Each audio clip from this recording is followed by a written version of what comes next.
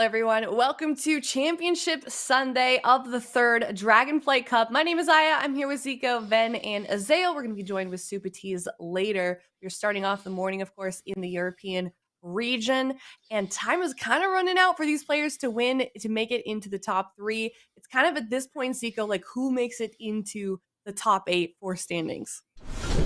It's really, really hard to call here because you can see the teams that have that little kind of dot at the end of their name, they are still in the competition. And I would say nobody is really safe at this point. You know, you got Admiral Esports, they're shared at third. When the weekend started, they were at first. You got the Fiends, they are starting to pick up some steam here. You got Poggers in that first place, but there's, you know, definitely room for a team like for a team like Admiral Esports to come back in that next final cup and potentially, you know, catch up there. And also we got MYWAY in 6th. They're still in the tournament. They're still in the upper bracket here. So they still got more points to potentially earn there as well.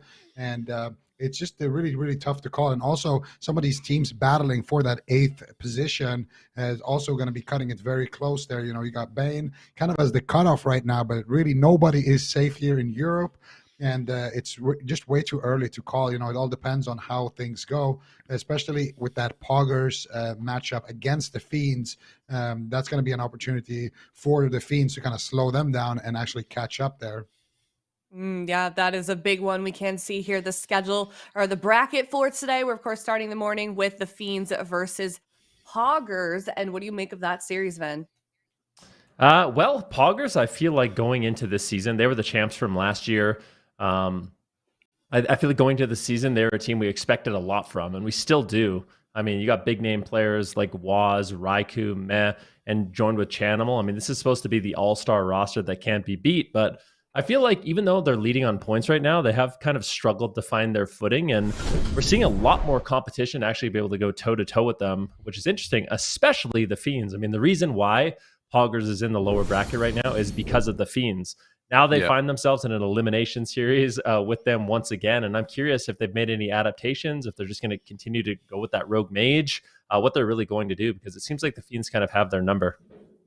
Yeah, I mean, it's going to be really interesting. Like, even Pogger series against Dragonlance Roulette was, like, really close, and I was pretty surprised by that. You know, I thought it's not really a mirror because it is different healers, but it's Mage Rogue versus Mage Rogue, and I thought they were going to kind of clap them up, to be honest, just based on how they've done in previous years and kind of the expectations for that team. But, you know, that was one that went all 5. So I definitely think, you know, there's a lot of pressure on Poggers to perform because people are expecting these guys to be winning, like, every single cup, right? Yeah, definitely. I mean, there was a period of time where they were winning every single cup. And now, like Ven said, there's a lot of teams that are kind of stepping up to the plate to challenge Poggers, and they've really felt it. I mean, obviously, they're still doing super well in this region. They're number 1 in standings with alongside Admiral Esports for the moment, or heading into this weekend. But we'll see what the Fiends can do. I'm excited to see if they can challenge Poggers. I mean, do you think this is the end for Poggers, Zale, as we come up to this next series? I mean, I think they've got a good shot, right? They'll obviously have had a lot of time to kind of think about what they want to do in this matchup. I'm going to be interested to see if they want to mix things up. You know, if things are going bad, are we going to get to see Chan? Because we haven't really seen him much at all. You know, we think we saw him in the first cup when they were losing. They brought up the Death Knight, but haven't gotten to see anything besides that. So I'm expecting them to probably stick towards, you know, more their tried and true road mega stuff and just try to make some maybe adaptations, whether it's on spec or strategy, because it's definitely winnable. Definitely. Okay, well, we'll see what they can do here. But of course, we've got that upper final as well, Zico. After this series, it's MYWAY versus the Agents. Any take on that series? Ooh, I think we might see Tony Shiv come out actually in that series. MYWAY has been able to actually beat the Agents in the past. It's been some close matches for them, but I do believe MYWAY, this is actually, this could potentially be MYWAY's cup, where they can really, really make a deep run here and potentially win the entire thing, because MYWAY's already beaten the Fiends, and the Fiends have already beaten Poggers. So if history kind of repeats itself, MYWAY beats the Agents, the Fiends beats Poggers, the Agents beats the Fiends, and then MYWAY gets the Agents again, or the Fiends beats the Agents. It doesn't really matter at that point because MYWAY would have beaten 2 teams. So I think that this could actually be MYWAY's shot here to make the best possible situation in this cup. But it all will depend as well on that lower bracket, because MYWAY did beat the Fiends using the Shadow Priest, and Raikou is an extremely good Shadow Priest as well. So I actually want to see Poggers switch it up. Like I feel like they've been tunnel visioning way too much on that Rogue Mage. Get the Shadow Priest in, and maybe go for the NA meta. Just play the Shadow Priest as a Rogue with the maybe a different healer as well. Maybe with the Dragon. I don't think Meh plays the Holy Pala, but I actually want to see some more Shadow Priest based comps from Poggers, because then I think if they are able to do that, they're going to have that kind of centerpiece that was the key for MYWAY's victory when they won.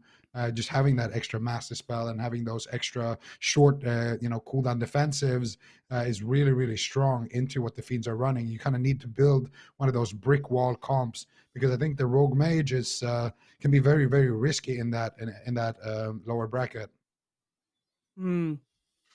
All right, well, we're shaping up to have an incredible day so far here with EU. Of course, we are moving on to North America later on in the day, but I mean, this is really cool for MyWay. We haven't seen that team in particular make it this far, so I feel like I'm really excited to see what they can do. Of course, it's going to be really good for them also in terms of standings. But overall, this weekend for the EU region, Ven, is there a team that has surprised you the most?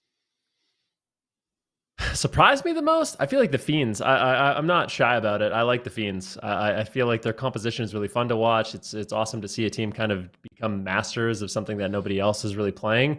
And I think just stylistically, I like the way they play. They're very aggressive, constantly looking for setups, keeping their opponents off guard. And I feel like for them, they have continued to surprise me. I expect big things from them, especially going up against Poggers. Unless Poggers, I feel like, makes a big pivot in terms of the composition that they play, I feel like the Fiends might be able to best them again in another series. All right, well, we'll see what they can do here with Poggers. Of course, if you want to check out the Fiends POV, we know that Big Mex have been streaming a lot of his games during the actual series, as well as I'm sure there's a couple of other players in the mix, so for sure go check them out. We can look here. Zenlenny's got his link there as well, and then with the Poggers, I actually don't know if any of them have been streaming during the actual series, but for sure go and support their streams and maybe say hi to them afterwards either way. But we're going to get the game started here. It sounds like we may have had to remake something before we headed into it. But this is going to be an explosive series. I mean, I'm excited for this one right out of the bat. First game of the day. We get to see Poggers and the Fiends face off against each other. Here, of course, is the stream links and Twitter for Poggers as well. But I mean, just remember, everyone watching from home, this is an elimination round. It's Championship Sunday, first game of the day. So, I mean, what do you think is going on behind the scenes, Azale? Like, do you think they're kind of nervous heading into this, or are these guys just veterans that it doesn't really faze them? I mean, I think I can speak for myself. I always had like pre-match nerves. I think a lot of players do kind of get a little bit nervous before the games start. Just thinking about all the possibilities, thinking about the things you want to do well, and you put so much practice into it that those pre-match nerves are pretty normal. But they have so much experience that I think once the game starts, once the gates open, it becomes kind of that muscle memory. You settle into it, and you can feel a lot more calm. All right, well, we hope they can carry that confidence into this game. It looks like we're going to get started pretty shortly here. It's the first game of the European region today for Championship Sunday, the Fiends versus Poggers, game number 1. Definitely a good read by Zico. Raikou is going to be tagged in on that Shadow Priest, so I think this is an interesting move. Raikou on the Shadow Priest is going to offer some defensive flexibility with the Void Shift, having Mass Dispel for the traps. However, I do feel like the double Priest can sometimes be a little bit kind of flimsy, right? Like, I feel like you can be put on the back foot, and we'll see how exactly the Fiends respond to this. Yeah, to me, I think on both sides, it's just so much about who can have the better setups, right? Because with these compositions, I think they're both really momentum based. If Raikou can start getting those early fears out, get that CC chain rolling here onto Zen, it could look good for them. Right now, it's just everyone sitting in camouflage. They get the fear onto Zen. What are they going to try to do with this? Sap onto Raikou. They're going to just Intim stun here onto Meh. The damage seems to be coming onto Waz. The blind there to follow it up onto Meh. And Waz is the one in trouble here. Is that kidney going to come through? It's just another cheap shot to actually follow. looks like he's going to be fine for now, though. But they already got the trinket off of Met and a PS here very, very early. So Rat is just going to be gripped out on the kidney. As Zen gets silenced there, he's going to go into the Angel form right off of that and just continue healing back up onto Rat and Big Max, trying to keep them offensive through this push here coming in from Raikou and Waz, because Rat is really taking a lot of damage, but they're not able to force any of the defensives out off of him. Zen, though, into a fear off of that. It's going to catch Rat as well, and Big Max now into that kidney. He's going to take a lot of damage here. Yeah, good dismantle coming in from Rat onto Waz, slowing down just a little bit of damage. That was a sacrifice from Big Max as well, making himself immune to critical strikes. Let's see them get that counter set up, though. This is what we need to see from the Fiends. They need to get crowd control onto Meh and actually get a setup here on Waz. But Big Max is just so far on the back foot. Zenolin really has to play catch-up. He's got the Ray of Hope, and that should top off Big Max. And now, maybe feeling confident to actually make a play. We have another kidney shot, and Poggers just been keeping them on the back foot so much in this match. Finally, Intimidation sent a big kidney shot here on Waz. He could be in trouble. There's the fear. He doesn't want to trinket just yet. He's going to hold on to it, realizing the shadowy duel might be a scary moment in the future. But now the Fiend's really on the back foot. Zen getting interrupted, really having to play catch-up here as Waz and Raikou are doing a ton of damage. Yeah, as soon as Zen got kicked, he had to actually send the life swap there, and both life swaps are still remaining for Poggers, so they have a lot of defensives remaining here. Rat's going to be into the kidney shot. There's the stun into the fear onto Zenlin. Rat could be in some trouble here. He doesn't have anything left defensively. He's going to go over onto Med. There's the cheap shot into him. Kidney shot onto Waz. In comes the trap onto Med, but the PS is there as well. A cheap shot to follow that up on the kidney, and Waz is down very, very low, down to 5% HP. They sap off the trap, but the life swap is going to come out here from Raikou, and they still have one more remaining here onto Meh. And now the Fiends have got to play defensive. They've got to try to turtle it up, but a big fear is going to land through on multiple members there. Rat will have to trinket it out. The turtle's going to be used by Big Max as well. There's the silence on his Zen, and Rat may just be going down here. The Angel's going to come out onto him, and it should keep him alive for now, but there's a blind onto Raikou defensively here, and now they're not going to have that for Meh, so can they actually turn this around and try to get a kill? Waz was into the kitty there, but it was a DR fear onto Meh. They do get his trinket, and Raikou has now sat through that blind, and Rat's in trouble once again. The Angel form is going to be popped by Zenlin, but does he have enough healing to try to keep up Rat? There's the Ray of Hope, and it does look like it's positive, but Rat's still getting really, really low. Yeah, this is really danger time for Rat. Psychic Core onto Zenolin. Rat still incredibly low. Zen really doesn't have many cooldowns to keep him alive. Rat just going to go down. A big damage coming in from Waz and Raikou. Beautiful crowd control chain, and I think this was a really good matchup. Big Mac's going to maybe go for the 2 versus 3 here, but I don't think that's very likely at this point. And having the double priest for the massive spell from Raikou, it forces the Fiends to play kind of weird in the match where they have to get cross on Raikou as well. So all of a sudden, instead of just isolating the priest and the rogue, they have to isolate both priests and the rogue. Otherwise, the master spell is just going to be coming in, and Raikou's going to be too disruptive for their setups. Do you think that they need to just go Shadow Priest then, right? Because otherwise you have to do like double CC every time you want to go on Waz, right? Because they're doing like cheap shot into trap or intimidated trap or whatever. You can do like cheap shot and trap onto Meh and then try to intim Raikou and then kidney Waz. But like to get the triple CCs every single time is kind of difficult. You can circumvent that somewhat by just going on the Shadow Priest.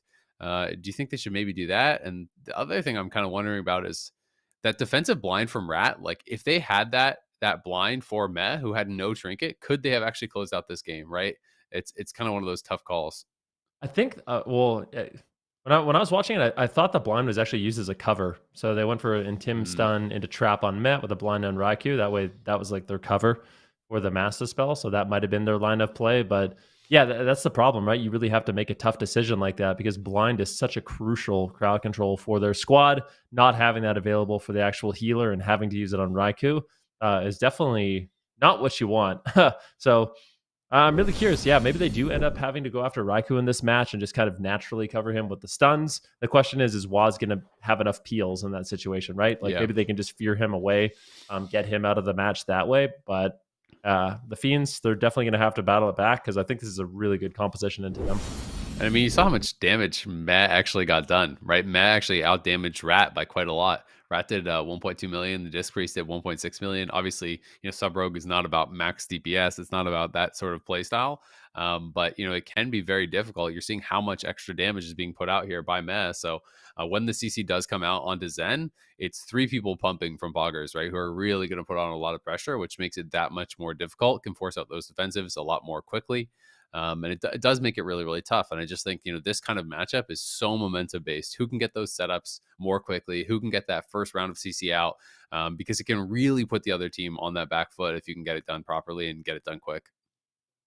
Yep, absolutely. And I just want to comment as well on Poggers. I like the fact that they're mixing up their composition because I feel like, I mean, obviously the Rogue Mage has worked out great for them. It's given them a lot of really good results, but you really do see Raikou multi-class a lot. You have Chanimal on the roster, and it is nice to see that Poggers is willing to kind of break away from, their comfort pick, I guess, and actually play different compositions because when you go up against a team like the Fiends, having that flexibility is definitely going to help you out. I almost have no doubt that if they were to play the Rogue Mage again, they probably would have lost this series.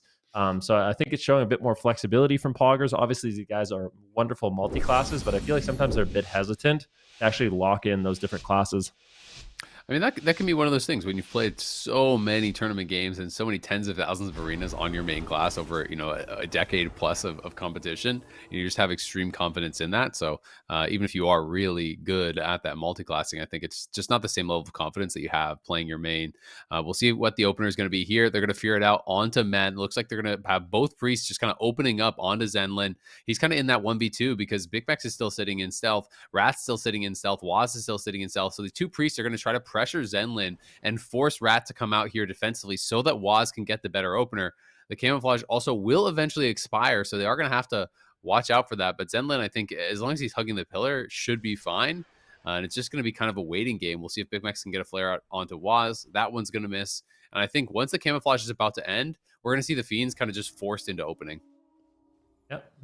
See what happens. We have a little bit of a combat trade here between Met and Zenelin, Raikou as well. So Zenelin is in basically a 2 versus 1, 2 priests versus him. Rat is going to open up here onto Raikou. We have a stun into a trap on Meh. Beautiful kitty shot coming in from Waz, but I think Rat actually immediately trinkets and gets a counter kitty shot onto Waz. So yeah, that's already Rat's trinket out of the way. We have a full blind now onto Meh. They're really getting aggressive. The Fiends wants to force cooldowns out from Waz, and they do managed to get the evasion. That was a powered barrier as well. Expertly done there by Meh, providing a lot of damage reduction. But still, the Fiends have a lot of pressure at this moment. Zenelin just going to go into Angel form, keep his team topped off. If I think he wants to keep the aggression for his squad going. Yeah, they just couldn't get the trinket from Meh, though. I mean, it was the blind. He sat that full, then into a shadowy duel, then into the kitty. Now the trap comes out, and he's going to have to trinket that. Sat through everything, did fall pretty far behind, and Waz has had to trade out the evasion already. He's going to be dismantled. Step kick there onto Zenlin. Rat's in trouble, too. That's going to force the cloak from him. There's the blind onto Zenlin. That's going to be trinketed, but the gouge is going to come out immediately on that trinket, and it's Rat who's being pressured heavily. Silence onto Zenlin. Fear onto Rat. Can they set up out of this? Yes, they can, as in comes the kitty shot from Waz, and is going to try to keep that pressure rolling. But Big Max doing a good job disrupting some of the damage that was coming through from Raikou. But now the Angel Wings are going to have to be thrown out. Waz going to be into the stealth. Comes out with the Garrotes onto everyone. Cheap shot now onto Waz from Rat. They're trying to turn it around. Can they get the CC? It's the MD coming through, onto Raikou. Looks like he was actually off CC'd. Couldn't actually get him out of that, though. He was still stuck in the fear. And Zenlin now with that fear coming through from the VT dispel. He's going to be gouged up and now full feared. Rat may just go down here. He has nothing left. He's in that kidney shot. He's still surviving at 1% HP, but does eventually fall. And Poggers making that second game, I think, look really, really clean. Sitting through so much CC at the start, Dever really felt like they were in too much danger. They still had both their life swaps. They still had, a lot of tools left to stay alive. And this one looked really, really difficult for the Fiends. Yeah, it certainly did. I feel like Poggers was just so on point with their setups. Not only were they strong defensively in the match, really not overlapping or panicking during any moments, but Waz is doing a really good job. There's a smoke bomb coming in from Rat. Waz immediately vanishes out, so they can't really get the setup. Then gets the double Garrote out, and this is where they make that final kind of offensive push.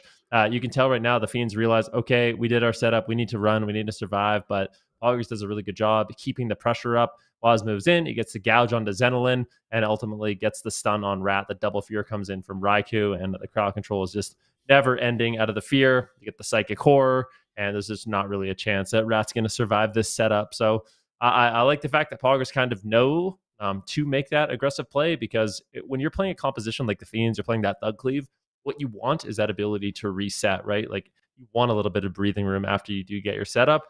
And what can be really difficult is when the team really just pressures you. They chase you behind the pillar. They don't allow you to get that clean reset. And I think that's something Poggers did really well.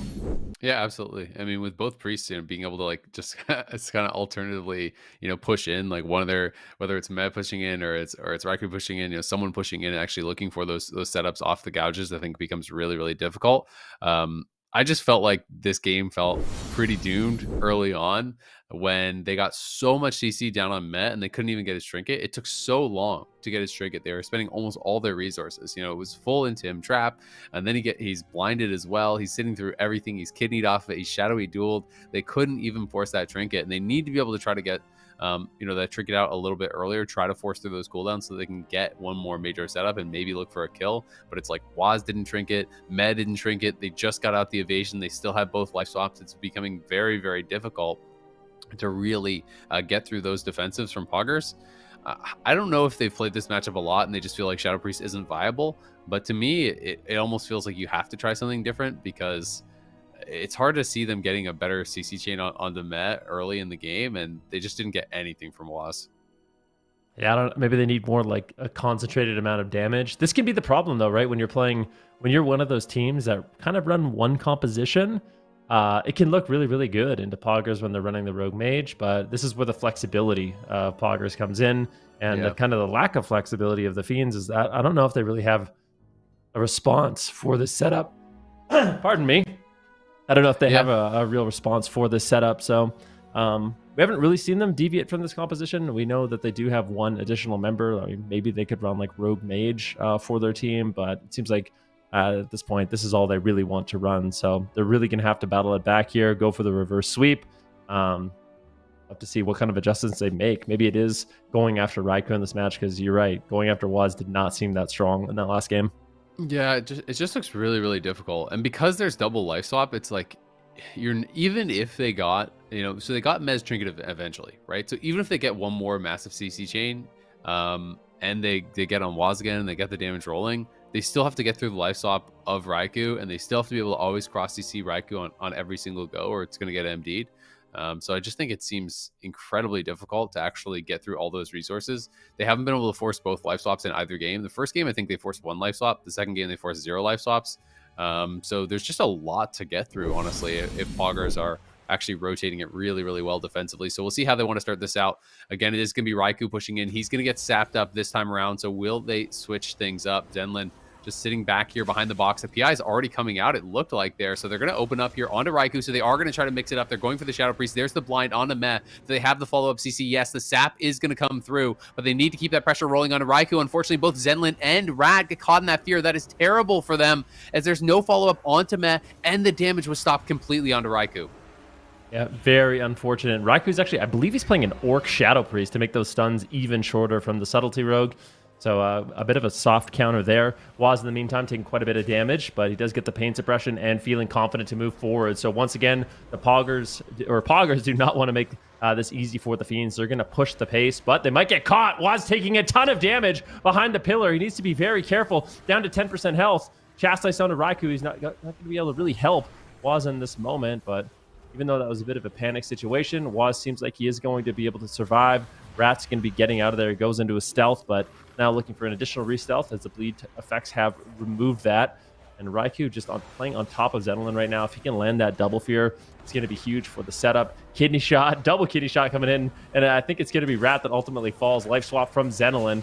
Not often you see the cross kidney shot, but pressure so far ahead here for the side of Poggers.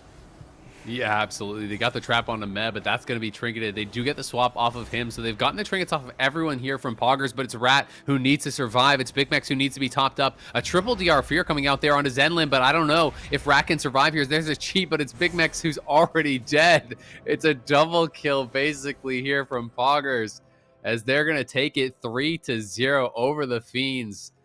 The game's getting more and more convincing, it felt like, throughout the series. Game 1, pretty close back and forth. Game 2, more in the favor of Poggers. And Game 3 here was a quick one. They did get through at least some of the defensives here from this double Priest Rogue comp, but Poggers looking really, really good. Never ran out of gas, always having something, it felt like, to really answer.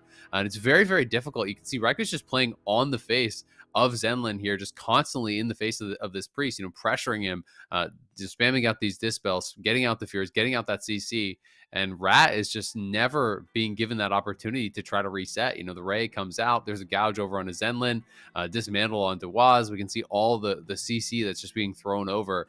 And then that triple DR fear comes through onto Zenlin, but he's into the kidney to follow that up. The bomb comes down, and it's actually Big Mex who dies, despite the fact that Waz is killing Rat. Raikou and Meh were able to finish off Big Mex. Yeah, I think that's one of the difficulties. And one of the things that's so strong about the Shadow Priest Rogue right now is you just have multiple pressure points with your bleeds and the Shadow Priest damage over time effects that really is keeping the enemy healer guessing pretty much the entire game to keep somebody alive. It looks like Rat is in the most trouble right now, but you can see right now Big Mix caught into a fear. We weren't paying attention to Rat, but let's see exactly what does happen to Big Mix. He's just behind the pillar, and I think Raikou gets a huge hit of damage. That was a massive amount of burst. That was like 30% of his health, at least. Yeah, 30% of his health just gone immediately, and Waz wasn't even there. So Raikou really putting in a lot of work. And at the same time, Meh also. I mean, Meh is doing quite a bit of damage. Not so much in this game, but throughout the series has been putting out a lot of pressure. And that added burst with the Shadow Word Death can be super meaningful on a kill like that. Yeah, I mean, it felt like it's kind of funny, but you actually have to LOS discs a lot. If you just play in the center of the map, the discs just do way too much damage, right? So they actually did reduce his damage a lot in this one, playing on sewers, playing around that box. It was difficult for Met to get a lot of damage, but not once in the series. In all 3 games, Met out-damaged Rat, right? So he's still putting out, quite a bit of pressure there. And especially when they are out in the open, it's very, very dangerous. In those situations, I think Meh was getting a little bit of damage down on the Big Mex as well. So, the 2 priests, even though Rat is running for his life, the 2 priests just kind of turn on the hunter and he's gone. Yeah, it's really scary too. And that's the thing also, when you're playing on a map like Dalaran Sewers, I feel like it may have backfired for them a little bit because they are in such close quarters. You're playing against 2 priests that have such a short cooldown on that AoE fear, Psychic Scream. So being able to push in and having to deal with 2 priests kind of setting up for the squad, like getting a triple fear into a kidney shot is just pretty much devastating. So the Poggers making some really good adjustments in the series. I was a little bit worried for them if they were to just kind of keep going with that rogue mage, but showing the flexibility of their roster, I think this is a great composition change. And now the Fiends, they gotta go back to the drawing board, because I have no doubt that the Poggers, well, yeah, I feel like the Poggers is likely going to be in that top 3 if I was a betting man. So the Fiends, they need to come up with some sort of answer. If they actually want to win this thing, they need to have an answer for the Shadow Priest Assassination Rogue, because it seems to be the thing that gives them the most difficulty right now.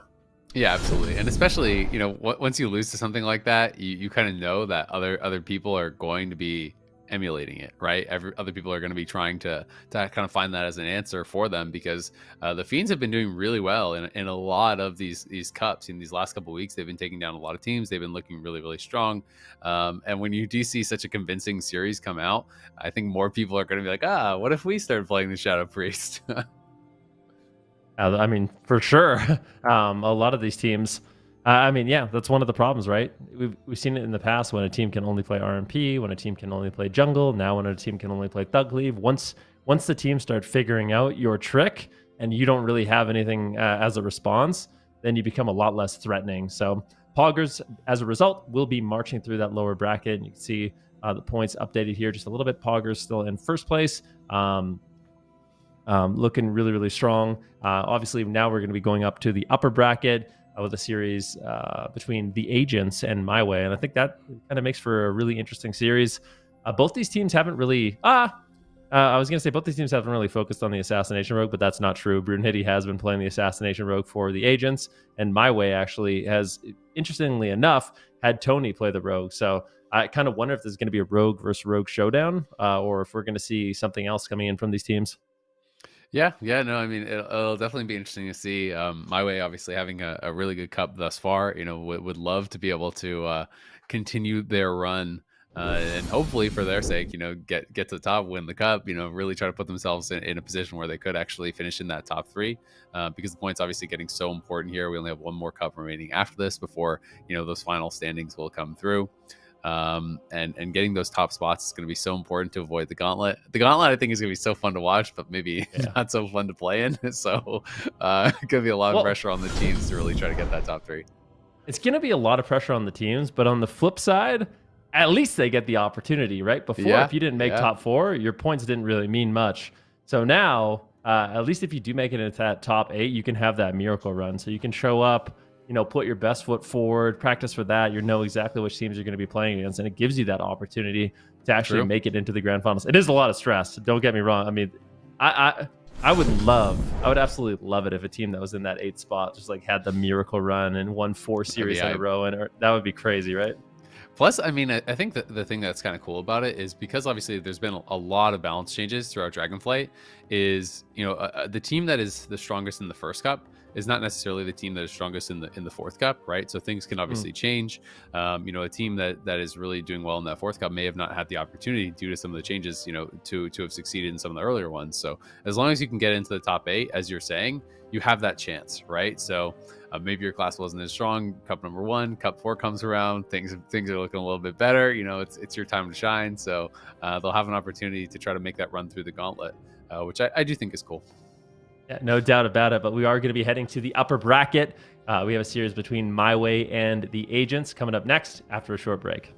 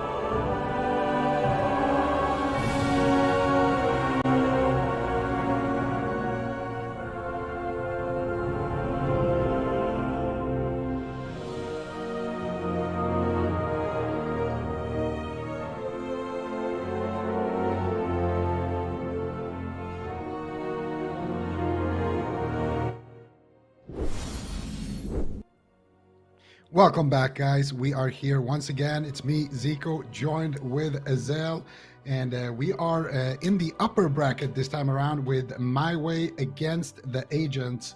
What do you think of this one, Azel? Yeah, it's going to be really interesting. We were just kind of talking about it. You know, you had some predictions on the comps that might be coming out, you know, thinking it might be Thug Cleave. You know, that'll be really interesting if it is.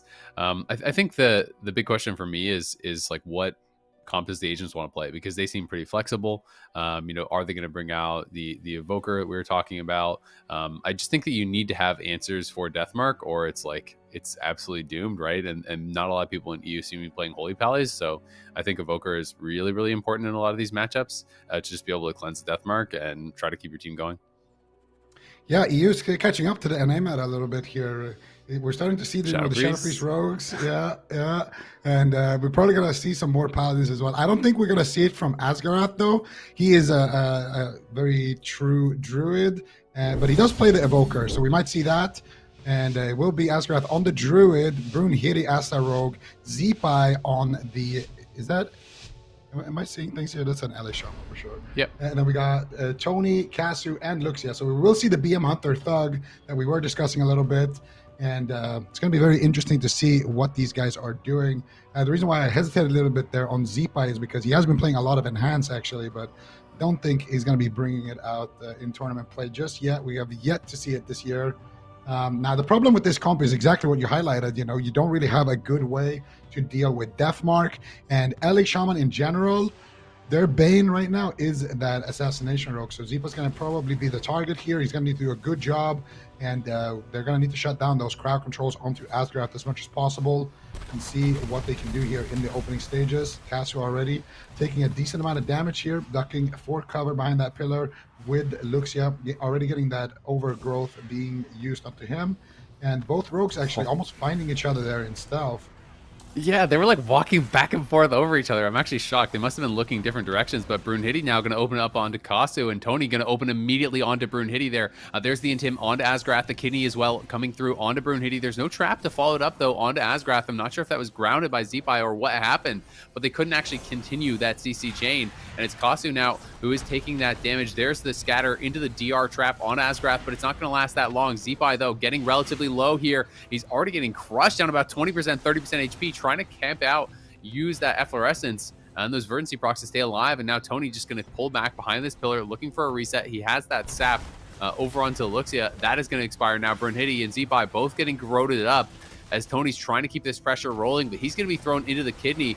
And Zeepai going to have some opportunity here to just tee up on Asgarath. There's another scatter trap over onto Asgarath again. That is going to be DR'd by the scatter, but the Iron Bark was actually thrown up previous to that coming through. And Casu getting incredibly low here has got to get picked up by Luxia if he can, but he's just tipping down to about 10% HP, and he's forced into the turtle. Beautiful start here so far by the Agents, managing to hold on to a lot of their cooldowns. Tony now getting blasted here, forced to use that Cloak of Shadows there as well. Luxia also taking a lot of damage here. Brunhilde is just a damage lord right now on that rogue, and Zeepai as well being able to do a lot of pressure. Now Zeepai though getting shivved. Here comes the damage from Tony. Are they ready for it? Asgarath trying to stall the setup there with the Tranquility. Can they continue the chain here? Scattershot actually onto Brunhilde. Casu in a lot of trouble, getting blasted, and that will be it. A quick one here for the Agents. Lava, lava, lava, Earth Shock coming out there and taking down Casu. Yeah, he just got crushed, kind of seemingly almost out of nowhere. The procs have started flying, and Luxia unable to actually heal through it, couldn't keep him alive. The Agents looking really good in game one. It didn't feel like there was that much pressure. You know, there was that early stages where they had Zeepai down to about 30% HP, but after that, it felt like it was kind of all about them. They were the ones forcing more defensives out. They were the ones who kind of had that pressure rolling. We could see, you know, it was Casu who actually was forced into that turtle relatively early, and then immediately after that, Tony is actually forced to use his cloak. You know, the major defensives immediately gone from both of those DPS, and despite the fact that Luxia, you know, wasn't actually CC'd up or anything, you know, towards the later stages of this, he just couldn't heal through the damage. Yeah, and that's that death mark coming out there from Brunhilde as well. And it's just, you know, that's how it goes when you have those druids. There's no way you can heal through that death mark. Yeah. And looks, yeah, he's trying his hardest there, but it's just not going to work out for him. So much damage coming out. And that's an interesting kind of playstyle difference there between what Tony and Brunhilde did. In the end, they both did the same damage, but Brunhilde used his death mark right there at the end to try to finish the game, whereas Tony used it early on to try to get pressure and try to put his team ahead, and it worked out a lot better for Brunhilde this time around. Yeah, I mean, the biggest thing for me is, like, if you don't have Ironbark when Deathmark gets used, it's lights out, right? Like, if they forced out both the turtle and the Ironbark previous to actually using Deathmark. And if you don't have Turtle as the hunter and Luxia doesn't have Ironbark, there's just no shot. Like, you actually just can't heal through it. It doesn't matter how many regrowths you press in a row. It doesn't matter how many hots you have up. Their health is just not moving through that assassination rogue. So it's tough, right? If you get put behind and you get in one of those situations where you're having to blow cooldowns kind of like off sync with the death mark, you are often just dead. That's just kind of how the game is right now. And Zeepai, you know, we saw how much damage he was putting out. He almost did as much damage as the entire team by himself. So he is putting on a lot of pressure, and that's kind of forcing these difficult situations where, you know, Zeepai is shooting out a bunch of procs, and all of a sudden, you know, Kasu or Luxia or Tony have to use a cooldown to actually respond to all the damage that Zeepai is putting out. And then that kind of puts them off sync with the rogue ghosts. And as soon as, you know, you're forcing out cooldowns just as Zeepai on one of these solo goes, then Brunhilde has that opportunity to just try to close out the game with his death mark. Yeah, and that's the thing, right? Zeepai is just such a legend when it comes to playing Ellie Shaman. This guy, he just makes it work. You know, like right now, Ellie Shaman, their biggest problem in the meta is surviving things like, you know, a BM Hunter rogue, Mage rogue, these things that basically just run at you and just kill you the entire game. But despite that, he always just finds a way, finds a build, finds some kind of way to make it work and to get that damage out and just be an absolute monster. And he's been doing it for so many years. And what caught your eye there, Azel?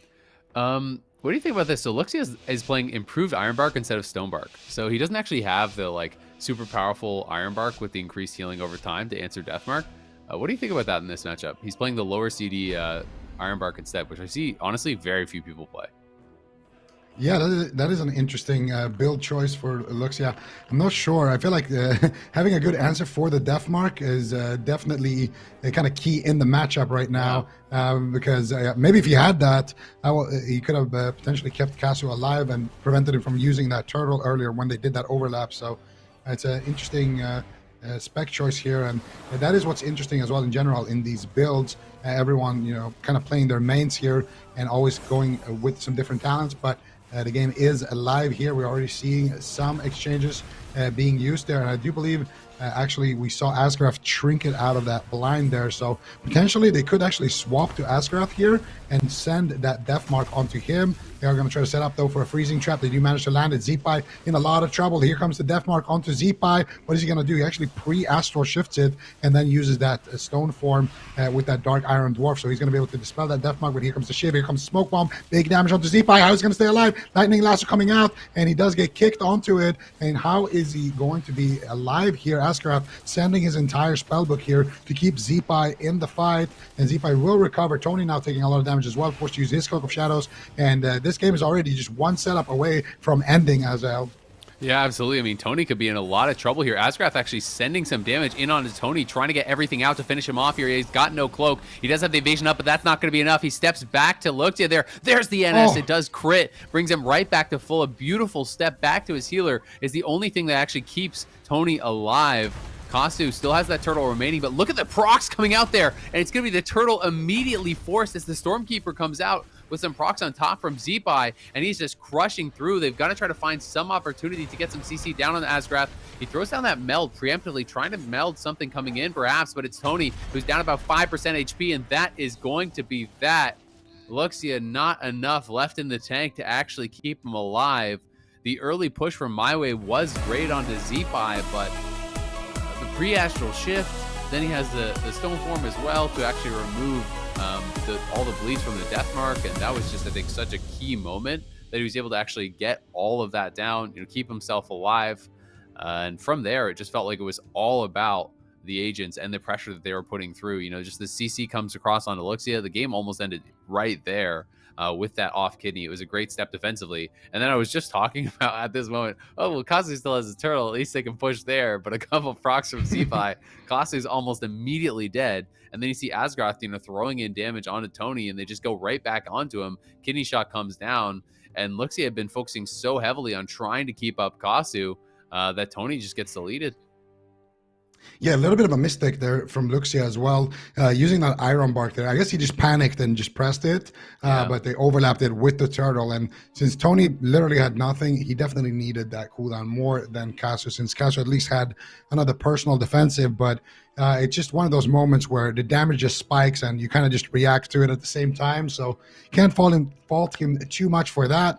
But Zeepai, how does he even survive that moment earlier on? Like, he pre-astral shifts, he removes the death mark immediately when he comes out of the stun. He gets smoke bombed, and then the shiv comes through as well. I wonder if Tony could have chained them a little bit better, that shiv and that smoke bomb, just one more second. Probably would have actually been able to take him down if he could have timed it a little bit better on that rogue. So definitely a close situation. And you can see why, you know, the agents, and especially Zeepai, why he's so good at that Ellie Shaman. It's so... you're so squishy in a matchup like this. You really have to play everything perfect, read the situations, and he's been doing a great job with that, getting the groundings before the traps are landing. And even Brunhilde also ate a trap in that last game. Big plays like that is definitely what actually keeps them offensive and what keeps them being able to actually close out the match. Yeah, absolutely. I mean, one trap can spell the difference between you know, winning or losing in a lot of these games, right? You know, the druids are almost always going to have to trinket blind unless it's like a complete garbage blind. There's no damage coming out, so it's so important to actually shut down the follow up CC. You know, that is going to be coming out after that, because those are going to be those goes where Zeepai's in so much trouble. So Brunhilde, you know, being able to eat one of those traps can definitely help to keep them alive. I would like to see Luxia just swap over to Stonebark. I do think it's actually, you know, pretty important in some of these matchups. You know, you called it out. Both these last two games, unfortunately, the Ironbark have been overlapped with the Turtle, but I feel like having that Stonebark, like Stonebark plus Overgrowth, to me is one of those things where it's like that's an answer that can answer, you know, a big push, and can maybe kind of keep your teammates safe from feeling like they have to press their defensives, and maybe just having, you know, that kind of like larger defensive cooldown, that more powerful Ironbark could help to hold on to things like the cloak, like the turtle a little bit longer, because it just feels like on some of these goes, you know, they're using a defensive, but it's just not enough. So then they're having to stack defensives. And as soon as that starts happening, I feel like you're kind of falling behind. Yeah, I completely agree. The Stonebark is just so key. In general, right now, like the games are so fast paced. You don't get two Ironbarks anyway if you are Luxia. So I definitely want to see that change as well. Just because the extra healing, you just need it. I feel like, you know, it just comes down to those moments where he presses the Ironbark, he uses it onto his hunter has the turtle anyway. You potentially can actually respond with just the Ironbark. But it's also one of those cooldowns where you have to kind of use it preemptively before the damage actually hits. Like, you have to see, okay, the death mark gets used, okay, I have to instantly press it. So if you can get it off early enough, then the damage reduction portion of it is going to matter enough. It's like pain suppression, you know, if you pain suppression somebody who's on 10%, it's not going to be enough. You're going to have to use something else as well. But if you do it on high HP, you're going to be able to actually save those defensive cooldowns. But this is match point. We are going to the Empyrean domain right now, and let's see what they can cook up. Already a terrible opener by the looks of things here. They sap Tony as well, and they get Kasu out. This is just disastrous right now for MYWAY. How are they going to turn this around? Tony already in a bash, getting blasted by Zeepai, and a huge heal connects there from Luxia. That's going to be the Nature Swiftness immediately being popped, and now he will use that Incarnation as well. But here comes MYWAY looking to attack here and looking to get something back. Yeah, they do get that blind out on Osgarth, so they force out the trinket on him. So both, you know, they have forced that at the very least, but now Kasu just taking so much damage here. You know, that opener really putting them very far behind. Tony now into that kitty. There's the blind over on Luxia. Is he going to trigger it? Yes, he is. And the Ironbark does come through, but it's the cloak and the evasion overlapped as well with that, and the trinket from Tony. So Tony just uses the whole spellbook, and it's the same time as the trinket there from Luxia as well as the Ironbark. So this is that kind of difficult situation now where a lot of those defensives did get stacked and they could be in a lot of trouble. Asgrath is sitting through that trap, but now Tony, I think he might just be going down. He's into the kidney shot. He's down to about 5% HP. His health just ping-ponging back and forth there as they're teeing off on him, and Luxia somehow, some way does keep him up without those defensives. But that was a really scary push there from the agents who almost just took the series. Oh, but Tony now going for the smoke bomb here onto Zeepai. Can he connect the damage? Does he have a shiv as well out of that one? He does, but he presses it a little bit too early there onto Zeepai. Once again, fails to connect that chain. He does get kidney shot here by Brunhilde, and Brunhilde actually kind of saves the day right there with that play. Shadow Step kick now as well over onto Luxia. Brunhilde, though, getting blasted here. Needs to be careful. Doesn't have any personal cooldowns as well, and this is actually MYWAY riding that pressure onto Brunhilde, and they're able to actually take him down with the freezing trap. MYWAY strikes back here. And, you know, you got to give a lot of credit to Luxia here. I don't know how he was able to actually make that work, but unbelievable. After that defensive overlap that he had with Tony, he's able to just keep him alive there with just raw healing, that cheap death proccing as well. Probably just saved him right there. Yeah, I mean, there's also, I can't even imagine a worse opener. Both the Hunter and the Rogue got popped from Self. Like, Zeepai rooted out Kasu right at the beginning. I don't even know what popped Tony, but Tony was out of stealth over by the pillar, so I'm not sure if he got popped by something else, like an earthquake or what popped him out. He got popped, and then he got sapped. Well, no, he got popped first, then he re-stealthed on the pillar, then he got sapped. So, like, I don't even know what popped him out initially, because I didn't think it was that Earthbind, but, like, that was a horrible, horrible opener. And somehow, some way, you know, even with the stacked defensives, even with everything, they are able to barely keep Tony alive and turn that around on Brunhilde. But, you know, I really do want to see the swap over to Stonebark. You know, we still have yet to see two Ironbarks actually come down, you know, even with the reduced cooldown in these matches. They're just so fast. You know, Zeepai barely able to survive on that push, and they were able to force out a lot off Brunhilde even while Zeepai was that main target. And then I think this next little push was that moment where Luxia really had to kind of keep his team alive and was able to do so.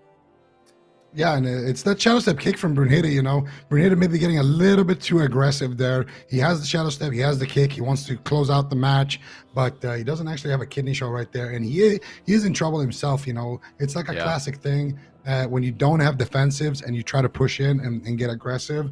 It just can be really, really difficult, because at that point your healer has to overextend, makes it easier for Caster to land the CC that he needs, and all of a sudden you find yourself in that situation where you're bashed, you know, way far away, and you're just getting blasted. And we haven't really talked too much about Caster here on the BM Hunter, but BM Hunter, I feel like is actually in a pretty decent spot right now. They do a lot of unavoidable damage, which I think is why it's favored in this matchup compared to, you know, Survival Hunter, which we've been seeing a lot lately. Yeah, I mean, there's just kind of no kiting them, right? Like, so much of their damage is pets. Like when I check details, it usually seems to be anywhere from like 40 to 60% of their damage is pets, but more often it's like more than half of their damage is just their pets, right? And those things are pretty unkitable. So definitely going to be putting out, you know, a lot of pressure consistently throughout this. They do have a lot of CC. You know, he has Intim, he has Scatter, he obviously has those traps. So there is quite a bit of CC that they have to actually contend with as well. You know, a lot of ways to actually set that up. You know, you can do Intim on one, you can Scatter another. You can do a lot of different kind of ways to kind of get that CC out on Asgrath. And in those final moments, he was able to get that trap on Asgrath, you know, help them to finish off Brunhilde. But I agree, you know, you got to be really careful, you know, when you are going aggressive, trying to close out a game potentially offensively. You know, he steps in for the kick, but obviously Druids are still able to actually bash even when they are kicked on nature. So he gets a little bit too far across the map, and I don't know if that's really what pulled Asgrath into getting CC'd or if he was about to get CC'd anyway, but definitely makes it a lot more difficult. Yeah, definitely a lot more difficult to avoid it there for Asgaroth, but we're not going to have to worry too much about that because we are going to the close quarters now. We got the hook point right now, which is interesting because typically as an Ellie Shaman, you definitely want the large map here, but they just want to get aggressive. They just want to get in their face and try to close this one out. Asgaroth already in an Intim stun into the blind once again. He trinkets out. And Kazu not able to find that trap because he was kidney shot Brunhilde as well with the disarm onto Tony. So Brunhilde single-handedly shuts down the opener, but they still do get that trinket on the blind. So things are not too bad here for MYWAY. Looks actually sitting through a blind right there, and he's able to get away with it too. He has the healing here to keep his teammates alive, and I would say only using that exhilaration heal and keeping Luxia's trinket, not too bad of a trade right now for MYWAY. Yeah, it's looking good, but look at Kasu down about 10% HP. He has the turtle. Again, you know, they're forcing out these defensives so quickly. This time it's not overlapped with the Iron Bark at the very least, but they are just getting through these very quick. And now Tony's down about 5% HP. There's a kidney over onto Luxia, and he's getting pressured. Tony's going to have to pop the evasion here. He doesn't want to use the cloak as well. The Iron Bark is coming out here now too from Luxia there, who's down, you know, really kind of just struggling to actually keep up with this pressure as he was taking a lot of damage himself. But they're right back onto Kasu now, just bouncing around that pressure, swapping on hots constantly, trying to make Alexia's job very, very difficult. The kidney comes in.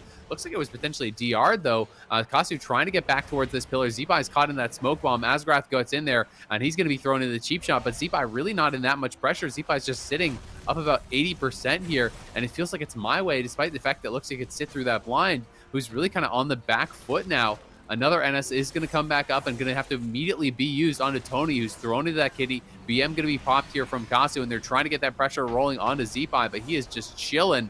Kasu is just getting pounded every time he's trying to actually push in for these traps. He's getting destroyed, and he actually got rooted, it looked like, on his disengage there, trying to get away from Brunhilde, trying to survive, but he's got nothing left, and he is just going down.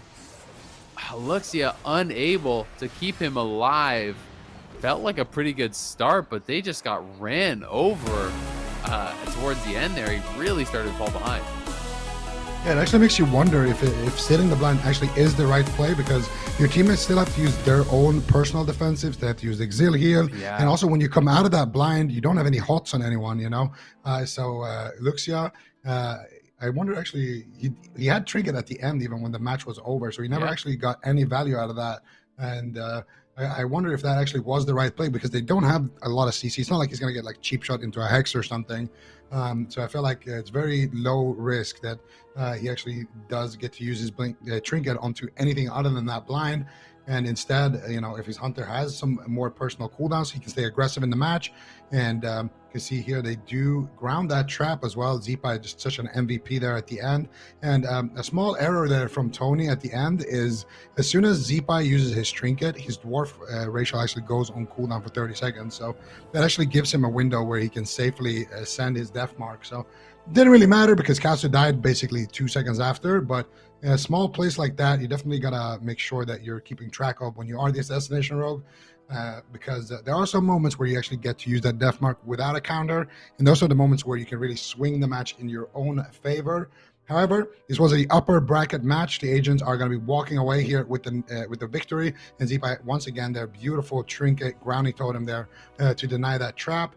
And then Asgrath actually gets a chance to pick him up, and Luxia doesn't have enough heals there at the end to keep his teammates up, and it will be MYWAY dropping down to that lower bracket to face off against Poggers. And you can tell the agents are probably happy about avoiding Poggers for at least until the finals. Yeah, absolutely. I mean, you know, at the very least, they're securing themselves top 2 finish. They're waiting in the grand finals. They're going to be feeling, you know, really good about that. You know, definitely a tough one though, you know, for Luxia, you know, not able to actually keep his team alive in a lot of those situations. But like, I was really impressed with how Brunhilde was playing, and how I think he kind of capitalized on the fact that Luxia did sit through the blind. You know, you talked about Luxia sitting through the blind, maybe put him a little bit too far behind. But I really liked how, you know, he was actually putting pressure on the Druid in some of those moments as well, because when you come out of the blind and, you know, as you say, you have no hots rolling, maybe some of them are getting purged off by Zeepai as well, then there's pressure coming out, and the rogue comes over and actually, you know, kidneys the Druid, forces Barks in on the Druid, and the rogue is putting damage out on you, so you have to start healing yourself. And during that time, Zeepai has stripped hots off of other people. You know, there's maybe rogue bleeds still on them, he's pumping them, so you're getting put really, really far behind in these situations where, you know, both the DPS have no defensives left, and you as the Druid are actually being pressured. It becomes very, very difficult, you know, to actually kind of prioritize who you're going to kind of focus on healing. So I really was impressed by how, you know, Brunhilde and Zeepai really kind of got that pressure rolling, and how they really capitalized, I think, on some of the decisions that Luxia was making. Yeah, absolutely. That's very key, keeping that chain going. And it also makes it awkward for Luxia because do you just trigger the kidney shot after that? Yeah. After you just sat through the blind? Because then, like, what was the point of sitting through the blind? So he sits through that one as well. So it just makes it really, really awkward for him. And while he's making those decisions, like you said, his teammates are just falling further and further behind. But this is, like I said, not going to be the end of MYWAY. We're still going to have them going down to that lower bracket. And Poggers, I mean, they've been looking extremely scary so far today. We finally see them deviate a little bit away from that Rogue Mage, bringing in Raikou on the Shadow Priest, and in general, looking, like they want to come back into this cup here and potentially grab another win. What do you think is what's going to happen in that match? It's going to be interesting. I'm curious to see, are they going to just bring out the Shadow Priest again, right? Because obviously, we could see Tony get back on Feral. It could be a mix-up from MyWay, but we saw how effective they were playing against, obviously, albeit a different comp, but it was against another Thug Cleave earlier with the Shadow Priest. So I feel like playing Shadow Priest, could make a lot of sense here as well. If MyWay, if you're expecting him to play Kasu, I almost don't even think it matters what they play with it. Just being able to have that Shadow Priest as an answer for the Hunter, I think, is incredibly strong. And having the offensive dispels and stuff as well against a Druid can be really, really difficult to deal with. Yeah, absolutely. And we're going to have that match coming up very, very shortly, guys. You don't want to go anywhere. We'll be back right after this break.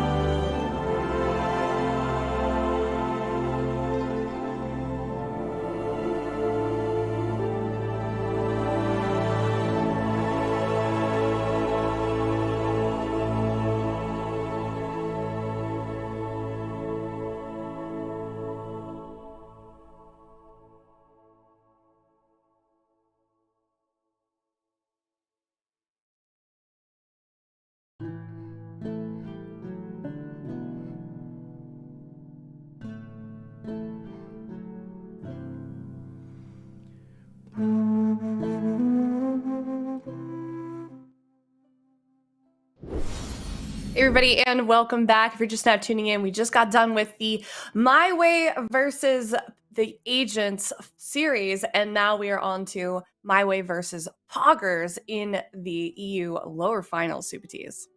Yeah, and I'm a bit more worried about MYWAY. I feel like these Hunter teams, they're starting to hit a wall now with these remaining rosters, whether it be Ellie Shamans or Shadow Priest, these kind of hybrid casters supporting their team and keeping them going, and then just absolutely blowing up the Hunters in these series. So hopefully MYWAY has some type of curveball here, because Poggers could start this series with Shadow Priest Rogue, having just seen them totally dismantle the Fiends, which I was really not expecting. Like, the Fiends had been beating them multiple times, multiple series. I was kind of thinking like they were going to be able to wipe them out, but no.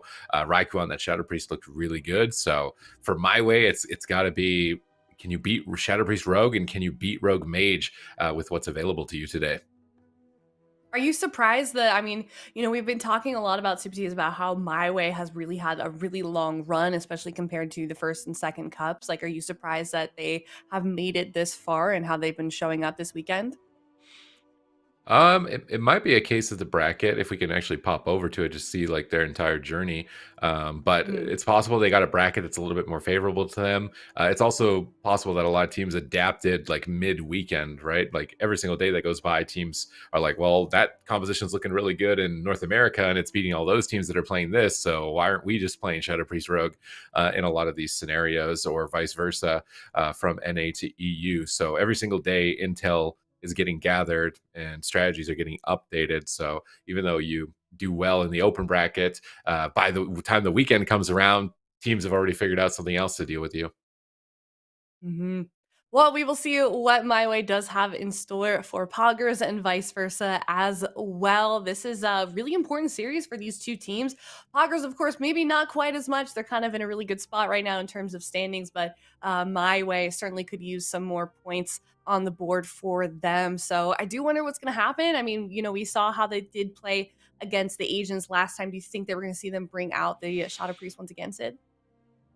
I could see them bringing the Shadow Priest, just because MYWAY has been historically a hunter-based team, whether or not Tony plays Feral or Assassination Rogue. So for Poggers, I feel like it's probably safer to assume play the Shadow Priest Rogue. It's still a pretty well-rounded comp. Weaknesses of that would be teams that could outlast you, I think, if you're going to run Met on Discipline Priest, as opposed to something like a Holy Paladin or even a Resto Shaman in a lot of cases here for their team. So if MYWAY has a comp that could outlast that, maybe they can possibly incorporate some type of Death Knight composition. If they're expecting Met to start this series on Discipline Priest, is something to take into consideration. All right, well, let's see what they do. Blind pick going to be super important here. This is elimination round currently for these two teams. Winner of this one moves on to the grand finals to face off against the Agents. And look at these comps. We've got them going back to MYWAY, going back to that jungle composition. We've got Raikou on a Shadow Priest. Sid, what do you make of this? All right, Shadow Priest Rogue. They anticipated the Hunter. They got the comp they wanted. Met is actually playing Preservation Evoker, which is actually going to be really powerful here. There's really no way to remove Nullifying Shroud consistently. And what's interesting is they didn't play Evoker in the last series, which means he's really afraid of Subtlety Rogues on the Dragon class here and getting swapped to likely. But this should be really difficult for Kasu and Tony trying to get crowd control onto the Evoker. They managed to get a sap, actually. This is a great way to start the match. Waz is still eagerly waiting in stealth. Is he going to peel for Raikou here? He's just taking so much damage at the moment, waiting to open. Now a freezing trap for follow-up. Waz into a scatter shot. Raikou down at half, getting Met out of crowd control as Met is looking to pull Waz away on that kidney shot with Rescue, anticipating perhaps a smoke bomb play there, but Raikou's still taking a tremendous amount of pressure. They're trying to turn it around here onto Tony with silence into stun onto Luxia. He's pre-Iron Bark the stun into silence, so this crowd control chain is absorbing a lot of damage with that cooldown, but maybe it's not enough. Tony's down to 10%. He just comes out of crowd control in the nick of time with Tree of Life, and is managing to connect a lot of regrowths here, trying to power through this setup. They did manage to get Mez Trinket, which is a key objective. But if he gets a pre-nullifying shroud here, I'd really like to see him get that nullifying shroud before he moves in. He's actually going to get shadow step too by Tony and try and disrupt that sleepwalk. They go for a gouge instead, but Waz is just dying outright. What is going on at the moment? Now he's turning around with Deathmark over onto Tony, but really not finding the damage that I was expecting here onto him just yet. As I say that, though, the bleeds begin to tick. Raikou getting taking a ton of damage as well. Luxia pre-trank shielding, trying to immune crowd control. Does he have the healing to keep Tony up here? Evasion and cloak trade, but there's another stun. There's another fear. Luxia still out of the match for another second as Tony line of sights behind the pillar. Luxia is going to team up with him there and look to recover. Yeah, certainly have recovered on both sides as well. There have been a couple of close calls for both of these teams here. I mean, this is kind of the final show for both of them before potentially we see them go to the grand finals. So pulling out all the stops here for game number one. Raikou about half health. He's still got that void shift available, so he might be okay with that in mind. Cassio also dropping just a little bit.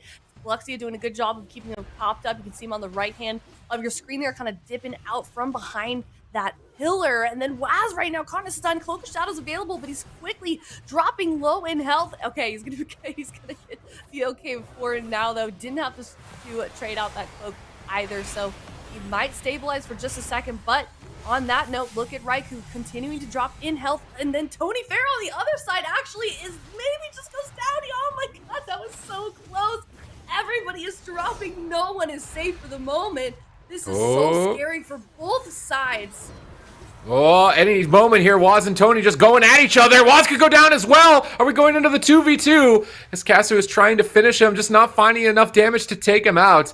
As Meh pulls Waz to safety with that rescue mind controls from Raikou, and they're going to have to tap out, but that was way closer for comfort. You could see Waz grabbing his chest at the end of the game going like, whoa, like that was a lot closer, I think, than they were anticipating with that composition. With how back and forth it was. Raikou with a hero void shift towards the end of the game here onto Waz, anticipating that and saving him right at the last possible second. Quite an insane finish to game number one here as we go into the replay. You'll see the pressure onto both rogues towards the end, like right here, 10% health, almost going down. Emerald Communion from Meh is the save here, and it allows Waz to get more aggressive, but then they swap to Raikou. They get him down below half health.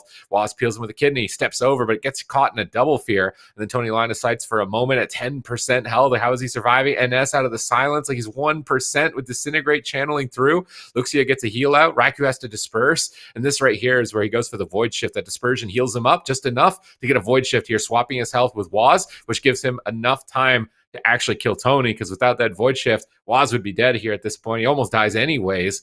What a crazy game one. These teams are looking evenly matched. This is going to make for a very exciting series.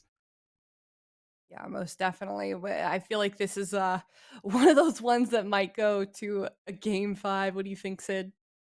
Yeah, I mean, it depends really if they stay with the same compositions. I feel like they probably will. I mean, both sides, it was looking strong. Honestly, I feel like MYWAY's composition was looking a lot better than I anticipated it would. I feel like they got a lot of crowd control onto Meh throughout this game. I thought that his nullifying shroud would be way more annoying for a hunter comp that doesn't have like a consistent spammable purge. All you have is the trank shot. But they were getting crowd control on Meh. They were keeping pressure. Cassio is topping the damage meter. It's looking very even across the board overall. So a very impressive game from MYWAY, even though they did lose here.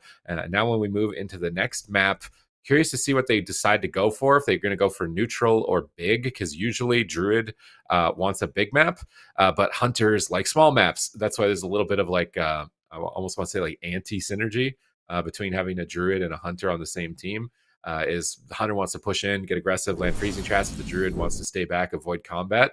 But they are going to go to a large map. They want to be able to enable Luxia to avoid the Shadow Priest crowd control and stay maximum distance away from it. And this is where Poggers is now going to have to say, all right, that was really close, like we won. But should we really stay with the same comp, or should we make a change? And this is the conflict for a team that of a caliber like Poggers that have so many classes and so many comps, is that when you're put in the situation where it was like, yeah, we won, but that was close. Should we change? Like we could bring Chan. What do we do? And it looks like they are just going to stay with the same composition until it's been proven not to work throughout this series. And MYWAY now has all the information. They've set themselves up on a large map here to benefit Luxia and the resto Druid. And I'm imagining they go for the same line of play, just with how close that last game was. So to recap what you mean, you think that having too many comps is almost a hindrance because you have too many choices? Yeah, you have too many choices, especially with how Right. limited time. I think that might actually be one reason like Team Liquid is struggling is their comps aren't in the meta, and they've picked so many different comps, and then all of them just ended up not being in the meta, and then maybe they're not as polished as they could be if they focused on one. A lot of these teams, even if they're playing comps that aren't quote unquote meta comps, are still having pretty good performances, like the Fiends making it into top 4 pretty consistently Mm. just with the subtlety survival. So in a lot of cases here, it might be better to play into a specific strategy, have a game plan, commit to it, and have it really well practiced as opposed to spreading yourself too thin.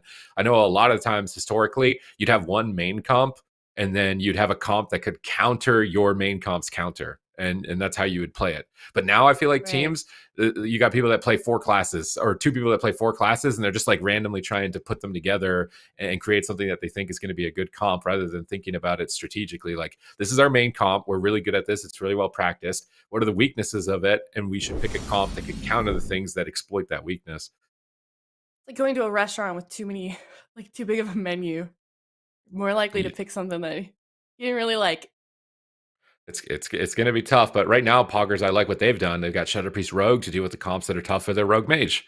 So that's a really great strategy. You can focus down on 2 compositions. One is your main, and one is a counter to the counters. So MYWAY, their main comps are Hunter comps, but now they're going to need comps that can deal with Shadow Priests if this is not going to work for them. But we'll have to wait and see, as this is the most favorable location for them. Can Luxia avoid Raiku's crowd control long enough for his team to get pressure here? Stay in the fight as both teams are going to charge forward.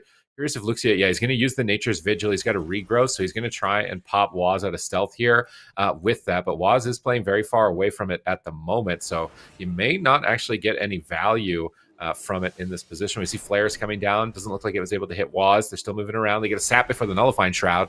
Are they going to open with that sap? Raikou should pre-fades for the damage reduction, but they're just going on to Waz. They found him. They popped him out, and now he's down to half health. Mez trying to reposition, pick him back up and recover. Now they're swapping over to Raikou, not overextending and not chasing, but at the same time, they're too close to Luxia. Raikou's already got a silence. They're going for a gouge now. Raikou's trying to get in position for a Psychic Scream, but they're getting blasted back while they're making this offensive push. Pressure onto 2 players at the moment. Garot's onto Raikou. Kasu taking a lot of damage in exchange for this assault as well. Luxia finally free from crowd control. Needs to get some big heals out here with that Tree of Life. He's got a lot of work, but he's caught into a DR Sleepwalk. Aspect of the Turtle Force. Tony caught in a cheap shot. Is he going to go down in just a cheap shot? He's at 10% right now. He vanishes away from the fight. He's in stealth at the moment, but he's still hovering so low right now. Even with evasion, he's holding cloak. It's so greedy at the moment for him to do this in this position. Luxia has nothing. He's into a cheap shot now. Is he going to make the trade? Raiku's getting pressured with the trap onto Meh. Tony Shadow steps over, trying to line of sight, trying to buy time for Luxia, and finally a moment of reprieve. Luxia into the blind, decides to trinket it, doesn't want to fall too far behind. Kasu has no aspect of the turtle. Raikou is getting pressured at the moment here as Tony's keeping his bleeds onto multiple targets, lands a kick over onto Meh,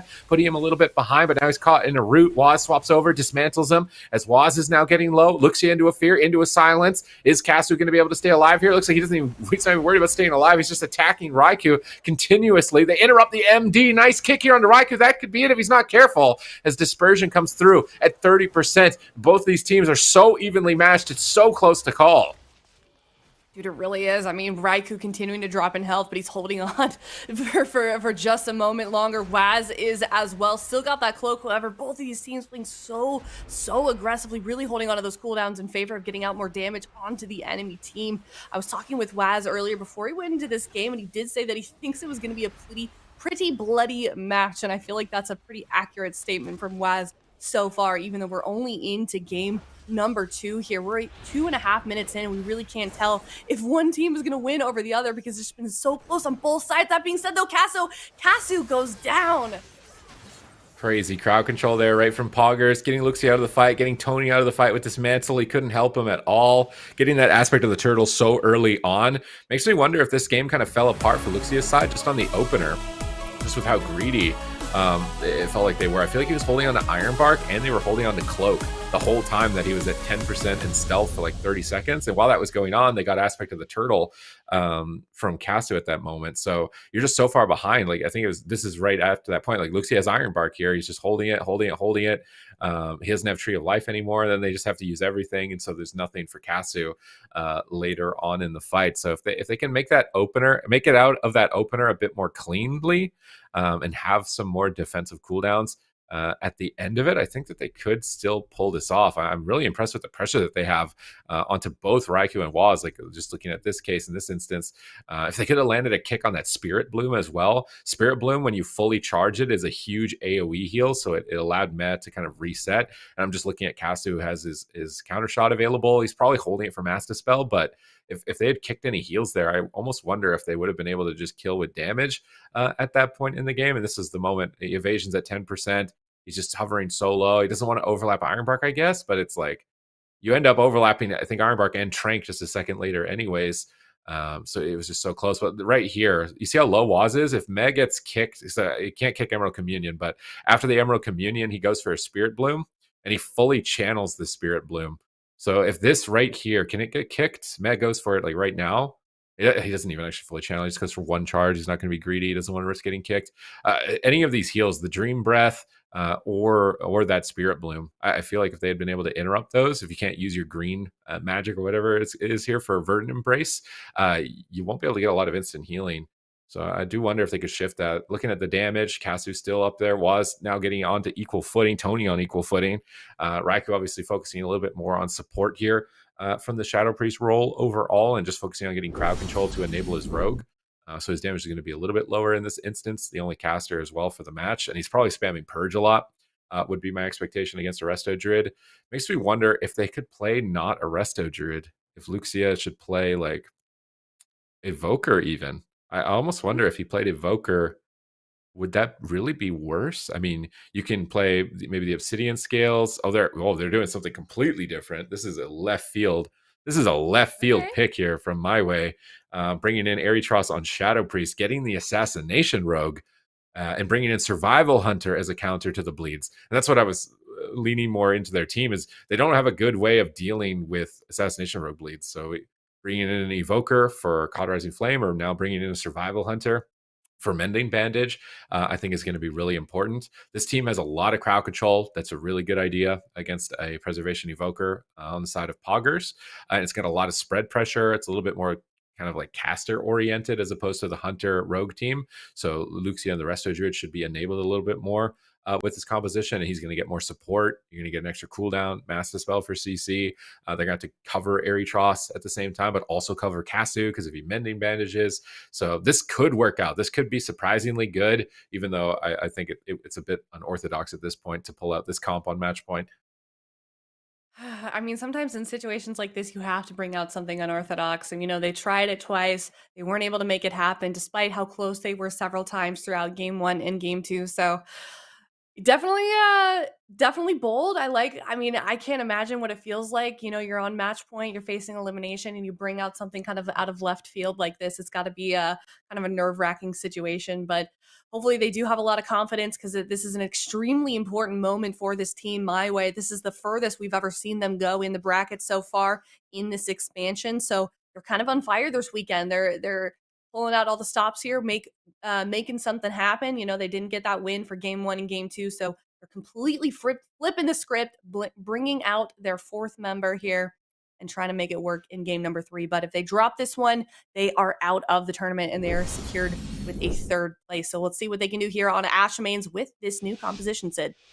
All right, putting the Asa Rogue on the bench. That is a risky maneuver here when you're on match point facing Poggers, a Titan team looking to reclaim and establish their dominance in the region here. And if they can knock MYWAY out, they'll be one step closer as they're in contest with the Agents for that number 1 position.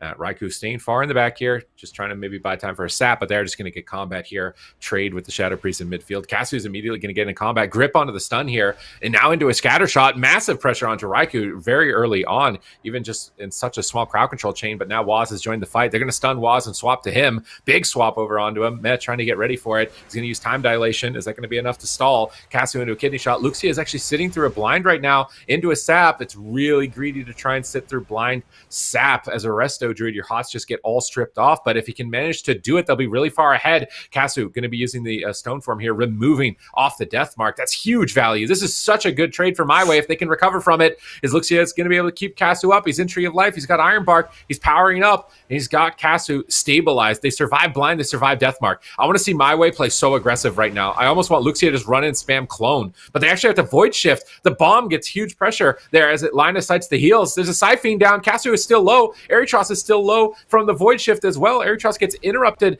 It just seems like Luxia is struggling to heal through this.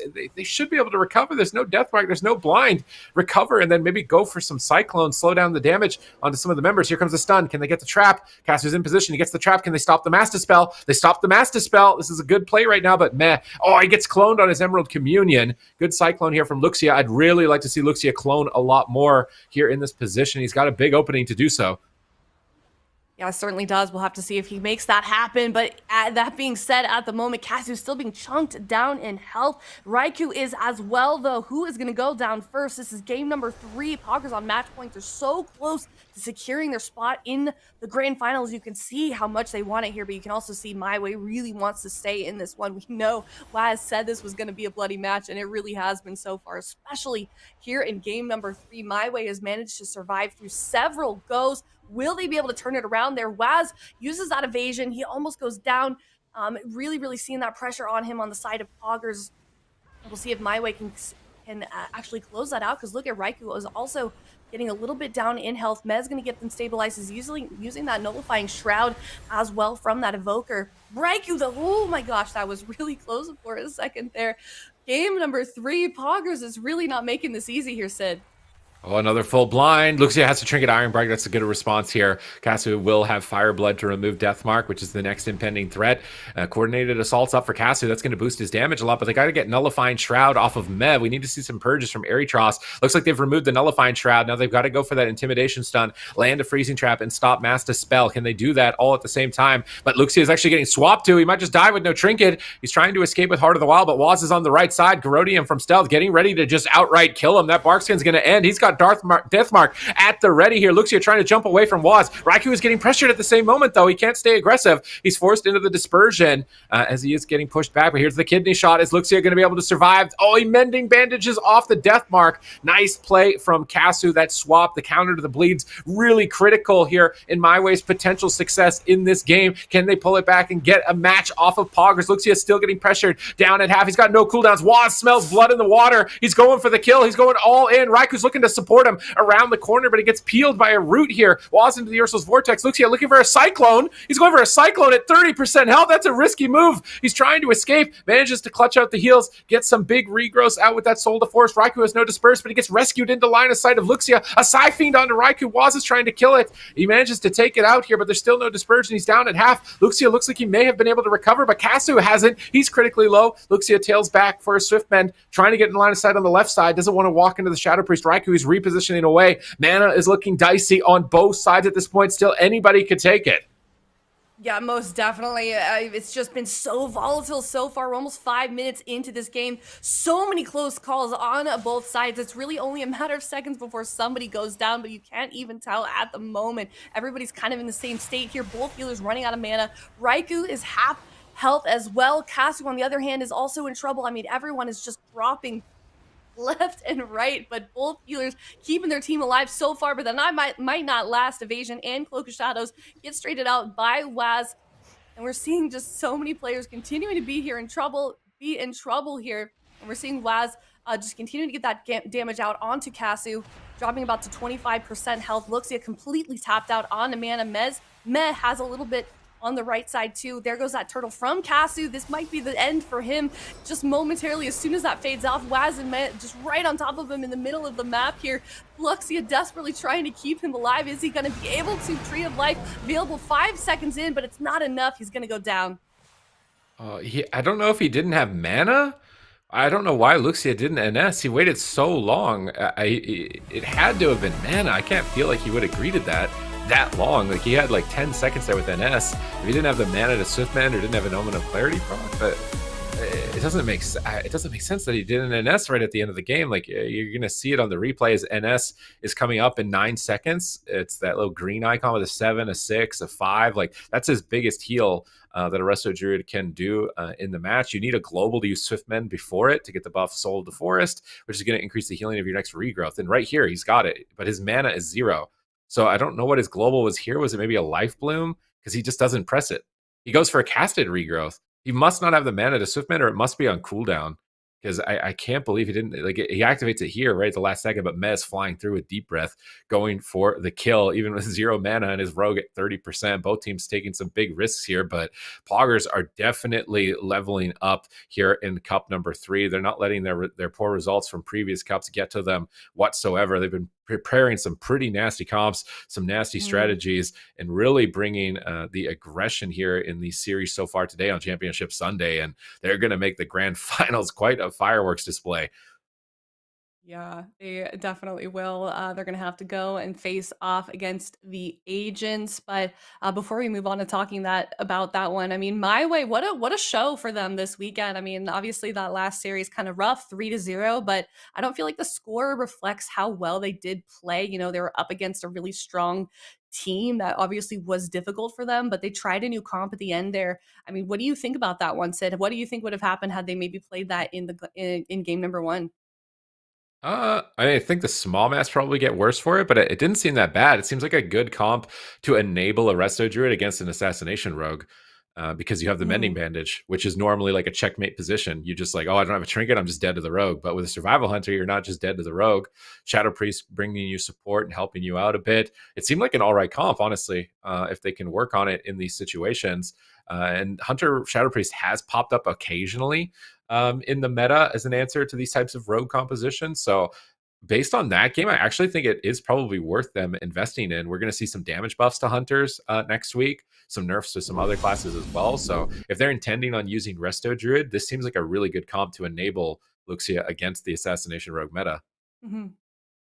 Well, maybe we will see them bring that out once again for cup number 4, but that is the end of MYWAY. Poggers going to be moving on to the grand finals for the EU region. Like I said, they'll be facing off against the agents. We can see it all the way on the right-hand side of our screen there. They dropped down really early. They've been in the grand final or the lower bracket for so long, so they got sent down there. I guess it was in the offline games. I can't even see who sent them down. I'll have to go look back in the bracket, but I mean, that's got to be like so just like exhausting, constantly facing elimination every single match that you play.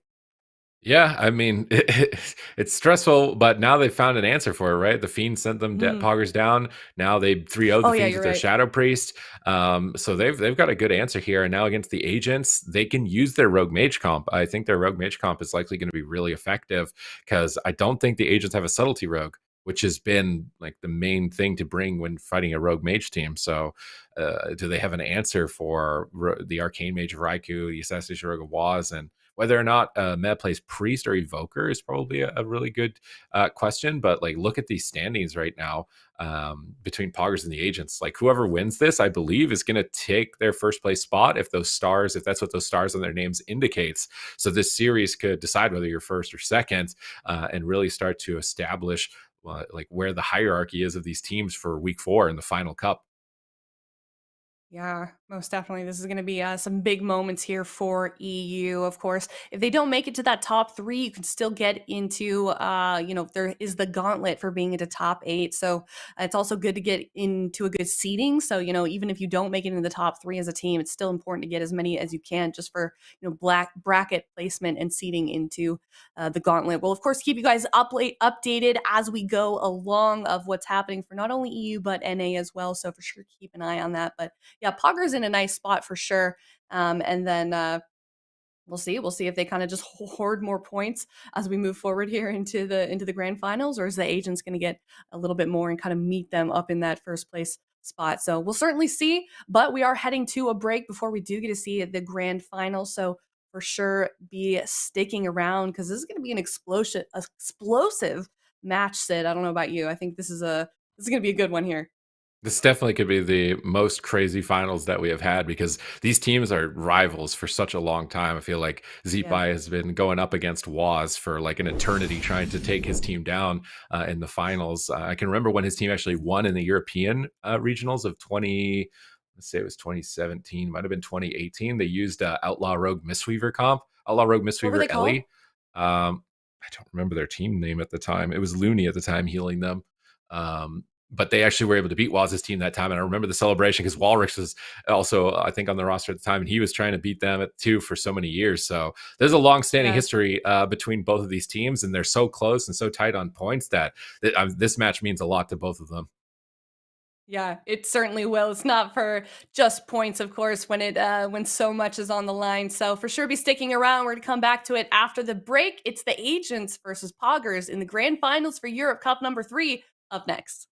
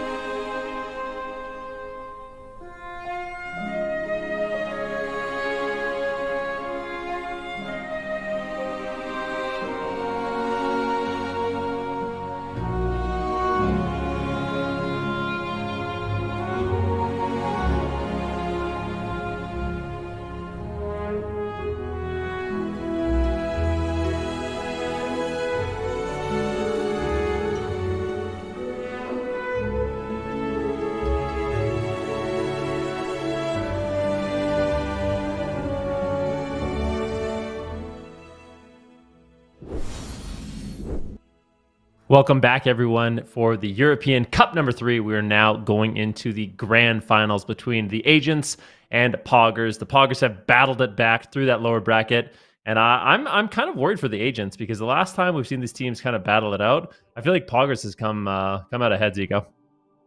They definitely have. I feel like Rogue Arcane Mage specifically has been pretty strong into the elemental shamans that the Agents are running, and these are Sid mentioned it a little bit before we head to the break. These are two teams, there's a lot of history between them. This is basically El Clasico at this point in Europe, with different rosters, but basically Zipai versus Waz trying to take each other down. And we're in for another one. I don't know, man. I feel like it's going to be a rough one for the Agents compositionally. I feel like like Poggers, they've been looking extremely hot today.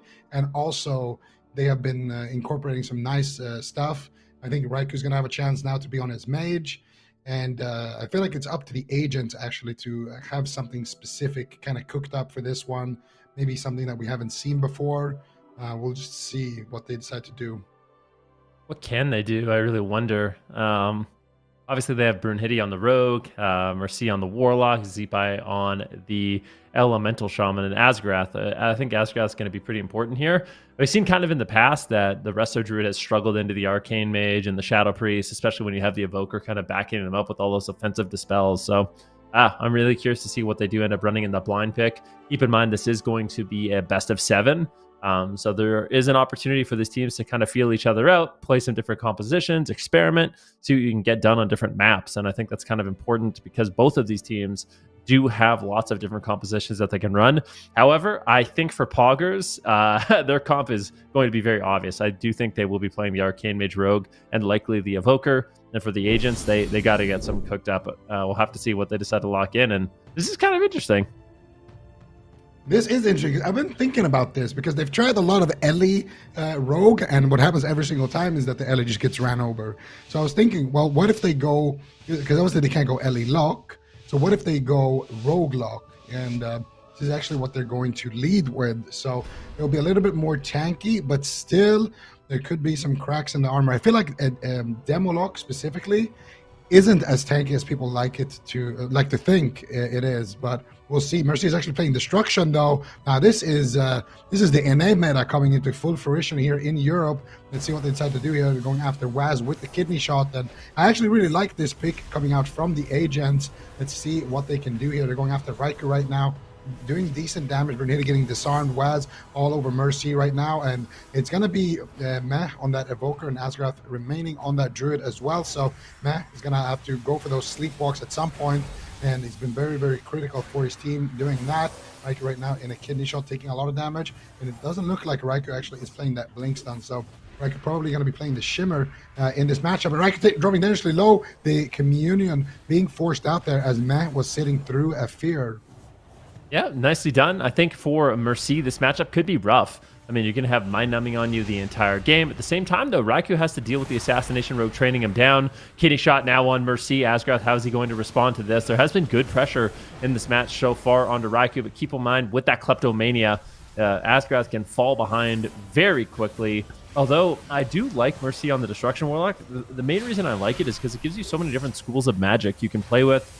If you're able to just free cast fire, you're going to be doing lots of damage. If they decide to interrupt fire, then all of a sudden you can just chain fears. If you get interrupted on that, then you can actually go for Chaos Bolt. So there's lots of different schools of magic you can kind of work around, which gives you a little bit more freedom against all the interrupts that they have available. And pressure is immense right now for the Agents. Waz could just die. He's down to 10% health. He's on the run at the same time. Raikou is extremely low. Big Dream Breath coming in from Meh, but that was a lot of pressure. The Agents certainly looking good at that point of the game. Yeah, the Agents are still looking good in this point of the game because they have a blind. Meh has no trinket and no Emerald Communion. Waz also has no trinket. Here we go, full kidney shot. But Meh right now has those charges protecting him from being crowd controlled. So Meh won't be able to get blinded right now, but still Waz is just dropping low here to Mercy on that Destruction Warlock, and it's going to be a swap over to Brunhilde. Raikou not able to do anything basically in this match so far, not really able to get much going. Brunhilde now going to Cloak of Shadows.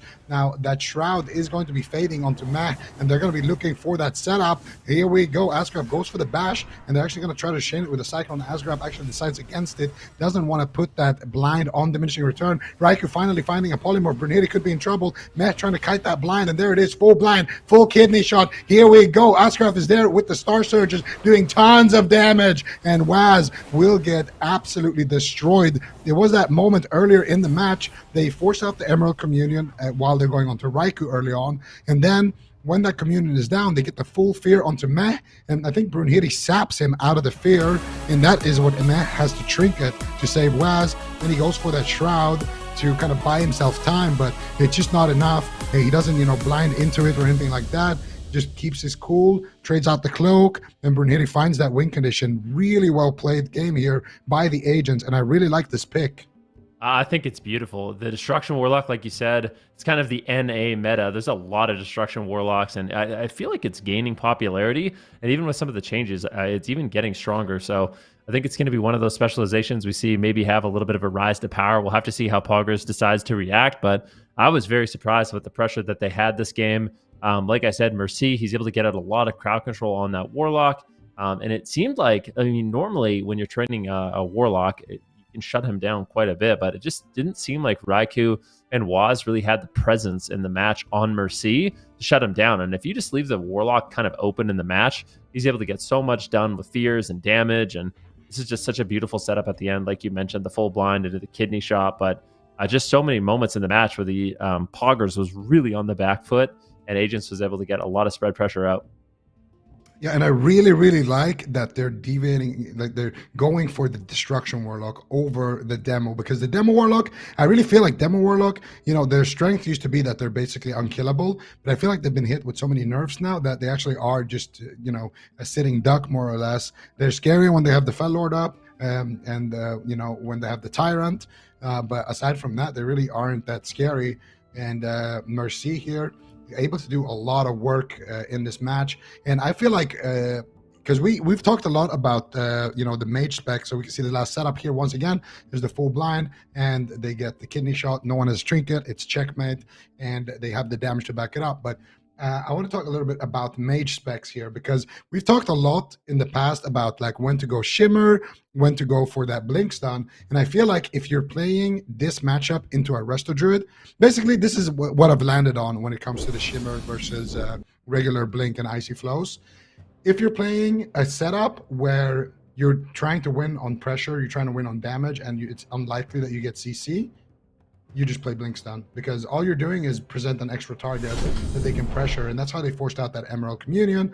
And Raikou, as you can see, that third talent on the class talent right next to that yellow icon, which is the blast wave, that is the shimmer, the one to the left of that one. So he's playing that, and I think he actually has to play ice flows in this matchups. As long as Asgraf plays the Resto Druid, you play ice flows and you just go for pressure. You just kite the rogue, the rogue leaves you alone, he goes on your rogue, you answer pressure with pressure on the Warlock, and that's basically all you can do.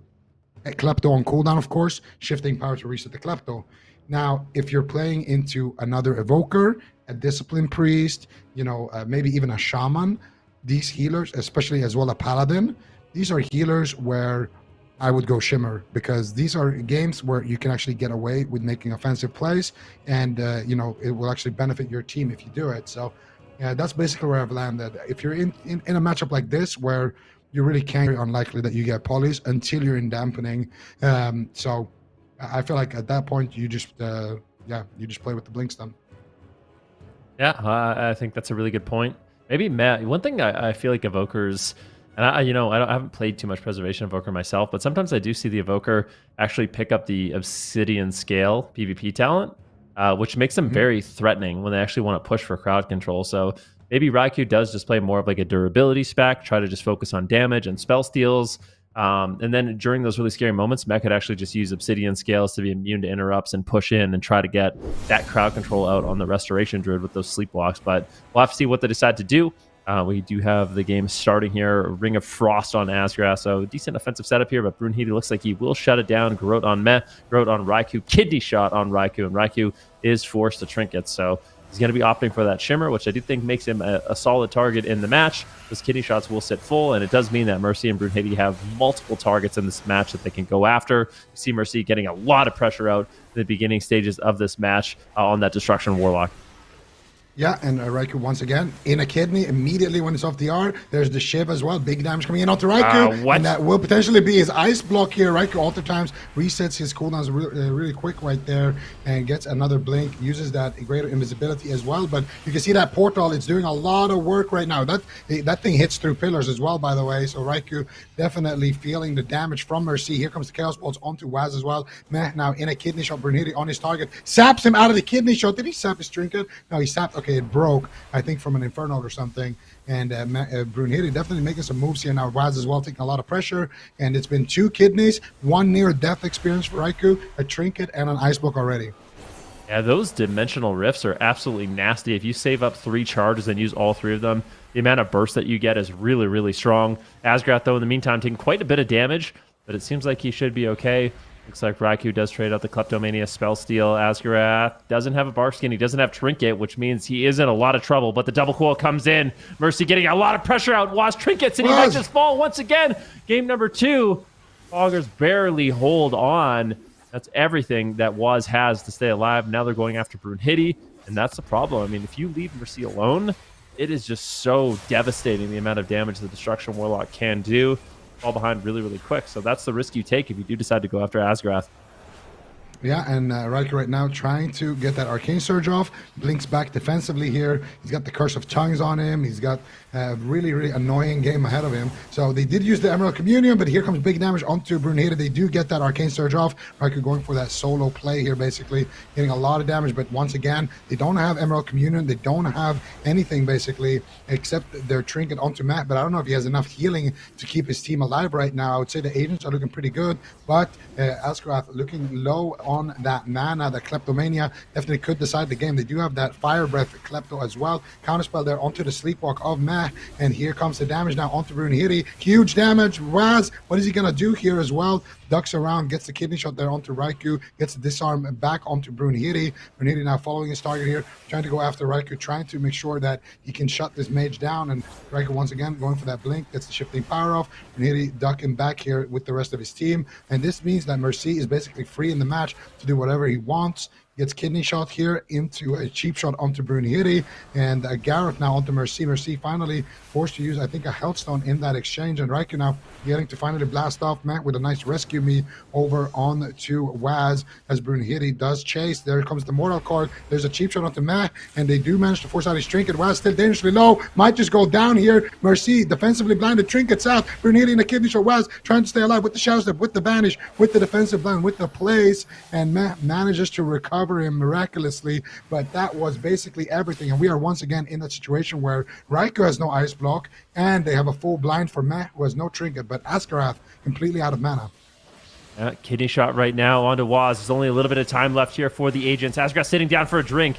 Raikou, did he manage to shut it down before there was any recovery? At the same time, though, Waz taking a huge hit of damage. Matt completely tapped on mana. This is anyone's game at this point. Almost 20% dampening. This is the big damage coming in from Waz onto Mercy. Is he going to trade out the Unending Resolve? He does not want to greet it at this point of the game. Trades it out. Big Chaos Bolt's going to be landing here onto Waz, and they take him down. And it looks like Poggers will retreat. A kidney shot now onto Mez. Mercy's getting a little bit of pressure out, but Mercy might just fall. I mean, there's really not much healing left here for Asgrath. We see the Kleptomania Spell Steal. There's going to be no heals on a Mercy, but it looks like he is stable for the time being. Asgrath's just pressured so much that he really doesn't have a moment to breathe, and still, both these teams really lacking defensives, and anyone could fall.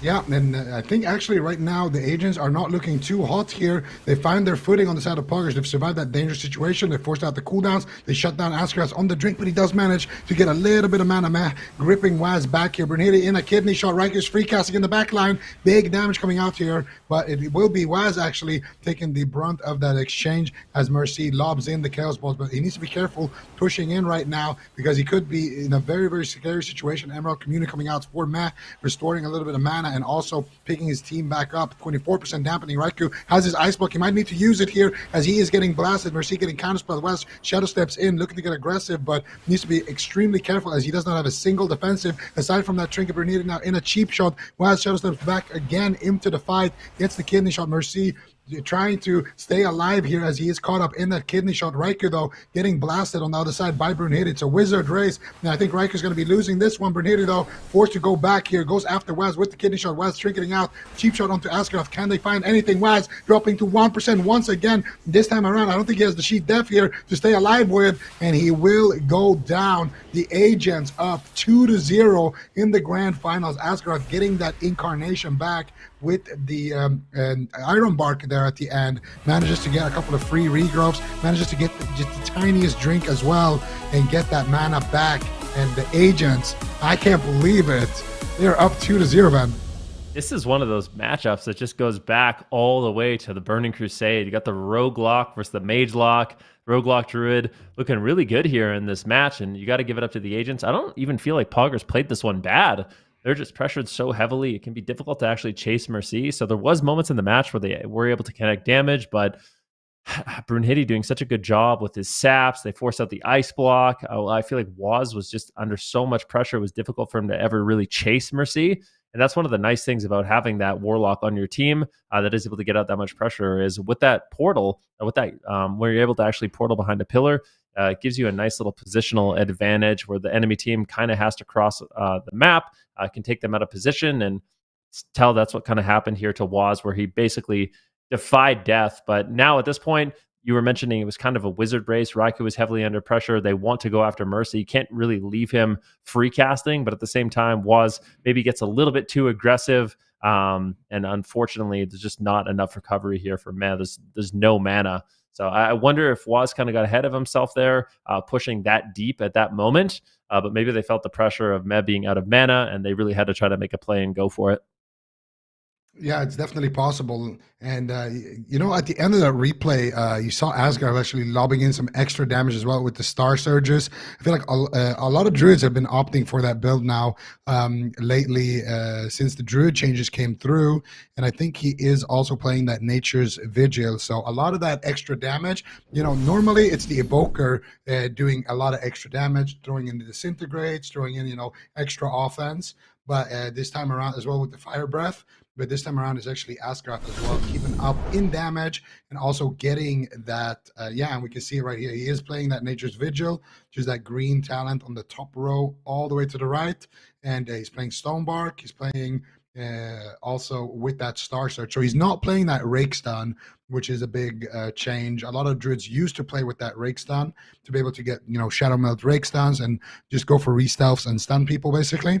But I feel like you can never actually leave. Oh! This is what I wanted. This is insane. Okay. So Raikou is now on the bench. He's done his job for the day. And we are going to Hook Point. We got Meh on the Evoker. And we got Chanimal finally tagged in. Their backs against the wall. They're down 2 in the finals. And this is as close as we're going to get to a mirror event. This is what I was thinking in that last game. I was thinking to myself, you know what? If they end up losing this and it turns out that Destro is maybe better in this matchup, they have Chanimal. Now, the question is Chanimal been practiced? Like, is he warm? Have they played a lot of Rogue Lock? That's going to be the question to me. But, I mean, to me, Chanimal is one of the best Warlocks that, you know, has ever existed. He is incredibly good, especially at the Destruction Warlock. But, I mean, Mercy is absolutely insane himself. So this is quite the battle of the elite Warlocks between Mercy and Chanimal. And I like the fact that Poggers is able to mix it up. This is something I talked about at the beginning of the day. I feel like Poggers, for a long time, they've been able to just rely on that Rogue Mage. They are all really flexible players, and I think bringing on Chanimal gives them a lot of different comp options. But I think in this tournament in particular, it's really nice to see them kind of adapt and change things up and not be afraid to lock in these alternate compositions. Yeah, yeah. I mean, you took the words right out of my mouth. Things are getting, we're getting lucky here in Cup number 3. This is, the first seed versus the second seed. Regardless of what happens here, the placing will remain number 1 for Poggers, number 2 for the Agents. But of course, heading to that final cup, that can always change. And now with their backs against the wall, they're going to bring in Chanimal himself here. He's not just sitting on the bench all day long. He's finally tagged in on the destruction, and I do believe he's been practicing an insane amount. Everybody on this team has an incredible work ethic, and Mercy as well. He's been playing every single Warlock spec. I always see him grinding, in threes, in solo shuffle, always looking for that next advantage. Very, very high drive for these players, and we are just blessed to get to see basically a roguelike mirror right now as the gates have opened. We are already in the game here. We got Mercy sitting through the first kidney shot, a little bit of pressure coming in. There's the double mortal coil, disintegrates coming out from Meh, already trinket on the blind by Asgaroth there, and already I would say a little bit of an edge so far in the matchup here. Wazdo dropping a little bit low, and Chanimal also getting that spell lock here, looking for the fears, looking for the crowd control. And if they can just get a sleepwalk here from Matt, they could potentially start forcing out some big cooldowns on the side of Poggers. Yeah, everyone just kind of exchanging damage here in the open. Meh has a bit more of an offensive position, maybe wanting to land an interrupt on Asgaroth, potentially going for a sleepwalk, something like that, as it's unlikely Chanimal will land a fear. But Mercy getting blasted heavily right now. He gets interrupted, forced to portal away. That was a large amount of damage incoming from Poggers. We have a cheap shot on Asgaroth into a sleepwalk. Great setup there. And now it's going to be Mercy on the back foot. Poggers looking to strike back. They managed to get basically every cooldown out of the way. There's no trinket for Asgaroth. That was the unending resolve. That was a Fireblood. And Mercy, he's got no cooldowns left whatsoever. It's going to be all up to Asgaroth to keep him alive. But here comes the counter pressure. Waz rotting down low at the same time. Chanimal gets recovered, and both these teams exchanging blows. But I have to say, it seems like Poggers is ahead right now. Yeah, but as we say that, Chanimal getting blasted here, he ports away back to safety. Brunhilde tries to chase him, but he's dangerously low. Might need to trade out the cloak. He trades out the evasion so far, still staying on his target there of Chanimal. Waz as well, dropping dangerously low. They could actually potentially swap to the rogue. Meh trinkets out, goes for that nullifying shroud, and he is trying to fake as those interrupts. One more setup here, one more sleepwalk could potentially do it onto Mercy, but also could be Waz in trouble here. Who are they going to go after? There's going to be Chanimal actually in trouble. Meh rescues him, but he gets pulled back by the Vortex. MVP Vortex coming out from Asgaroth, but the portal is out for Chanimal, doing tons of damage here as Waz now finally getting swapped to. Here's the swap I was scared about. Waz has got nothing, but Meh is ready to deflect it there with the Spirit Bloom. Double disarm coming out here on both rogues. Chanimal now once again dropping huge in HP, super low, forced to trade out the unending resolve. Is that going to be enough though, is the question, as Mercy now takes a lot of damage, and Asgaroth trinketing out of another blind here. Chanimal forced to run as he has nothing left. Meh trying to keep him alive. Mana in favor of Poggers, and cooldowns tied up here, Venruki. This is an absolutely insane matchup. Both these Warlocks are going to be in trouble, but Chanimal not having cooldowns up for quite some time. They are pressuring, they're pushing forward. The Agents smell blood in the water, and they have so much pressure right now. Crowd control on Matt, and Chanimal will fall. Poggers tries to come in with the rogue lock mirror, but the Agents say no way, and they now have Poggers on match point. This is unbelievable. Who could see this one coming? I don't know, man. I was predicting Poggers potentially to just clean sweep this one, but boy, was I wrong. Look at the Agents go right now. They're forcing Poggers to bring in Chan, and Chan will fall here on hook point. It looked early on, it looked like they had great pressure, but things just started to turn around. I'm really interested to see as well on the scoreboard, the damage, and just how it all went down, because it really looked like they were winning for the most part of the game. But at some point, I think the Druid difference compared to the Evoker just starts coming in, because when you have those longer games, I feel like Druid is such a solid healer to have on your side. You see that incarnation coming up here for Asgaroth. He comboed it earlier with the Nature's Vigil, and now Asgaroth just everyone on his team is completely safe. He goes in for the bash, goes in for the Cyclone here towards the end, manages to find it, gets the Star Surge as well, and that is the big difference there. I feel like look at Asgaroth's healing, doing 2 million more healing. Brunhilde, 4.3 million damage. Waz actually out-damaging Brunhilde. Chanimal out-damaging Mercy, but it is Asgaroth doing a little bit more damage than Meh, and also way more healing on that Druid. I feel like this is I feel like this is where Meh He's insane on Disc Priest, he's insane on Evoker, but I feel like Druid just looks better in the matchup. I wonder if they can punish the Druid more, maybe go after him. It just comes down to how much practice do they actually have playing Rogue Lock into Rogue Lock Druid. I'm actually really surprised that Asgrath was able to get out more damage than Met in the matchup. I feel like that's one of the advantages of having the Evoker, is it is more of an offensive healer.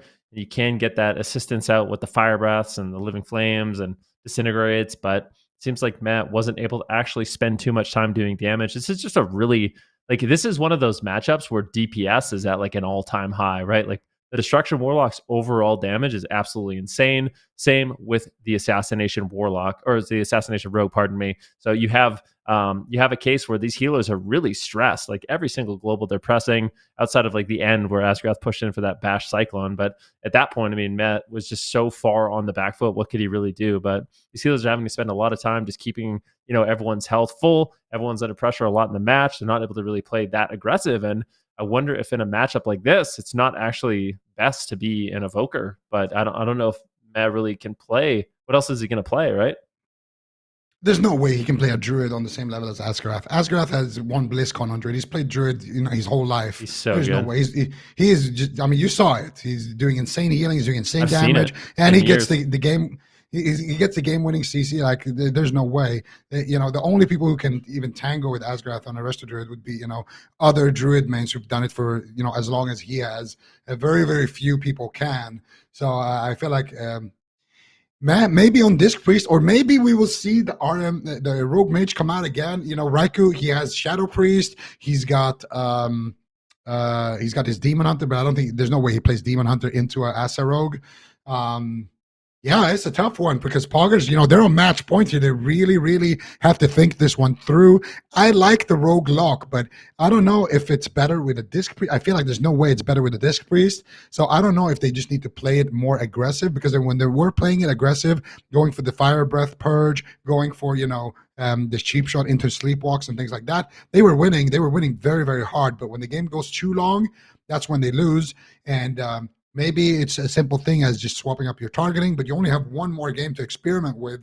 What do you do? Do you go with Rogue Mage, something that you've practiced for such a long time? Do you go with Rogue Lock and try to let's see what they do? They do go with the Shadow Priest Rogue. So this is very interesting as well, because, this is, I think, the best line of play that they can do to actually win the entire series. Shadow Priest Rogue, we've seen it in North America. It can beat every single comp. And I feel like Shadow Priest is going to give them that extra kind of outlast ability that they need. They're going to have good overall damage. They're going to have some extra hybrid healing coming out. They're going to have good setups, good burst.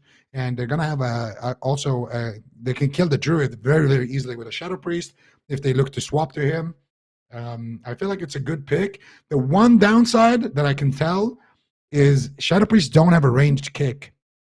It's a big downside, I'm telling you. Yeah, it's a big downside when you're up against Mercy on the Destro Lock, because that is the one thing that can shut him down, is kicks.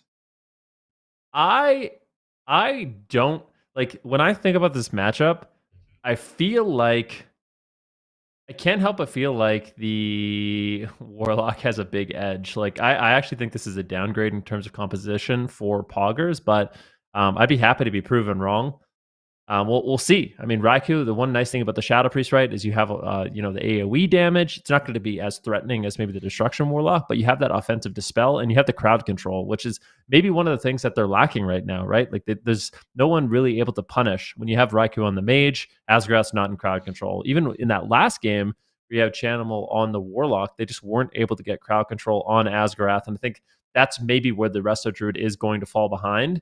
If we see Raikou push forward, you can get the Psychic Horror, into the Psychic Scream, into the Silence, and then that actually gives them the ability to get some setups in the match. So I think that's where Poggers might find an advantage. But if they can't actually push for crowd control, they can't find those setups, I feel like this match is not going to go well for them. Yeah, and that's the thing. It's just going to come down to how much Shadow Priest Rogue have they actually played. Because when we see Luminosity, for example, play it, it looks like they can beat every single comp in the game with that. But they obviously have that Paladin healer on their side, and they also have just insane synergy. They played it for a really, really long time. I feel like the Shadow Priest Rogue, when they played it earlier, it did look very, very good, but I feel like this is also a different matchup here, and it's going to be all about shutting down Mercy, and potentially those swaps to Ascarath, just getting good pressure all around. Brunhilde is a good target. Everyone on the side of the agents is a good target, but if Mercy gets to do too much, he is absolutely going to be running away with this game. Already popping power infusion, big damage coming out here onto Brunhilde. Actually, Mercy already bled up. They do go for the CC chain here. There's the disarm, there's the full fear onto Ascarath. They're pushing in exactly like you said, Maruki, and already getting decent pressure, but no major defensives being forced from Mercy or Brunhilde. Brunhilde though dropping quite low right there, but manages to stay alive without actually having to trade too much, just the evasion so far. And now it is Waz on the back foot, dropping quite a lot in HP here. Meh trying to get that big Spirit Bloom, and does manage to recover him for now. Brunhilde now caught up in a kidney shot, but Ascarath with the incarnation should be able to keep him alive just a little bit. Brunhilde, can he survive? We saw like a classic moment, and it's one of the powerful things about the Destruction Warlock. He casts fire, Waz interrupts him. He casts fear, he gets interrupted by Meh. And guess what the prize is for interrupting both of those? You get Chaos bolted. So that's such a strength of the Destruction Warlock, is having these multiple schools of magic that are all very threatening at the moment. So it'd be difficult to shut that damage down. But at the same time, Assassination Rogues can really rip in to a Destruction Warlock. And this kidney shot could be absolutely devastating on Mercy. Is he going to trinket? Looks like he won't. Big heals coming in from Asgarath. That's very surprising that they did not have to make any trades. That wasn't even the Iron Bark. I'm surprised they could do it. Big Chaos Bolts here on Waz, though. Does look like it'll be interrupted. Nice job there by Meh. Moving in, not only getting the heals, but also getting those interrupts, which are very crucial for keeping his team alive. So Ascarath trinkets the blind. Also used his Tranquility there to keep Mercy alive. I think this is a swap Ascarath position here. Waz has the Death Mark.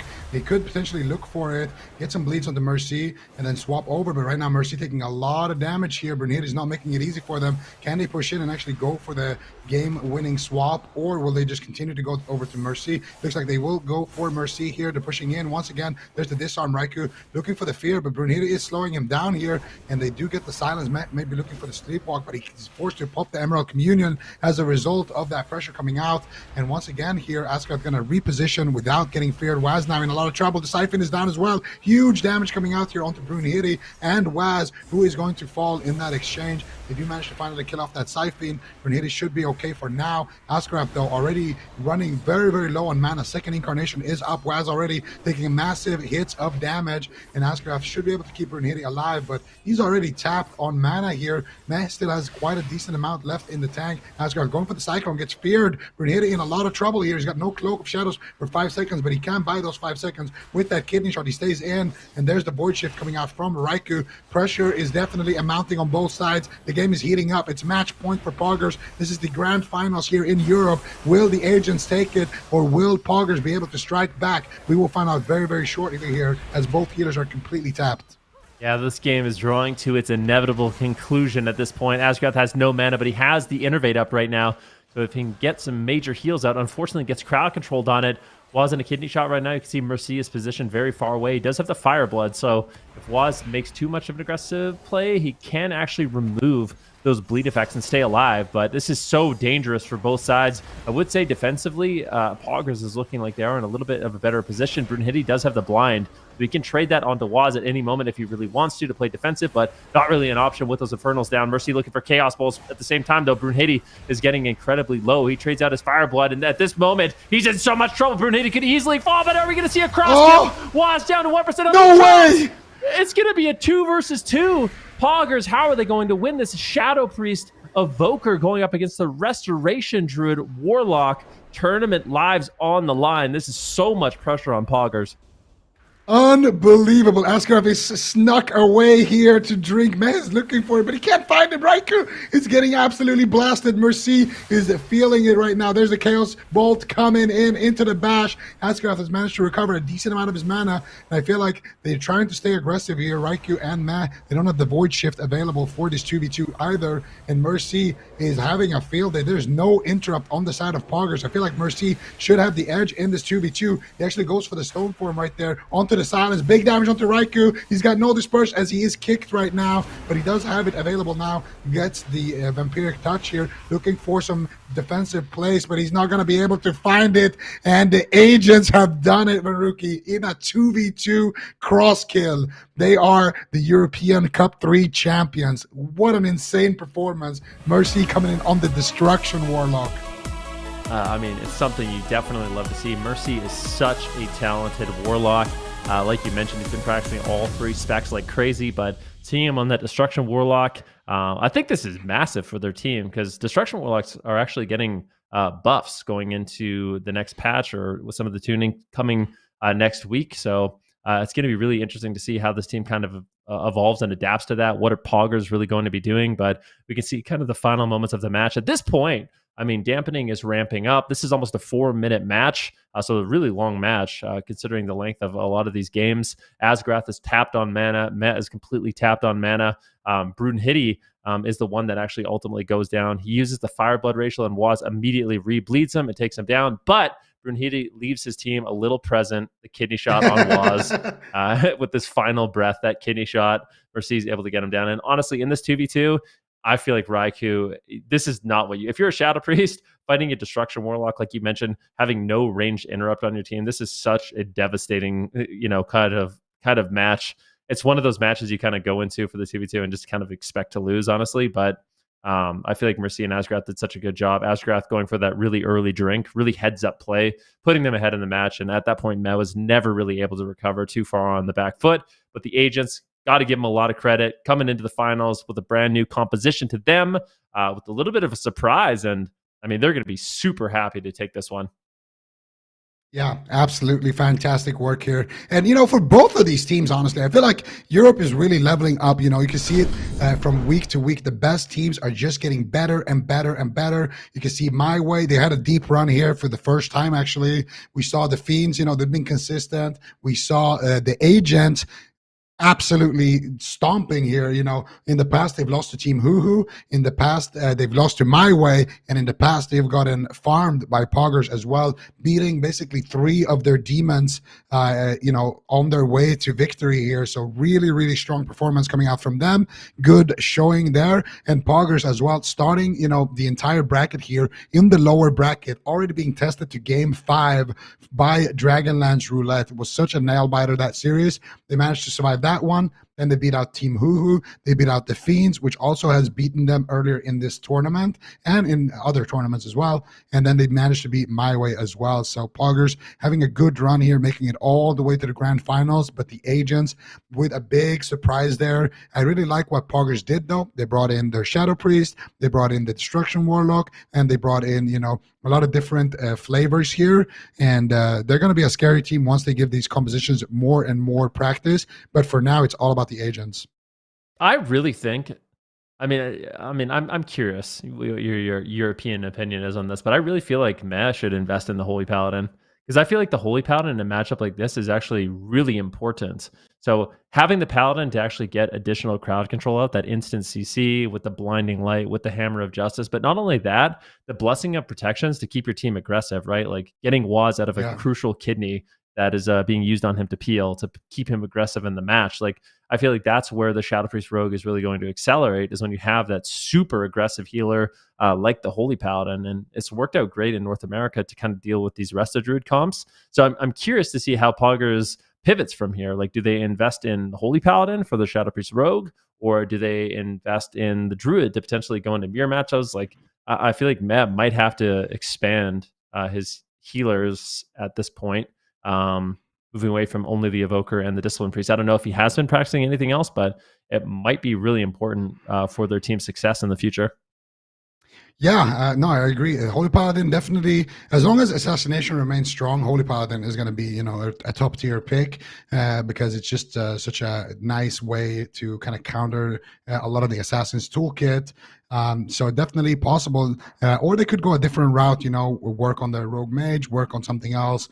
They will have, a week to prepare now for that final cup. And right now in the standings, they have a very small, but they have the lead at least by 8 points here. The Agent's going to be finishing the cup with 252 points in second. We got Poggers at 260 points. And if both of these teams make a decent placing, if both of these teams basically make it to Championship Sunday, I'm pretty sure both of them will qualify, and it really will be that battle for third.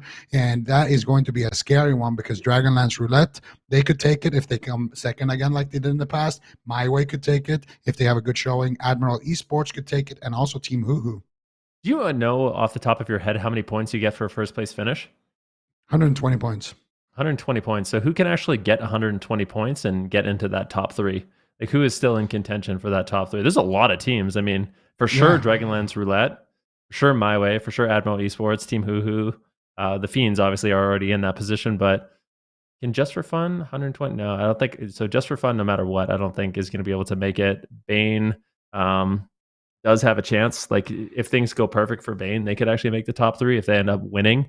So there's still so many different outcomes that are possible, but I would say right now the Poggers and the Agents, they just seem so solid. We've seen a lot of comp flexibility from them. They came super prepared for this tournament. But I definitely expect teams like Team Hoo, Admiral Esports, MYWAY, Dragonlance Roulette, Bane, as well as the Fiends to come back swinging next week. That's for sure. Absolutely. And another thing about these standings is all you need is top 8 to at least qualify for the gauntlet. And there's going to be an additional spot. So top 3 automatically qualifies for the finals. But that 4th to 8th seed will qualify for that gauntlet. And that is wide open right now because, to qualify for that 8th position, all you need is 72 points. To get 72 points, if you get a top 3 finish, you basically get, top 8. So for anybody who signs up, there's still a shot. If they can make, at least like a top 3, even if they have 0 points, they actually could make it into that gauntlet. Important. And to these other teams that already have a little bit of points, they don't even need that. Top 6 might be enough. So there's going to be a lot of teams playing for 8th, playing for 7th, trying to get in there and get that last spot. I think it's going to be so. I actually cannot wait for the gauntlet in both regions. I think it's going to be really, really hyped to see how these teams actually adapt. I think Azael made a really good point, right? Like, some of these teams, they did really, really well during the first couple of cups, and in the later cups, maybe didn't do so well. And those teams, that are doing better in cup number 3, doing better in cup number 4, those are the teams that are going to be the most threatening, I feel like, going into the gauntlet because, the success is the most relevant to the actual gauntlet. But we can see here exactly how it works. It is going to be that top 3 guaranteed into the grand finals. And I mean, for Europe, we finished cup number 3. There's only 1 cup left, Zico. Yeah, there's only 1 cup left to get those precious points, and then it is all about the gauntlet. All of these teams who maybe don't think they will make it into that top 3. So the top 3 obviously qualifies, but those 4th to 8th points, they will still have to play for seeding because the seeding is like this: 8th team faces the 7th, then the winner of that match faces the 6th seed, the winner of that faces the 5th seed, and the winner of that match faces the 4th seed. So if you finish in 4th, all you have to do is win 1 game to still qualify for that final. Whereas if you come in 8th, like this could happen, right? A team with 0 points could sign up, place top 3, potentially qualify for the gauntlet, and then have that dream run where they beat every single opponent all the way in.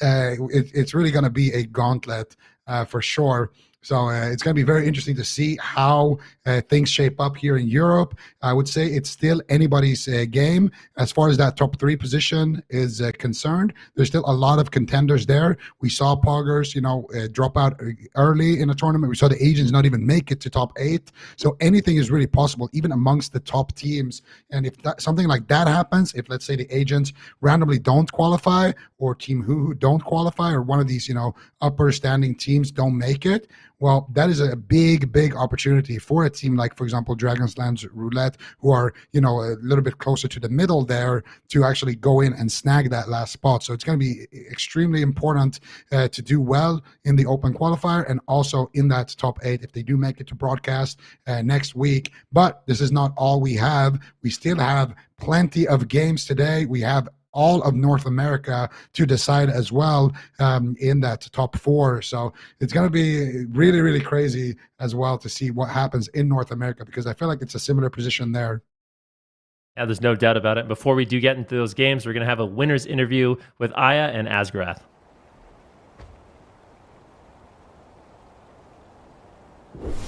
With Asgrath from the Agents. Hello, what's going through your mind after that win? Hey, really surprised we managed to win actually, and what a crazy way to end the series with a 2v2. Yeah, so you weren't expecting to beat Poggers or win the tournament this weekend at all?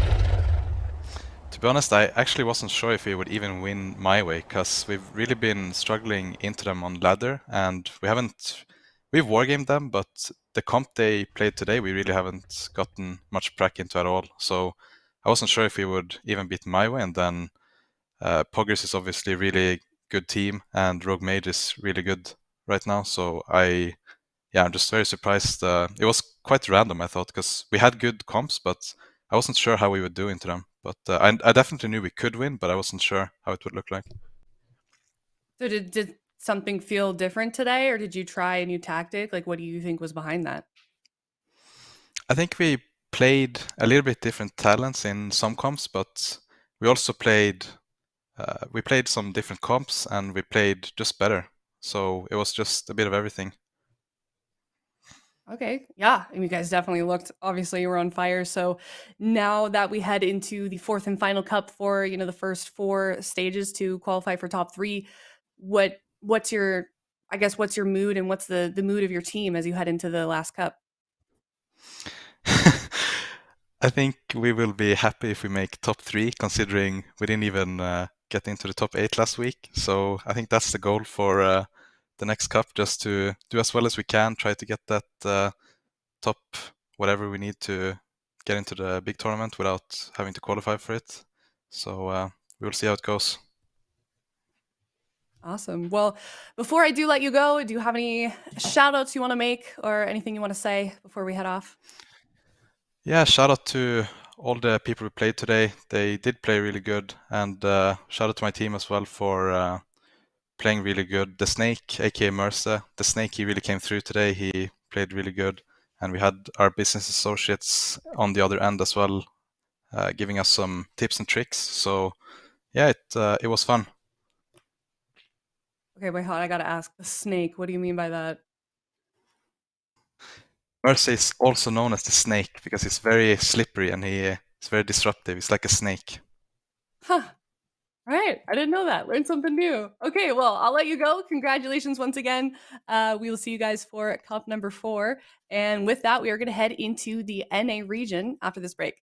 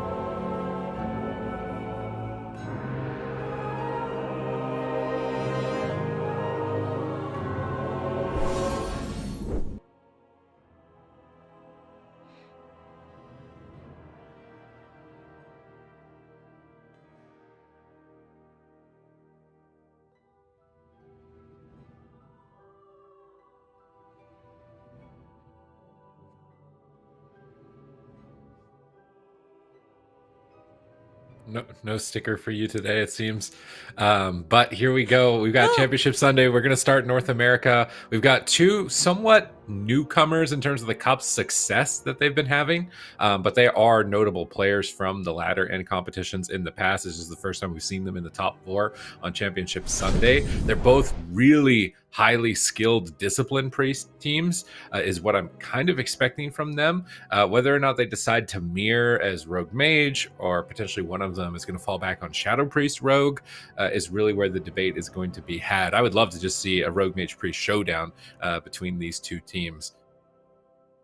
Yeah, see, I don't even need to be unmuted. You already got it covered. But so yeah, that is going to be the matchup of the day. But let's first talk about the actual standings for the North American region, where we are currently as we head into Championship Sunday for this region. Of course, we've kind of got it the top 3. We know that that's where those teams do want to make it into. Right now, we've got Luminosity, Golden Guardians, Where's Gordy up there.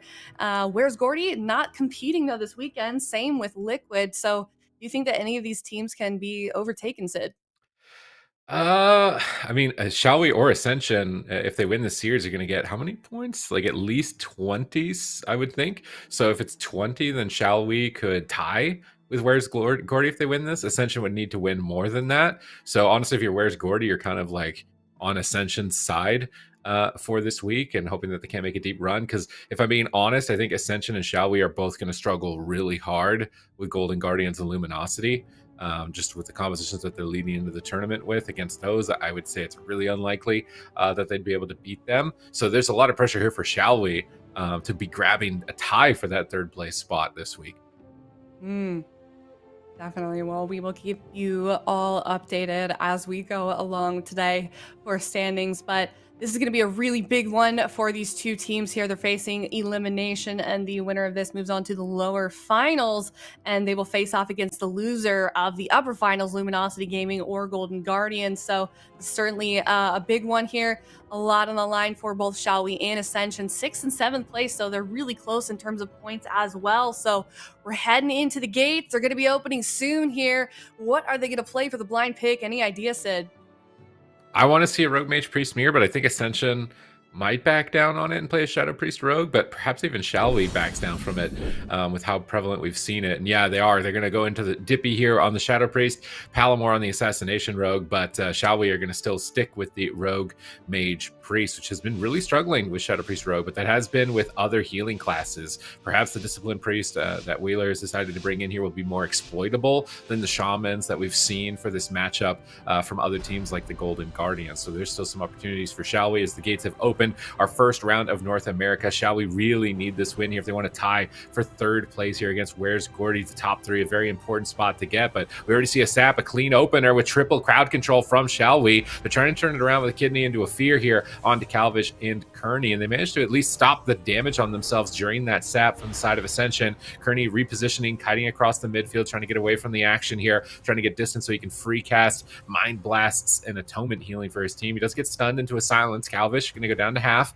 Wheeler looking to keep Palomar healthy here with the penance around the corner, line of sighting the possible counter spells. Really like Wheeler's positioning. Now laying in with a schism. He's going to be increasing his damage quite a lot here onto Calvish, but not finding enough to take him out just yet in this position. Kearney blocks that damage with Paint Suppression. Has to trinket on the blind here as Calvish is still down at half. Deathmark in the back pocket. Calvish is playing a Night Elf, so Deathmark is going to be very threatening for him. We see Smoke Bomb coming down, but not too much pressure, unfortunately. Looks like they are going to be able to escape from it. Now Calvish caught into a kidney shot. Double barrier coming down from both priests as they mirror those cooldowns, but it doesn't even look like it matters. Calvish is just dying. Momentum is heavily in favor of Ascension. Are they going to get an ice block off this push as well now? Yeah, not quite though. We did see that Cloak of Shadows come out from Calvish. Nick continuing to drop in health. He's about half at the moment. Kearney's keeping him stabilized for now, but that's certainly the question. However, Palomar in trouble on the other side. Almost had to trade out that evasion, but that was really close for him. Dippy also got that that Void Shift out onto him to keep him stabilized. So both these teams a little bit vulnerable right now. Calvish continuing to drop in health, continuing to feel that pressure here on game 1 elimination. They're facing elimination. They know what's happening. Calvish going to send out that death mark. Can they heal through it? So continuing to keep on that pressure, that offensive pressure and damage continuing to ramp up as well. 10% dampening 2 minutes into this game. Palomar ends up going down, Sid. Oh, that was an insane turnaround. I feel like we saw 3 void shifts in less than 30 seconds in this game, given that there are 3 You get a priests void here. shift, and you get a void shift. Handing them out like Oprah plays a priest in this game here, just handing out void shifts for everybody. But ultimately, it was Ascension that fall. Even despite their early aggression, their early momentum, it felt like they were in a strong position. But we just blasted them back. Right here is where I thought they were confidently in control of the game. But as soon as that first void shift came through from Dippy, Palomar just got smacked for the rest of the game after that fact. He was trying to stay aggressive, trying to stay on Calvish, knows he's got no evasion, wants to go for the kill here, but he just gets destroyed in a moment here. I think, what is it? Nyx just free casting Arcane Blast, Barrage, and Void Shift as it comes out from that with Pain Suppression. Death Mark from both rogues. You know, when those are both lighting up from each rogue, that somebody's going to die in the game here as they're both playing Night Elf. So they're just both ticking away with massive bleed damage. Pain Suppression isn't even enough here to keep Palomar alive. They actually just kill him outright through Pain Suppression. A very oppressive amount of damage coming out from We in this game number 1. And this is really what they needed, because Shadow Priest Rogue has been giving Rogue Mage Priest a really tough time so far in tournament play. So for me, it's maybe going to be a question of, can Ascension play a different healing specialization? Because the Discipline Priest here, like, he died through Pain Suppression. Like, I'm trying to watch this back again just to make sure that, did he have Pain Suppression on Palomar here at the end of the game? Pain Suppression's glowing. He's got 1 charge. He gets kidneyed. He Pain Suppression's at 80%, and he just flatlines through it. Like, what?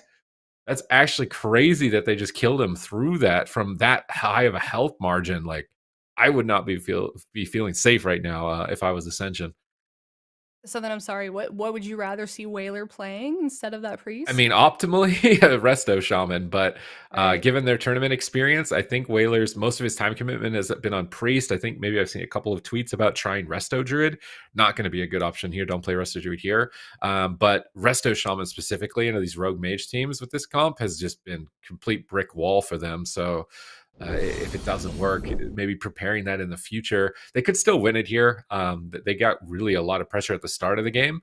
So maybe respecting it. I mean, how did they not respect it? He Pain Suppression at 80%. I'm saying, like, maybe respect the damage more, but like, what, he used Pain Suppression at 80%. He still died. They're going to go to a smaller map. Is there something sneaky going on here? This has got to be just to get the Shadow Priest closer to Kearney, I would think, but maybe there's a sneaky comp from Ascension here in game 2. Maybe. Yeah, this was Ascension's map choice, Hook Point. They got about a minute left in their draft, so they've already burned about half of it discussing what exactly they do want to do. Certainly not in a good spot at the moment. Losing that blind pick in a match such as this can not spell good things for the rest of the series. So we'll see if they can maybe tie this one up, if they do have something planned for game number 2. But We looking strong so far in game number 1. So that's definitely the question, is how does Ascension respond? And We, will they keep that winning streak going? So about 30 seconds, they're really taking their time here. There must be a lot of discussions happening behind the scenes. So I feel like sometimes when we see this full draft go out, we can infer that they're going to switch something up, Super Tees. I don't know what you think. At least maybe they might be talking about racials. They might be like, maybe Palomar goes on a dwarf. Because I feel like if they just stay alive, they'll outlast the Rogue Mage team. But having no counter and no direct answer for Deathmark is just so scary. As soon as that cooldown goes up, like, if you can't remove it, you're almost good as dead, as we saw right there through Pain Suppression. But I'm just wondering if, like, maybe Dippy's got something else. Now they're going to run the same comp. Just wanted to run the clock, maybe think of all of the options. Definitely important to maybe slow down a bit. Sometimes, you get off a loss and you want to just jump into the next game. But if there was something that needed to be discussed, taking a second to pause before jumping into it here. I would like to see them change Palomar to Dwarf, though. I think having that as a safety net is better than getting an extra re-stealth from Shadow Meld in this matchup specifically. Yeah, curious as well if they decide to switch that up here, because they definitely don't want to put We on at match point. If you'd like to see what they are running from home, awc.gcd.tv, you can take a look at the builds, basically every single thing that they're playing, and then once we're in the actual game is when it updates for the current game. So this is what they played last time around. Here's a look as well of those 2 disc priests in comparison, Sid. So this is a lot different. Kearney's actually playing a Shadow Covenant build, really focused on just doing a lot of damage fast, as opposed to Whaler is playing kind of more traditional power word shield build, which makes sense because on his side, it's just all about defense, attrition, and stay alive. Whereas Kearney, he needs to be pumping out as much damage as possible. And because of his build choice here, they could kill him through paint suppression. So completely different builds from the priests, given the circumstances that they're in right now. And I think I like both from each side, because of the goals they're trying to accomplish on their teams. But I always love seeing the differences between healers when we see two of the same. Asgarad's build I really liked as well. That's a build that I've been using on the ladder, and he was able to get kills because of the build he was running, Star Surge and Moonfire damage. So getting a little bit of damage as a healer can be really important here. But game number 2 has started. How is it going to begin? Whaler's trying to Holy Nova out the rogue. No, he gets sapped. Could be a clean 3-2-1 opener here. They're cheap shotting Dippy. They want to swap. They haven't used their kidney shot, but they get double feared. Blind on the Kearney. Where is the kidney shot going to go from Palomar is now the question. He's just waiting in stealth, hoping that Calvish would get found. And Calvish is right there, sapping a kidney shot. Good start from Palomar. He's just immediately going for the death mark. Let it rip here. Kearney gets stunned on his trinket. Will he die through paint suppression? Calvish trying to respect it, popping the Cloak of Shadows. I'm using some Shadow Priest damage as well and trying to escape with that death mark ticking away. But now that death mark isn't a threat, I'm imagining that Calvish will play playing a lot more aggressive here for the remainder of the match. He's going to kill off that Psy Fiend with a kidney shot and Dippy. Whaler in a defensive position, just trying to stay away from crowd control, keep his team healthy, and attrition out the Rogue Mage Priest. So a good position for Ascension defensively. But if Calvish ever decides to push in here, now that he doesn't have to worry about blind, now that he doesn't have to worry about death mark, he's going to be able to play with a lot more confidence. Yep, we'll see if that plays out as well in these upcoming moments here. We're about a minute into this game, already seeing a couple of big plays. Calvish, Nick, also Kearney, if you look at it that way, he's about half health at the moment, so quite a bit of damage going out onto that team. They're kind of running away from Dippy at the moment. You can see Kearney caught in a fear as well. Palomar really putting on that pressure. Yeah, well, I mean, we'll have to see. You can see that he's trying to set something up. Nick, no ice block. Calvish, no defensives as well. This is really looking bad for Shall We? And they end up going down. Ascension tying it up. Game number 2 on hook point. I really like that from Ascension. Palomar just shoving everything in the opener, knowing that Calvish has no way to remove Deathmark, keeping them scared and keeping them away from Whaler. And then Dippy was just playing super aggressive. He got so much crowd control on the small map. It worked out really well. He got a fast MD on the ice block. So I like the way that that Ascension played game number 2 here, keeping them on the back foot, just keeping momentum, keeping them away from Whaler. And then as soon as they had them right here, Dippy's like, I know you guys are struggling. I'm going in to end this. He's feathering in with Angelic Feather. Did he trinket a gouge there? It looks like it broke, but he gets a double fear into an MD on the block. And that play right there pretty much sealed it. Like Nyx, he's got greater invis and he's got pain suppression. So a bit surprised to not see them trade. Greater invis is here, but it doesn't look like it's enough. Stunned into silence, can't PS anymore. No alter time, it's too low. He can't void shift. He's still silenced for a second with no trinket. So a little bit of a spiraling out of control situation for Shall We right here. But Ascension did a great job to set the stage for this moment to be created with Palomar's early aggression. But now if we go to a larger map where it's going to be harder for Dippy to get in here and get these double fears and get crowd control off, it could still be a struggle for them. Yeah, most certainly could. If this game ends up going to a game 5, that is not going to be good for Ascension, despite them winning that last game. If you're on the back foot, you lose game number 1. You have to win a swing map. It's the only option for you to win those really close series that this one is currently shaping up to be. So Ascension, 1 hook point. They're tied up now at the moment, but we're going to see where we do go next and what the pace of the game is going to be next for Shall We. So if let's say that we do go to a large map, then said what Empyrean domain. So how do you think Ascension best wants to respond? I mean, they're probably going to lock the same comp unless they want to mirror them. But if they wanted to mirror them, I think they would have done it in game 1. This is a nice map because it's big, but it's also small pillars, which means it's easier to push in and free cast without going into melee range. Usually with big pillars, you kind of have to go really close to them because you're always getting lined on the next corner. On Empyrean specifically, you can still stay far away from the pillar and kind of circle around it, which is really good for the Arcane Mage and the Disc Priest to be able to free cast and stay away from the Rogue and stay away from the Shadow Priest. It's just about them keeping distance away from them offensively. We're looking at the Rogue builds here, which look almost identical. A little bit of a difference with Palomar.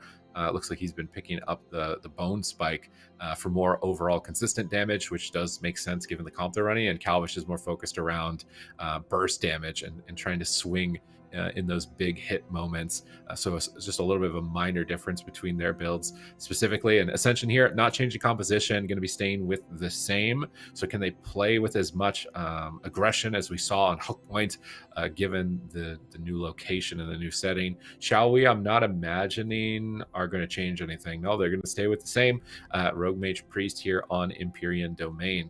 So let's see how they decide to play it out. Maybe Calvish should honestly be as aggressive as Palomar was if they're both Night Elf, and just kind of like ship the Deathmark very early and keep them on their toes and keep momentum, because all these games are so fast that it feels like if you ever get into a spiral where like you just can't recover anymore, it's over for you.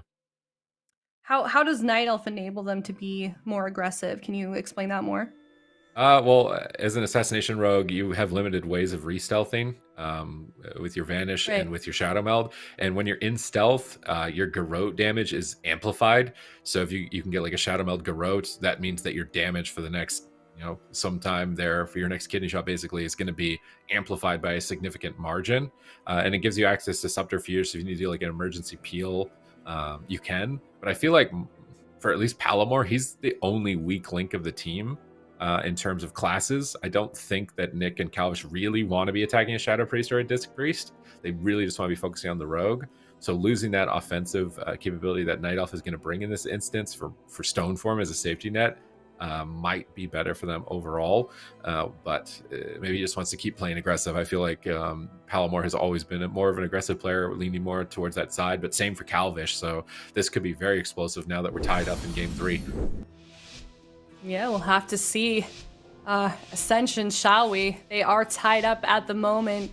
This may very well go to a game 5, considering how these games have been going so far. And like I've been saying, they are facing elimination, so they don't want to get sent home just yet for the first game of the North American region of the day. So gates are open. Let's see what they can do. Really keep an eye, everyone, if you're watching from home, on Palomar and what he is going to be do, because he might be pretty vulnerable. That being said, Kearney is getting opened up with the sap, but he's going to sit through it and be fine for now. Yeah, and Calvish actually went Dark Iron Dwarf, not Palomar, which is like the opposite of what I thought. So he wants to be the direct counter with Stoneform in case Palomar does that really aggressive opener. So Palomar needs to be aware of that. He won't know that he's Dwarf, I think, until the game has started. So if he's got a strategy in mind to use Deathmark in the opener, that could backfire. Gets another sap right when Invis ends. They're going to open up on Nick with the first kidney shot, but Dippy's in a sap and can't really help him. Nick's got Alter Time and he should be okay to easily survive. Now Palomar's getting open up and he gets gripped by Whaler in the back line. Kearney's getting aggressive here with Schism, channeling out a lot of damage, it looks like, towards Dippy. Just maximum damage on whoever is in line of sight is the main goal of Kearney and Nick. He's got a ring of fire on Palomar's pillar. Calvish is poking Dippy around the left side, trying to keep them defensive and keep them from pushing forward into the midfield is the main goal of the Priest and the Arcane Mage here, but he's going to be able to hit that Void Volley on 2 targets, getting dots up on the whole team. Now a silence on a Kearney as we see a smoke bomb getting dropped here. Big push onto Calvish. He's going to immediately trinket and Cloak of Shadows. I think that's a fair trade. Kearney now trinketing blind though into a stun, but Palomar's the one in trouble. Is he just going to die? Whaler trinkets into a gouge. Void Shift has to come through from Dippy. A lot of cooldowns out of the way all of a sudden from both sides.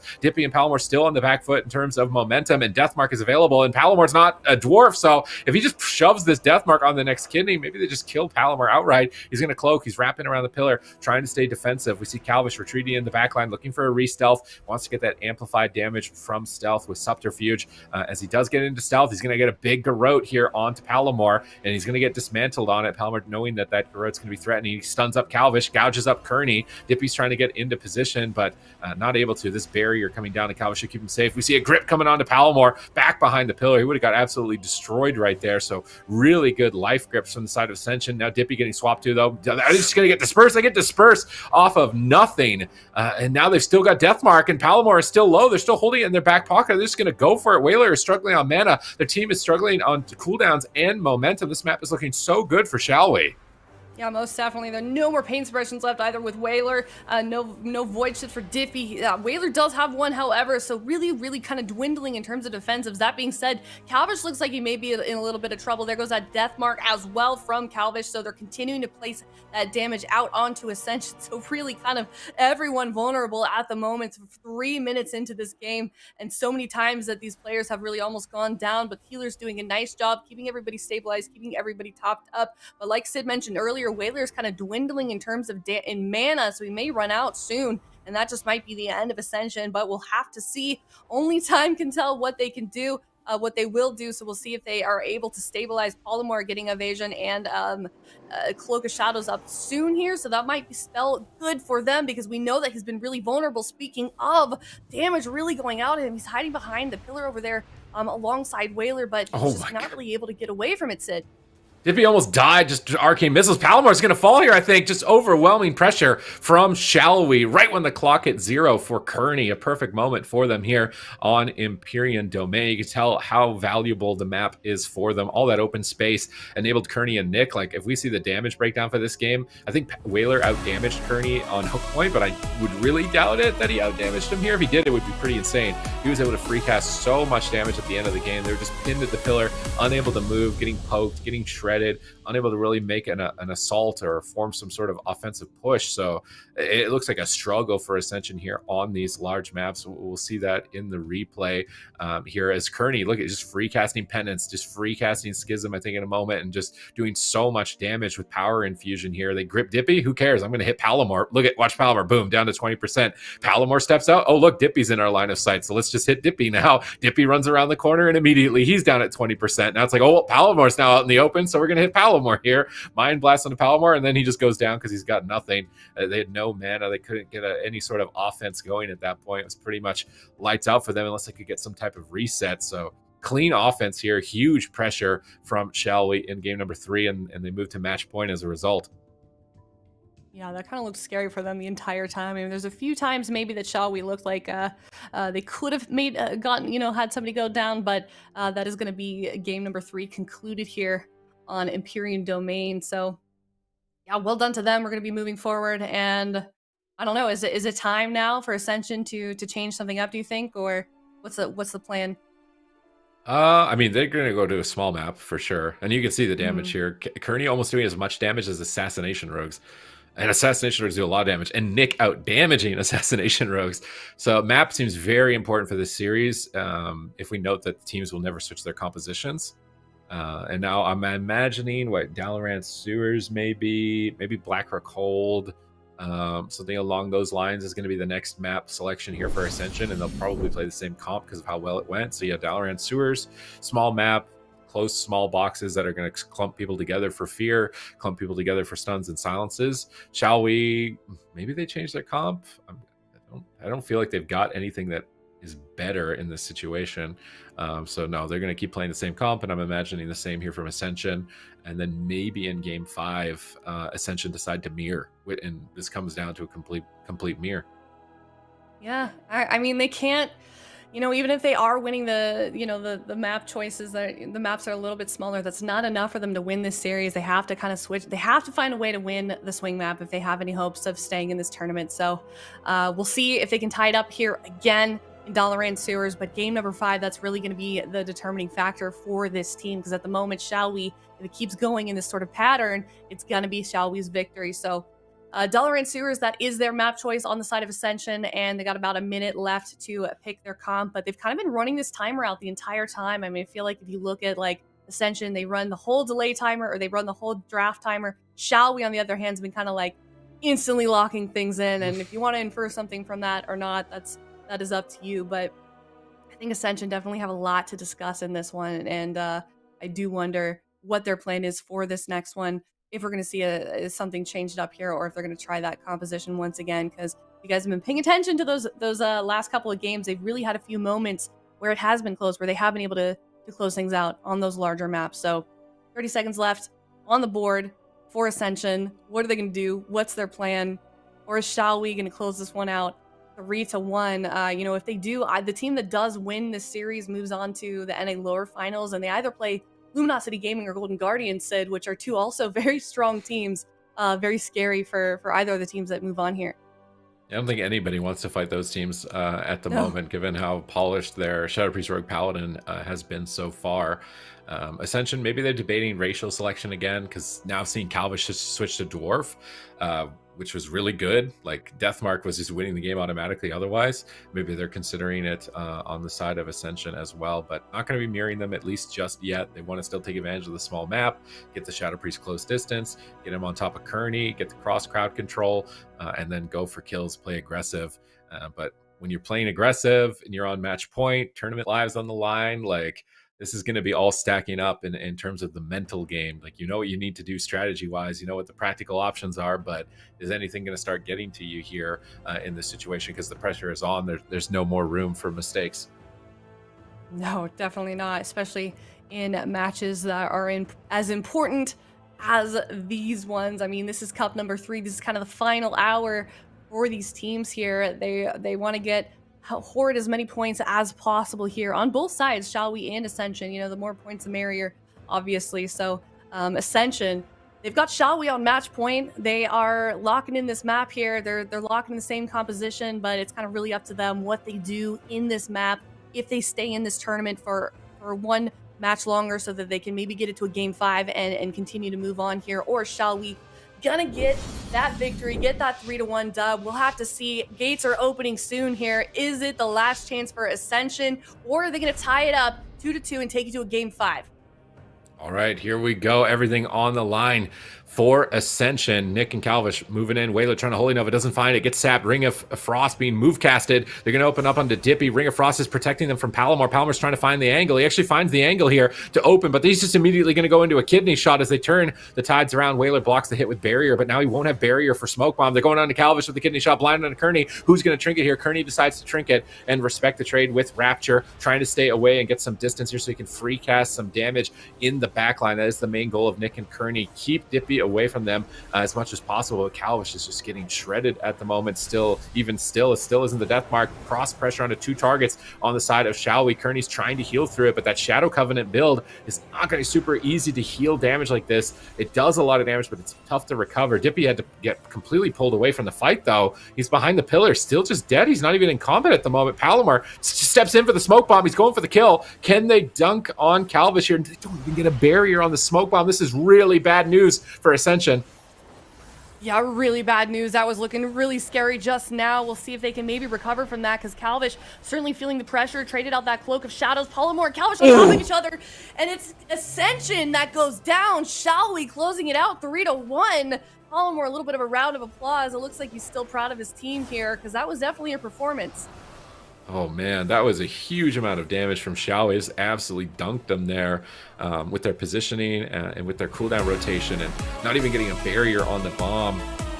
So like a little bit of insult to injury there towards the end of the game, but they kind of got mowed down in that last game, if I'm being honest here. So I think for Ascension, their main goal moving into cup number 4, because their compositions are strong. They have Rogue Mage, they have Shadow Priest Rogue, is to just get Whaler flexing onto more healing specializations in these instances. It's just Disc Priest doesn't have a lot of crowd control breakers, and if you don't, you can't really connect the cooldowns you need in all of these scenarios. It's tough to recover through AoE damage. Like, he's a Paladin here, just Avenging Crusader, tops up the team, pretty easy recovery. A Shaman Ascendance is here.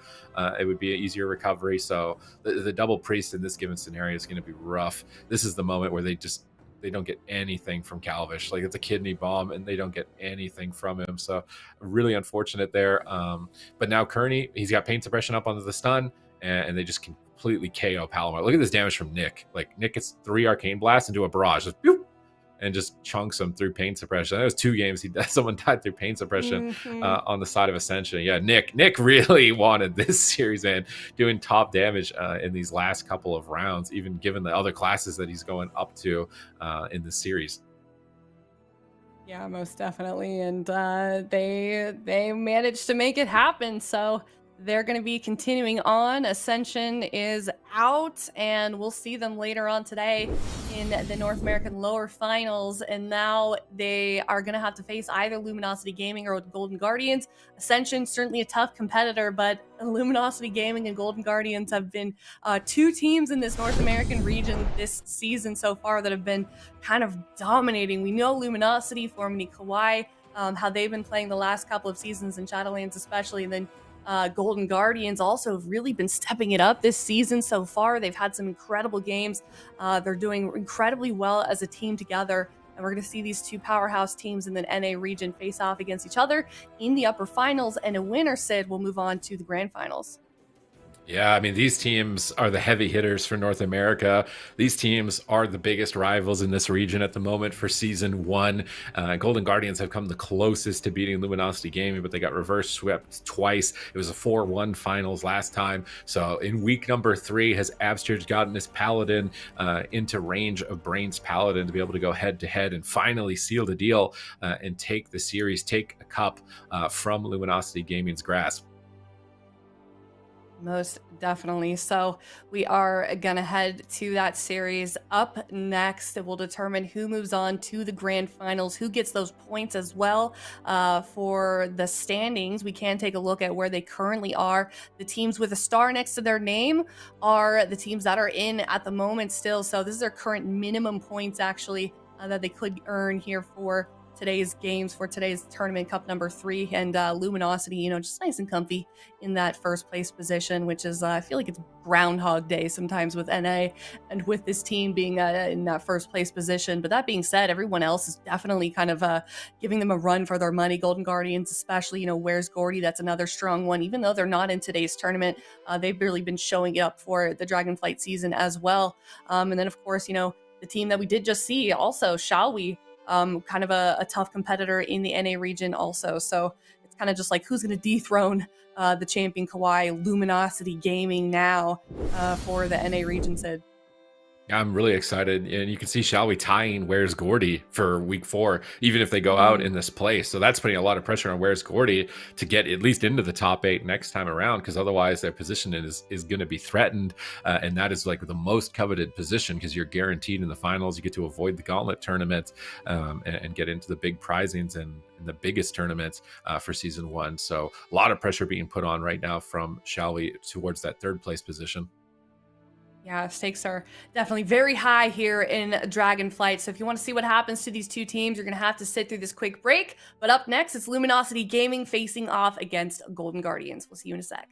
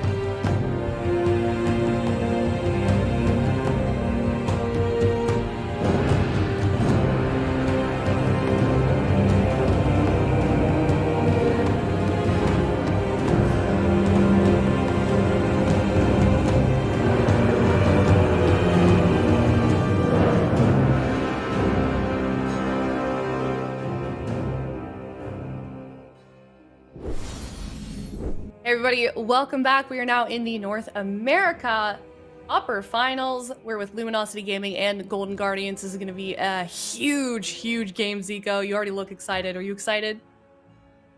I'm always excited to watch the AWC, but especially these two teams here. You know, this is the Luminosity Gaming that we know and love, and of course the Golden Guardians. These two teams have been kind of neck and neck at this point. I would say Luminosity Gaming, of course, being a little bit ahead, but they're both playing the same, compositions. A lot of Shadow Priest, Paladin, and Rogue, and it's been very close. You know, Golden Guardians. I think it's always gone to Game 5 when these two teams are facing off, and it's going to be a very important game as well for the standings here. The Golden Guardians a little bit behind Luminosity Gaming, so if they can grab this win, secure their ticket to the Grand Finals, and also have that confidence in the Grand Finals, that's going to be fantastic for them. Yeah, definitely. Luminosity Gaming, they've been really consistent in the NA region for so long. And then Golden Guardians, kind of the same story, but they've kind of already been, just like following Kawhi, in terms of placement. But now they're like neck and neck. You can see where they are right now. Golden Guardians have had an incredible season. To what do you think we can credit that to, Zico? I mean, any idea? They're just really stepping it up, it seems like.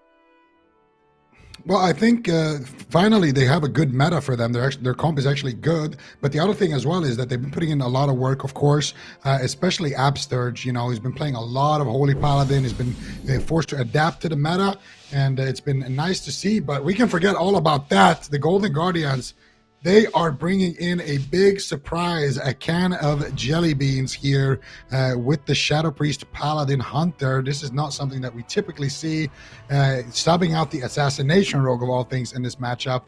This is going to be very interesting to see here what they decide to do. They're playing with the BM Hunter as well, and immediately an opener comes out here onto WizK. Full blind onto Absturge. He's just going to sit through that one. WizK actually trinkets that smoke bomb and goes for that fear. And that is all they get in the opener. So opener actually looking pretty decent for the Golden Guardians. Now let's see, what do they actually do here in terms of aggression? Yeah, let's see what they do. Golden Guardians bringing out the beans. Let's see how it works for them. Drake trading out that Cloak of Shadows, bringing to keep them nice and stabilized. So WizK quickly dropping in health. He's about 25% at the moment. He's in the middle of the map. You can see Drake kind of chasing after him, but he's kind of chasing after Brain at the same time. So Drake being completely relentless right now in terms of pressure in the middle of the map here on the Grand, and he's continuing to drop. Jelly Beans dropping also. Quite a bit of defensive cooldowns left available to them. On the side of Golden Guardians, Absturge hasn't really had to utilize too many resources just yet. And as I say that, though, there go a few of them. So he's going to stabilize for now. Now it kind of looks like Drake might be the one in the back foot here. He's hiding behind the pillar with Brain, just kind of trying to run away from them, line them, get away from that damage for now. But right now, these two teams really do seem neck and neck. I mean, so much pressure, so much damage coming out from both sides. Drake about half health, stunned in the middle. You got Jellybean Pets just all over him as well. So just quite a bit going on here. WizK, now he's dropping quickly in health. He's actually going to go down. Luminosity taking that game number 1 victory, Zico. Unfortunate there, a little bit of a punish coming out there for WizK. He used his trinket earlier without comboing it with the Void Shift, and that is the trade that he chose to make. He trinket, gets the fear, gets caught up in that stun with no dispersion, he gets taken out. Really good push here from Luminosity Gaming, but also this game was close. They were able to force out every single cooldown. If you look at Drake, he's got nothing, Brain's got nothing. They do have that Void Shift. They're still trying to play out the 2 versus 2, but I don't think they're going to be able to do it with Drake now getting that Blessing of Protection. Jellybeans knows if he can find that one trap, maybe they can do it, but Prev probably will just be able to remove it with the Master Spell. It actually breaks, and now Brain going for that Repentance, and that will be the game. And I really like what Brain is doing here. He was kind of the playmaker in this one, as he tends to be. Gets that Hammer of Justice into Repentance combo there, and that's kind of what blew this game wide open. They got the bubble, they got the Blessing of Protection from that play. Yeah, Luminosity playing a really, really clean game number 1 here. Yeah, I guess it was a little messy in the middle, but we are gonna walk through another replay here for game 1. But yeah, that was really well done by them. Golden Guardians now, they're going to be quickly choosing their map choice and decide what we do as we head into game number 2. But do you think we're going to see this comp again, Zico? I'm not sure. I don't want to count it out. It was a fairly close game, but honestly, I don't know why they would sub out the Assassination Rogue. I feel like the Assassination Rogue is the kind of strong point in their matchup. But maybe they just don't want that heads-up mirror. You know, they've lost it a couple of times. It's been close, but maybe this time around, you know, they just want to try something new. Chances are that they could also get a rematch in the finals if the, you know, history repeats itself. So it would be a nice time. You know, this is the upper bracket. So if they do some experimentation here and end up losing, they might still have another shot if they can go downstairs and win, which I definitely think they could. So Golden Guardians, I feel like they're, I don't know, I wouldn't mind seeing it one more time just to see like if everything went to plan. And maybe what they could do differently, because if they had that Void Shift, they would have at least survived that setup and then potentially been able to extend it to a point where they actually can win. What map would you like to see then with that comp? Which one do you want to see them run? Probably a big map, if I had to guess, because otherwise Brain is going to have an easy time pushing over, getting, you know, crowd control. It's going to be easy for Jellybeans, or not easy, but relatively easy for him to actually land crowd control, and it's going to be more annoying for the Assassination Rogue. So yeah, you know, you're playing a team with basically 2 casters, so going to a large map, I wouldn't mind to see like Ashamains, I wouldn't mind to see like Maldraxxus, maybe, okay, they're going to go for hook points, so they're going to go the complete opposite here. We're going to make them look silly. Well, I wouldn't look silly if they bring in Peekaboo, but yeah, if they bring in the Hunter, then yeah, who knows, honestly, what the Golden Guardians are cooking up here in their kitchen, their golden kitchen. Maybe some chicken nuggets or something. I don't know.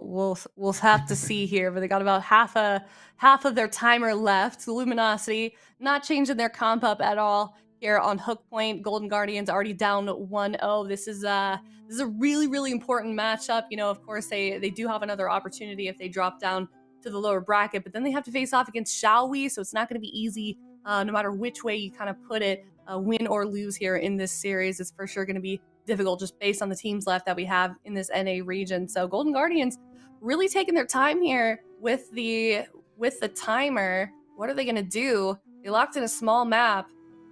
That's definitely a question of are they picking a different comp, making it try to work again for the second time in a row? We will have to see. But, you know, losing that blind pick, losing that game number 1 in matchups such as these, we can really see how kind of detrimental that can be.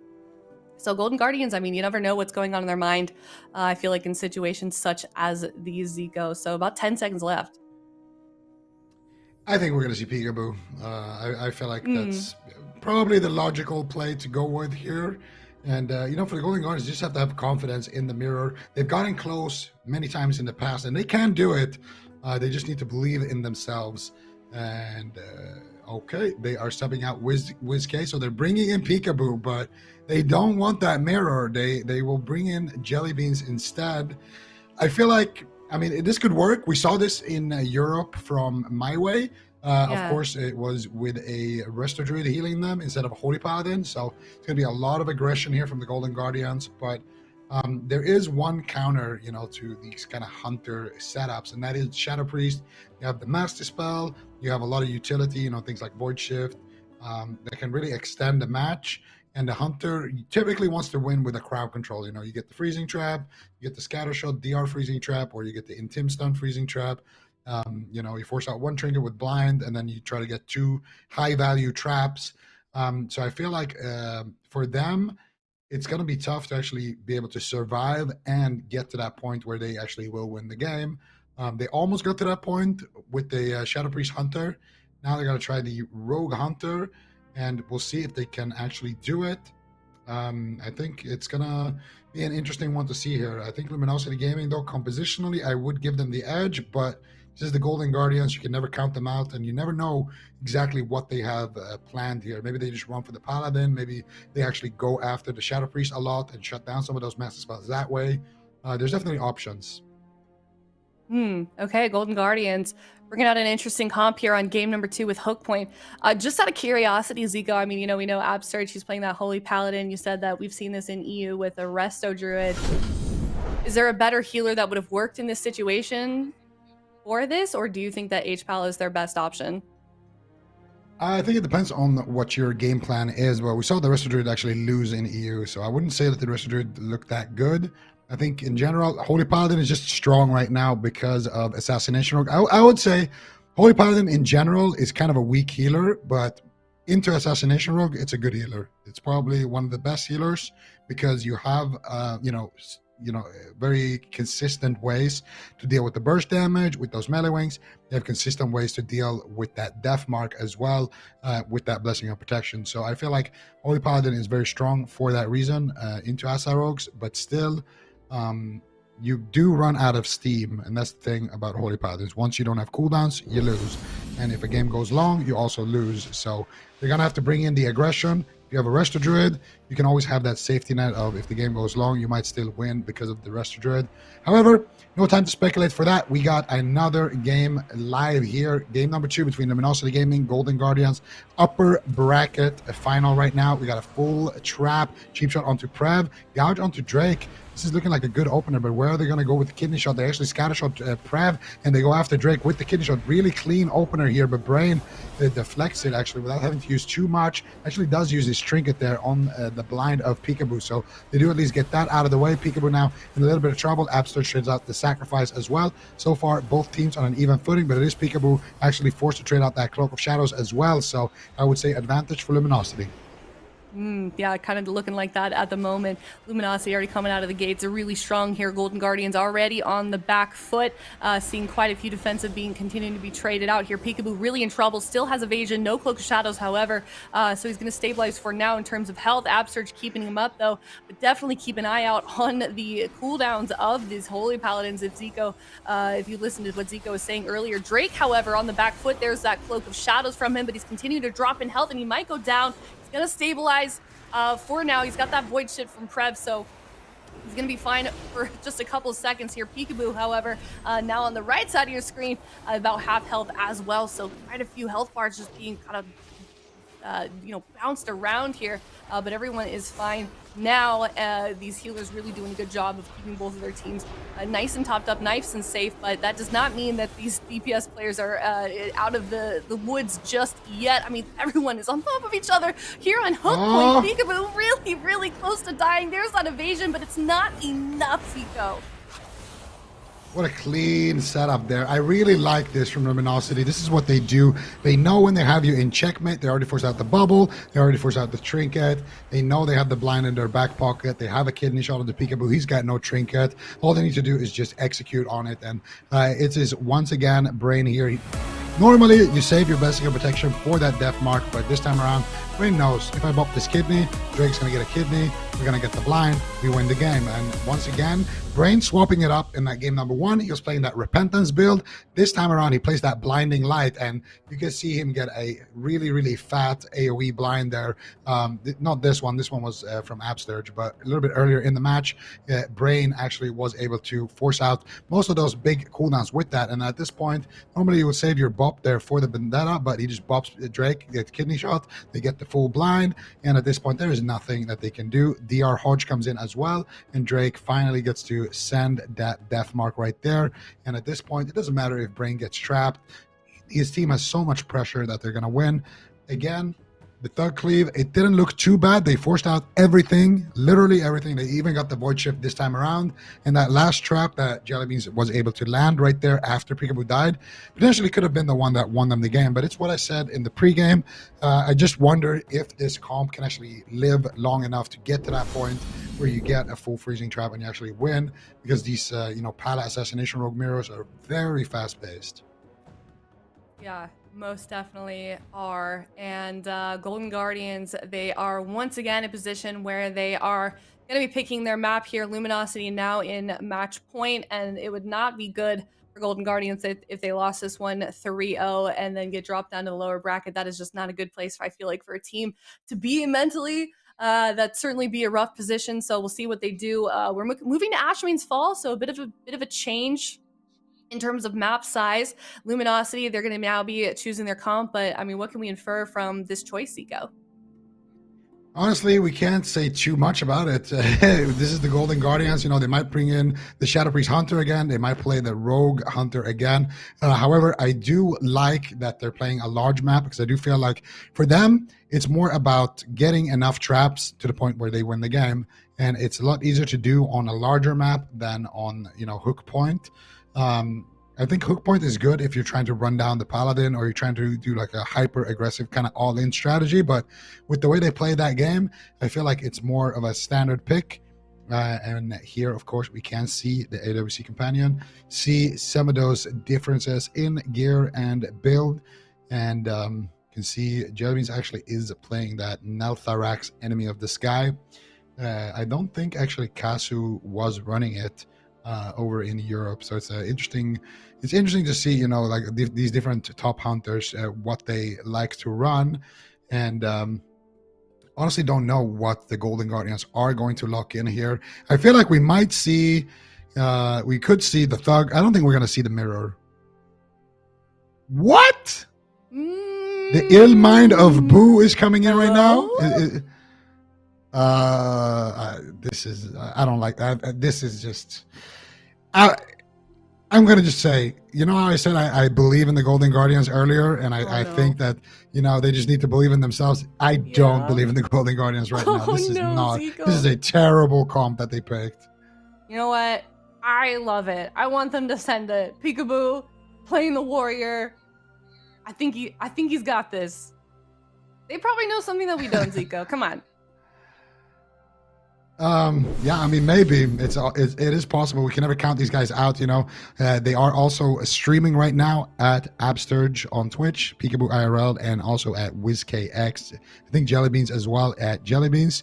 So go check out the Golden Guardians and their streams. Luminosity definitely not going to be streaming, but you can still follow them around on social medias here. These guys, we always say it. They like to operate from the shadows. But I want to talk a little bit more about that comp, because absolutely bringing in the Warrior, I feel like the reason why we don't see a lot of Warrior right now is because Warriors, they just don't have a good time. They get absolutely destroyed by Assassination Rogues in those kidney shots, and I think that's what's going to happen to Peekaboo. Well, certainly keep an eye on Peekaboo here. I mean, do you think he's going to be vulnerable? Because that's another thing, right?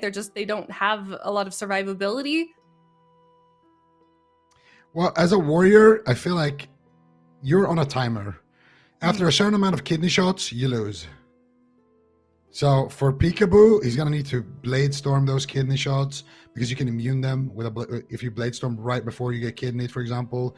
You can, disarm at the same time as you get kidneyed, or, stall a little bit before you get kidneyed. War Banner, you just need to basically outplay the Rogue. Now, the good thing for Peekaboo is he's a phenomenal Rogue player, and when you're playing, your alt into your main, you're very good at, like, if I play a Rogue, for example, I'll be really bad into everything. Into like a Shadow Priest, I have no idea what I'm doing into every single class. But the moment I face a Mage, I will know exactly how to shut him down, and I'll know exactly kind of how to mess up his game plan. So that is the one advantage that Peekaboo will have here.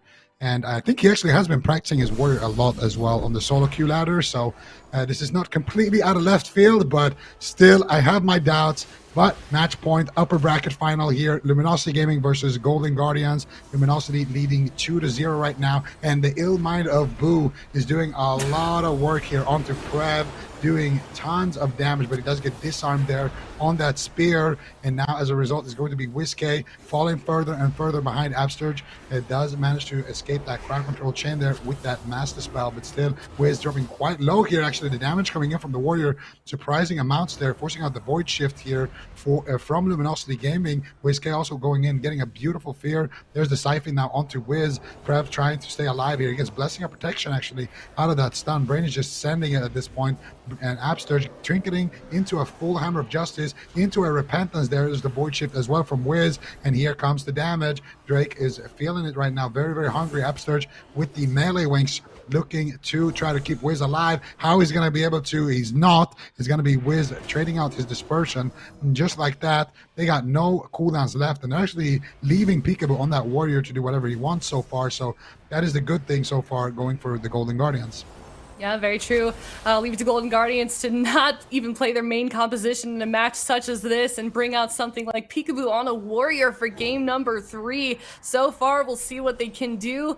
You know, everyone's been pretty fine for now. I'm excited to see what they can make happen here in this third game because they can't afford to drop any more at the moment. We saw WizK in quite a bit of trouble earlier on. He's got no more defensives left. Drake currently on top of him. But that being said, Peekaboo really putting the pressure onto Prev. He's gonna hide behind the pillar here with Brain as he tries to stabilize him, and Peekaboo's not letting up at all right now. There's a Blade Storm as well from Peekaboo, so lots of damage should be coming out on Luminosity Gaming for now, but they're gonna be okay. Nothing really was able to happen from that, but they're gonna try and get another go. Peekaboo continuing to chase after Prev here, continuing to put on that mounting pressure. He's going to swap to Drake at the moment, so Wiz and Peekaboo.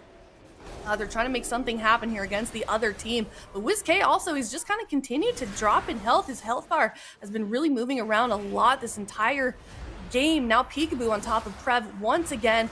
Drake on top of Peekaboo. I mean, there's just so much going on here in this match. So many exchanges being happened as well. Prev, half health. Peekaboo, half health. I don't know who's going to drop next, Zico.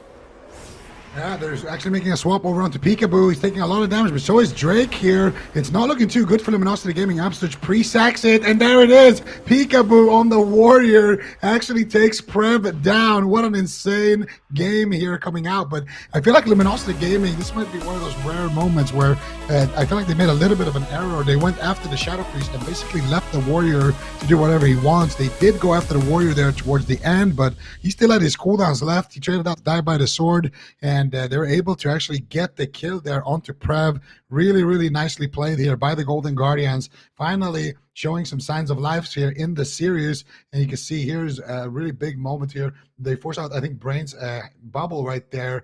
And here they're charging over onto Prev. They get good damage. And then I think this is where they use that last defensive cooldown sacrifice coming out from Brain. And they're swapping over onto Peekaboo. But Peekaboo is just happy to tank this one out, trade out the die by the sword, while Absturge is sitting through that crowd control chain. And at this point, they got no more cooldowns on the side of Brain. Nice fear coming out there by Wiz. And Drake, he can't really get too aggressive onto Peekaboo because he's quite low. He goes for the gouge onto Absturge, but he gets the sacrifice. And then the big damage coming out there from the Warrior. And the Golden Guardians, they actually managed to win the game.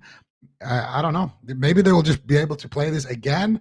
But I have a feeling Luminosity is going to change up their strategy a little bit. Does this mean you're canceled, Zico? Since you didn't What, me? in Golden Guardians? Yeah. I don't think I'm canceled, but I do think you should never count out the Golden Guardians. It's a valuable lesson that sometimes we could all use a reminder of. Yep. Well, we'll see if they can keep making this happen. But I think you're definitely right. This is going to be a difficult one to continue to turn around because Golden Guardians, you know, they were able to make that game happen, that kind of pocket pick with the Warrior. But now it's kind of a question of, can they make it happen again? Is Luminosity going to adjust as we move forward here? And that's something that this team is really good at, Zico. So now maybe is the time that Golden Guardians should feel in trouble if you're a fan of Golden Guardians, because we're going to Maldraxxus Coliseum. I don't think we've seen, at least I don't remember if we've seen this yet in AWC this season, and Golden Guardians will be blind picking their composition, Zico. Very, very interesting. Let's see what they decide to go with here. I feel like I mean, a second ago I was saying don't pick the Warrior, but at this point they may as well pick the Warrior. It's the only thing that's worked for them. We've seen them, they've lost in the Mirrors, they've lost with the Shadow Priest Hunter, they've lost with the Rogue Hunter. What else is there really that they can do? However, Maldraxxus, we don't really see him too often, but there is a fourth member as well onto Luminosity. I don't think they're going to swap up their composition, but they could. There's definitely a possibility of bringing in Ceralium here. He could play the Arcane Mage, would be a pretty good matchup. They could play something like Shadow Priest Arcane Mage, for example. They have some wizards. They could even play the Rogue Mage. They have definitely a lot of options on the side of Luminosity. We'll just see what the Golden Guardians decide to do. I do think, I think they're probably just going to lock in the Warrior again. I mean, it's the only thing that worked, so it makes sense from that standpoint. And for Luminosity, I honestly think we're going to see the same thing again from them as well. So, but we'll see. So sorry, repeat yourself. You think that Golden Guardians is going to play the same comp? I think both teams are going to play the same comp. Okay, same comp from both teams then. I mean, is Golden Guardians going to be able to repeat that in your mind then? What is Luminosity going to do specifically to try and prevent that play from happening again? In my mind, I feel like that shouldn't have happened in the first place. So I do think, we will see. Luminosity could go for the safer play here, which probably would be to bring in an Arcane Mage into the fight. But they could just, I feel like Luminosity, they're just that team, they don't really swap off their comp unless they absolutely feel like they have to. And I don't think they're at that point yet. So I think they're going to log in the same thing. And what are they going to swap? I think they're just going to go after the Warrior more than they did in that previous match. And I think if they do, it's going to be a lot better for them. And there it is. Both teams are going to be running with the same comp. And that last game was an Ashamans as well. So it's not really like the map is vastly different here. I would say Maldraxxus and Ashamans are very, very similar in size. So this is basically a pure repeat. And if you're the Golden Guardians, well, you just won with this kind of setting. So this is really the best you can hope for. Interesting that you don't see this map then that much with its similarity. I wonder how many times we've actually seen it. Not like that's really determining anything, like you said. But anyways, Luminosity, they did pick this map. We're heading into the match point as well for them, so they kind of only have to win this next one in order to make it to that grand finals. Golden Guardians, if they do drop here, they're facing just yet another pretty difficult team here. But I kind of wonder if this is a comp that we see further down the line, not only against this team, but maybe some of these other teams. What do you think? What do you think about that, Zico? Who knows? Maybe it's possible. I feel like right now in the meta, the Assassination Rogue has kind of taken the place where you normally would see a Warrior, but Assassination Rogue is getting a couple of nerfs, and Warrior is not being changed at all. So maybe Warrior will kind of be bumped up a little bit. We'll just have to see how those things shape up. But for now, this is what the Golden Guardians decide to roll with. And we'll see, the thing that we always praise Luminosity Gaming for is their mid-game adaptations. So I feel like Luminosity Gaming, you can get you can put a little scar on them, but they will make you pay for it most of the time. We'll see. Either way, this is the upper bracket. Loser of this one will be dropping down to face Shall We. And Shall We actually lost to Luminosity Gaming playing that Shadow Priest Rogue Paladin. So that's something that both of these teams are very, very good at. So potentially for Shall We, this could be the end of the road for them no matter what, unless they've also cooked up something in that lower bracket. It did look hot in that first series of the game, of the day, sorry. And our gates are about to open here on Maldraxxus Coliseum. Drake moving in here, looking for this opener. Gets the sap. He's going to go after WizK once again. Gets the trinket into a fear by Wiz. Actually gets dispelled there. Nicely done. And Drake actually using his Cloak of Shadows very aggressively there onto the disarm. But Prev taking a lot of damage here from the Warrior of Peekaboo. The sacrifice does come in by Brain. Doesn't want to use too much there. That Blessing of Protection, he's going to hold on to it so far. But Prev finally getting topped there, also using that Vampiric Embrace. Now here comes the kidney shot onto Drake, onto Peekaboo by Drake, and Peekaboo is feeling this exact thing that we were discussing, the Shadow Fiend, or the Scythe Fiend as well coming out, and immediately Peekaboo has to trade out the Rallying Cry, and still more cooldowns to come here with WizK trading out that Void Shift, and you can see the pressure is mounting up. There's the die by the sword coming out for Peekaboo as well. WizK now forced to use that dispersion. Another kidney shot coming out from Drake. That's going to be the blessing of protection,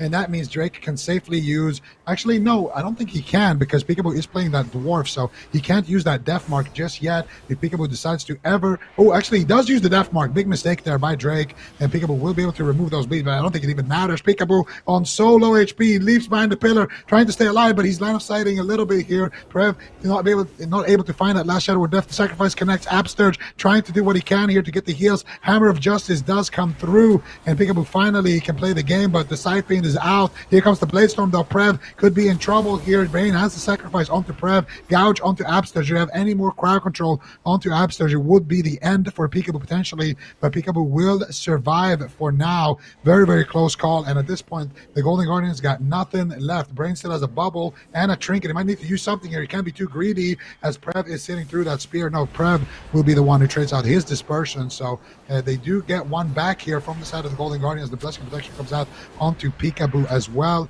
as the Scythe Fiend gets dropped by Prev and killed by WizK. And now if they can just kite and survive to that next kidney shot, there is no way for Peekaboo to escape, and he's going to be in so much trouble. Full repentance onto Absturge. How is he going to stay alive? There's the Scythe Fiend getting dropped. WizK immediately takes it down. Disarm onto Drake to stall that kidney shot, but the kidney shot will connect. Absturge, though, with the wings in the backline, should be able to keep him alive, but WizK as well, dropping a little bit in HP, but it looks like Absturge actually is able to stabilize them for now, and Prev doesn't have any cooldowns left. Brain doesn't have any cooldowns left except that bubble, and this is not looking too bad. Peekaboo already with that retaliation, or with that die by the sword, sorry, coming back once again. It's going to be the Shadow Step kick onto WizK, and now they're swapping up the pressure a little bit onto Wiz. Peekaboo looking for the Bladestorm. He's going to have the spear soon. Prev, what is he going to do? Kidney connects. Absturge is in crowd control. Prev moving in for the fear. Peekaboo, how are you going to survive this one? The ship is there. He trades out the Battle Master, and he does manage to survive with that Battle Master, but Absturge is still in crowd control. The Scythe Fiend connects. They grip him back, and he does proc the Save by the Life. Peekaboo going out, but Scythe Fiend is still active here, reducing a lot of that heals. It's going to be the Hammer of Justice onto Brain, and Brain sitting through that crowd control, but Peekaboo not feeling confident enough to push in. Another kidney shot connects. Another sacrifice connects as well for Absturge, and he's been doing a great job keeping alive so far, but the mind control, oh, what a devastating one from Prev as they look to close this one out on the side of Luminosity Gaming. They do get the full repentance, and that is going to be it. There's no way Peekaboo survives this one. Luminosity Gaming takes it, but I gotta give it to the Golden Guardians. They made it extremely close. Yeah, they really did. I mean, there were a couple times there within the game, this game and that last one as well, that they, well, obviously they won that last one, but this game, they almost could have done it again. But Luminosity closing that one out 3-1. They, they didn't play their main composition. They made it work with a couple of new ones, and looked really strong despite them not able to get a win here in that series. But Luminosity Gaming, they're going to be moving on to the grand finals here with a 3-1 victory. Golden Guardians is still in it. They do have another chance here as they move on to the lower finals to face off against Shall We. But let's see how it all went down here in this final game for Golden Guardians. Yeah, so I mean, you got to hand it over to Absturge. Honestly, he did a great job in this game. Already here, I feel like Peekaboo should have died, but they get the save by the light proc. They do manage to keep him alive here. Absturge manages to also go for the crowd control here. Tries to get the cross here and trying to return the pressure back over onto Prev.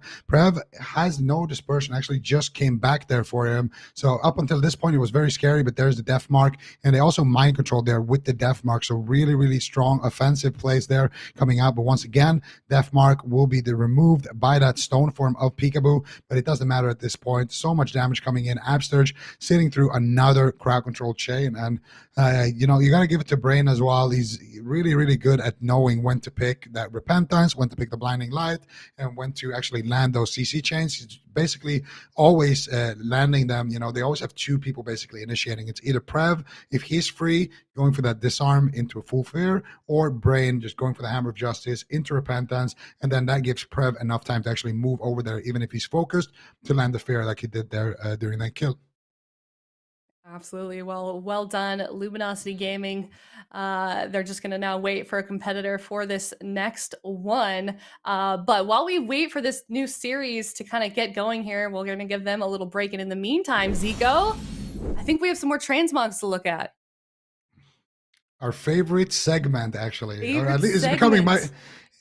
It's at least becoming my favorite, the Mog Monday. So we asked you guys last Sunday to submit your transmogs, and let's see here. What do we got, Aya? All right, first mog that we're going to be reviewing of the day comes from Seal of Zeal. This is looks like a Draenei here. White and gray transmogs are now active. Oh wait, this is yeah, this is submitted. So, oh, are these white and gray items? I don't even Yeah, know where they're from. I think so. I'm not familiar with those at all, so I don't even know like what's cool from those items. But I like this one. It matches. What is that weapon? Is that like a chicken leg or something? What is think that? that's- Wurt's leg? That looks like it's the hut that he's standing. Oh, you mean on his like offhand? Okay, I thought you meant the on the Yeah. left there. It looks like a chicken leg or like a stick or something. I can't tell. I'm not sure. Yeah, I like it. We got the Draenei here. I like his beard. It looks very, very tidy. Little Christmassy vibes as well with the kind of fake Santa hat. It's like a blue Santa. I feel like the shoulders, I don't know, they could be a little bit better, but overall it's pretty good transmog. What do you think? I think it's funny. I think it's quirky. I'll give it like a 7 out of 10. 7 out of 10? Yeah. Yeah, what about you? Yeah, you can get a 7 out of 10. Yeah. Yeah. It's fun. The vibes are good more than anything. All right, let's take a look at the next one. Ooh, I love this. This is Oh. the parasol from the vampire people. I'm already forgetting Shadowlands. Apparently, this is a repressed memory. The Venthyr. The Venthyr, thank you. Yeah, the parasol you can jump off. I love this one. Also, Chrissy's hilarious on Twitter. I like this one. I'm 10 out of 10. What do you think? Yeah, this one is very good. I think yeah, everything matches, everything looks good. The little umbrella. I even like, it's very underrated, but the setting as well of the screenshot as well. I think that's actually Scarlet Monastery, kind of on the graveyard right there. So, or it's in ruins, or it's in it's Undercity. I was can't gonna say, I tell. thought this They looks look- like outside of Undercity to me. And Yeah, it might I be only know Undercity. this because I've gotten lost here a lot. Like trying to find the entrance. Yeah, either way, it's somewhere in the Forsaken Lands, So Yes. I like the setting, I like the vibe, I like the look, I like everything about it. It's definitely the best mog we've seen so far. It's I would say a 9.5. A 9.5. 9.5. Okay. All right. Thank you, Chrissy, for your submission. Let's take a look at the next one for Mog Monday.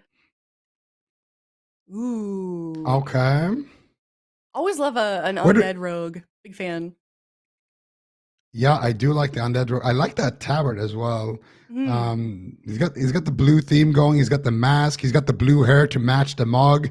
You always, as soon as you get a nice looking mog, you have to go and hit up the barber. Now that is for sure outside Undercity. Yeah. Yeah, for sure. I think my only gripe with this one is that the weapons don't match the blue. I'm trying to think where I've seen those weapons before. They look I like can't Legion remember. artifact weapons, maybe. Yeah, that might actually be it. I feel like I've seen those weapons for sure before. So you don't like the weapons, but you like the rest. I wish they were more blue. But that's like nitpicky, I think. What about you? I think the weapons are good, but the enchant, that's where I'm going to be nitpicky. Okay. The weapon enchant could make them pop a little bit more, and I think that would be the missing spice. And also, again, I feel like finding good shoulders to match everything it's kind of hard, but they kind of do match with like the gloves that he's got going. So Yeah. I'll give it a 8. I'll give it an 8. Okay. I'll go with an A2 just to be easy. Okay. Thank you for the submission. Let's look at the next one. Ooh. This looks like look, even the caption is, I was gonna say this looks like the Night King from Game of Thrones, but he got me with the caption. Winter is here. Yeah, so this is I think that's the Crown of Eternal Winter. That's for sure the Azure span, I think, right? Rich. Like the I zone. don't know where any of this comes it- from, so I'm taking your word for it. I think that's Tabard of the Lightbringer which kind of Okay. works. Now, again, like I've been, I like the hair color, by the way. The hair, again, this is somebody who's hit up the barber to make the Yes. mug, kind of pop. So we love that. But I like, what are those shoulders? Like, let's be honest here. Like, what's going on there? Yeah, they seem a little out of pocket compared to the rest of it. It kind of looks like their pants might tie it in a little bit, but I can't really tell too easily, so I might give that one a pass. But I mean, I know that there are shoulders that would work that are a little bit more blue. Yeah. I think those shoulders, they definitely drag down the rating. I don't know what that weapon is, but that weapon, I don't think I've ever seen it before. It looks very nice. Goes well with the rest of the mug.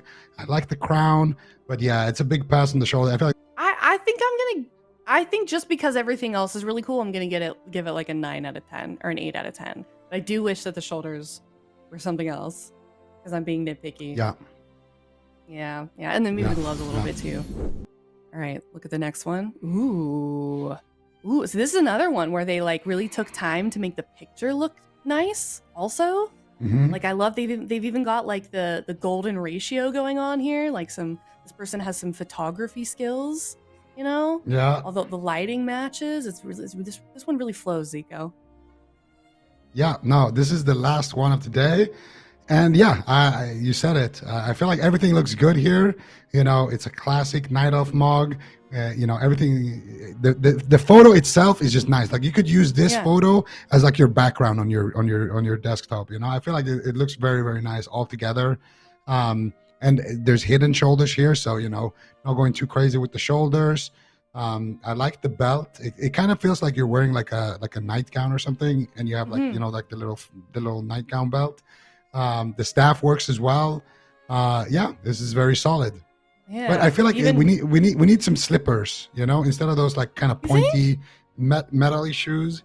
I feel like some slippers could have been cozy. Yeah.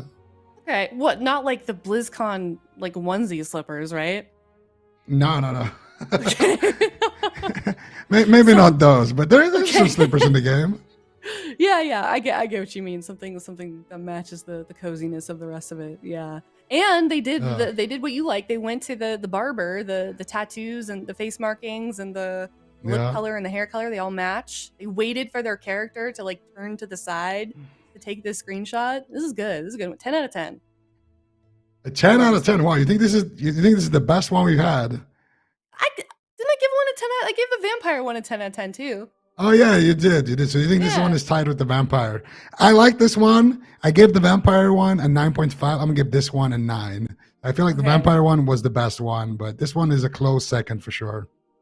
Yeah, I think simple is best here. I don't know how difficult that stuff is to farm, but I think the overall picture and everything looks great. So thank you everyone for your submissions. If you would like to submit more for Mog Monday, make sure to keep an eye out on the Twitter tomorrow and you can submit your transmog and maybe see it next week, Zico. Yeah, at Warcraft Twitter, guys, make sure to hit up that Mog Monday. That will be tomorrow. Submit your pictures, and who knows, maybe we'll see you guys here on broadcast if they select you. How's the butcher transmog coming on? I'm gonna ask every week until it's done. Well, I'm working on that cooking tabard. It takes about a month to farm. You have to feed like some student. I don't know. I'm almost done with that, but I've actually worked on a few other mugs, a few side projects. I made like a crazy alchemist type of thing, and I also made one with the new trading post weapon, like a purple like arcane mage type of deal. So maybe I'll send a little submission tomorrow as well. All right, maybe we'll see it. Okay, well, maybe we'll see yours as well. And that being said, we are going to head to a break. When we come back, up next, it's Golden Guardians facing off against Shall We. We'll see you soon.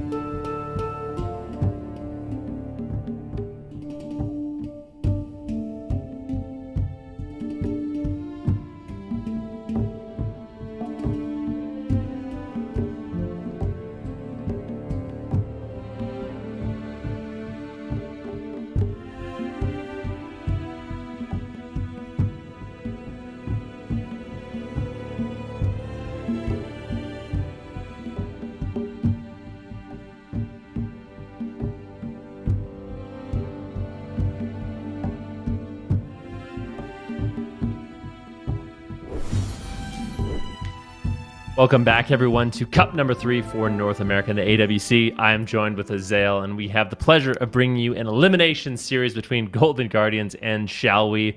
The loser of this one going to be out of the tournament. The winner makes it into the finals. So I feel like Golden Guardians, they just came off an experimental series, I'd say. Like, I think it was worth. Honestly, I do think it was worth them trying out the different compositions that they did, because obviously the mirror match wasn't going their way. Do you think that they really gathered too much intel from that last series?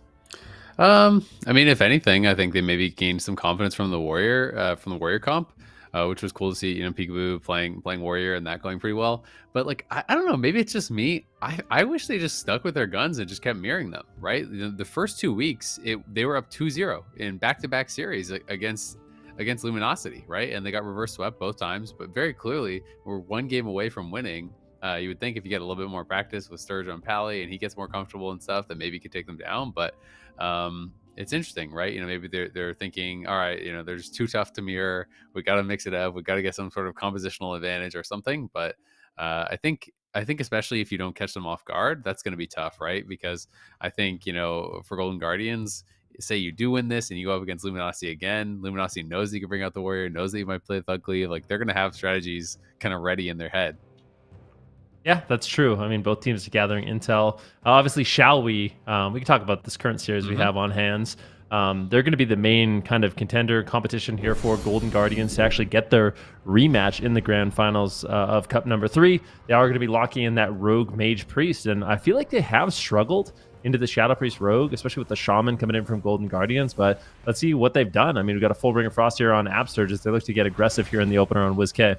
Yep, yeah, you can see that kidney over on a Peekaboo now from Calvish. The dome was dropped, but Calvish just ran out of it immediately, and Peekaboo is going to be continuing to get that damage down on Calvish. Absurge playing in somewhat of a risky spot in the middle of the map here, but feeling confident to stay out of CC, stay aggressive in the face of this enemy team. Kearney already having to use the PS there onto Calvish, who has dropped the evasion as well. He's going to get gripped on the kidney out of the bomb. Really well done. Great grip there by Kearney, but Calvish still getting really low despite getting pulled out of the bomb, and now going to be dismantled up. The pressure still rolling here as WizK is pushing in, trying to close the distance here, get in on top of this healer, see if he can get some fears out, but he's going to be put into the kidney, and now Nick is teeing up with those arcane blasts, so some work to do here for Absurge. Yeah, Absurge getting those Stormkeeper lightning bolts out. They actually forced the swap. Oh no, Kearney gets kidney shot on his trinket, he's low.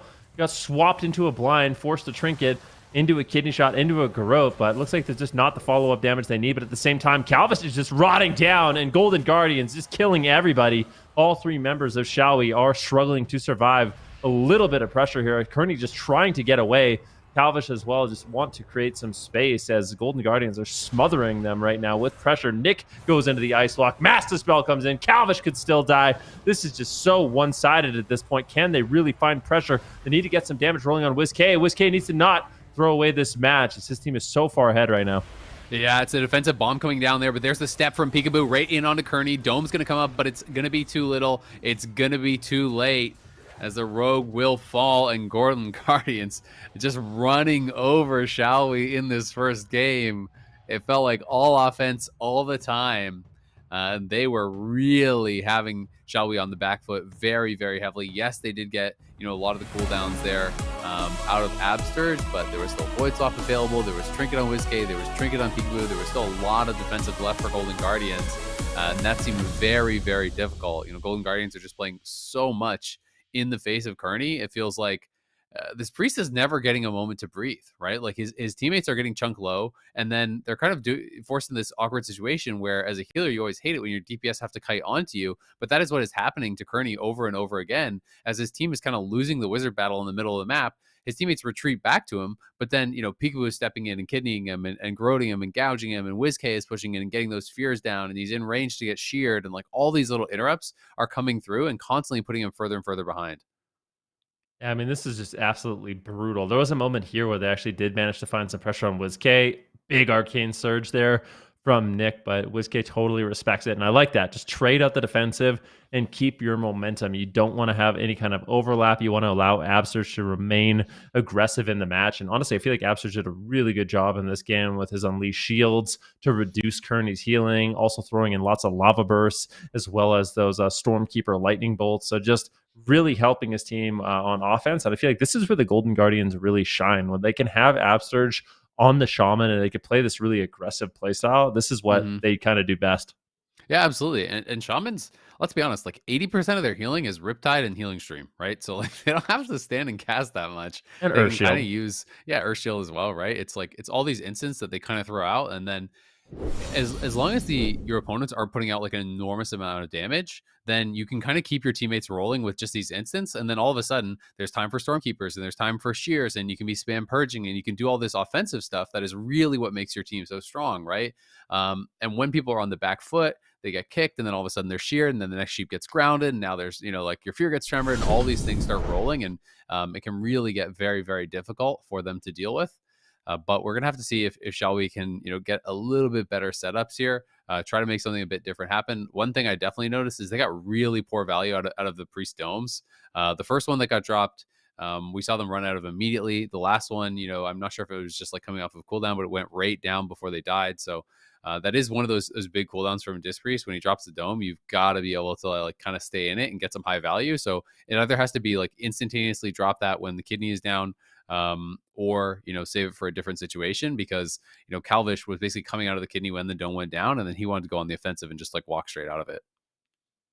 Yeah, it can be so hard to make those calls when you're on the back foot. I do feel like going to Empyrean Domain going to give them a little bit more space, but it seems like Golden Guardians, their strategy in this one is just run you down. Like they want to play on top of Kearney, get that crowd control out, have all three members kind of rot down, and just kind of go after whoever they can. And it's a good strategy. I feel like almost every RMP has really struggled into them. I don't think Golden Guardians have really lost to any team at this point, really convincingly, other than Luminosity. So we'll see if Xiaowei can deal with this kind of hyper-aggressive strategy. Maybe they need to make some adjustments, change up their composition a little bit, because it seems like the Rogue Mage Priest is kind of struggling right now. In terms of targeting, I'd like to see Xiaowei try to get Golden Guardians on the back foot. Obviously, that's easier said than done, but you're so right about Rest of Shaman, right? It's such like a tempo-based healer. If you are on tempo, if you're the one that's being aggressive, you stay ahead on healing with your instants, and you can help out aggressively. But if you're on the back foot, then things become a lot more difficult. Absolutely. I mean, if you can actually, get Absurge in a CC, and all of a sudden you can't just come out with someone at 20%, just throw out a Riptide and go back to doing damage, right? Like you've got to start casting things. You can start really falling behind. If you get interrupted, it can get really, really bad. But one of the things that, I think they have to stop is they can't allow Sturge to just run straight in. We saw Sturge and WizK last game on the Grand literally just cross the map. And yeah, Sturge did get rung up, but by the time he got rung, he had basically already crossed the other side of the map. And Golden Guardians were playing fully stacked on top of Xiaowei, and that's the way that they think they want to play. So we've got to see, Calvish and Nick get in there ASAP. Don't allow them to just cross the map, because look at them. They're just going to get across the map again for free. They do get that sap down, but it makes it very, very difficult, because Kearney now is going to have them just charging in on him, and he's trying to reposition back to this other pillar. WizK already into the disperse, so that is very good. And Peekaboo walks into the ring there, going to get stunned up, is going to go in over onto Calvish, and he's just getting rocked by Nick, and he gets one shot by Nick. Oh my god, the RK damage. Calvish was dismantled. He was running, and Nick just one-degged him.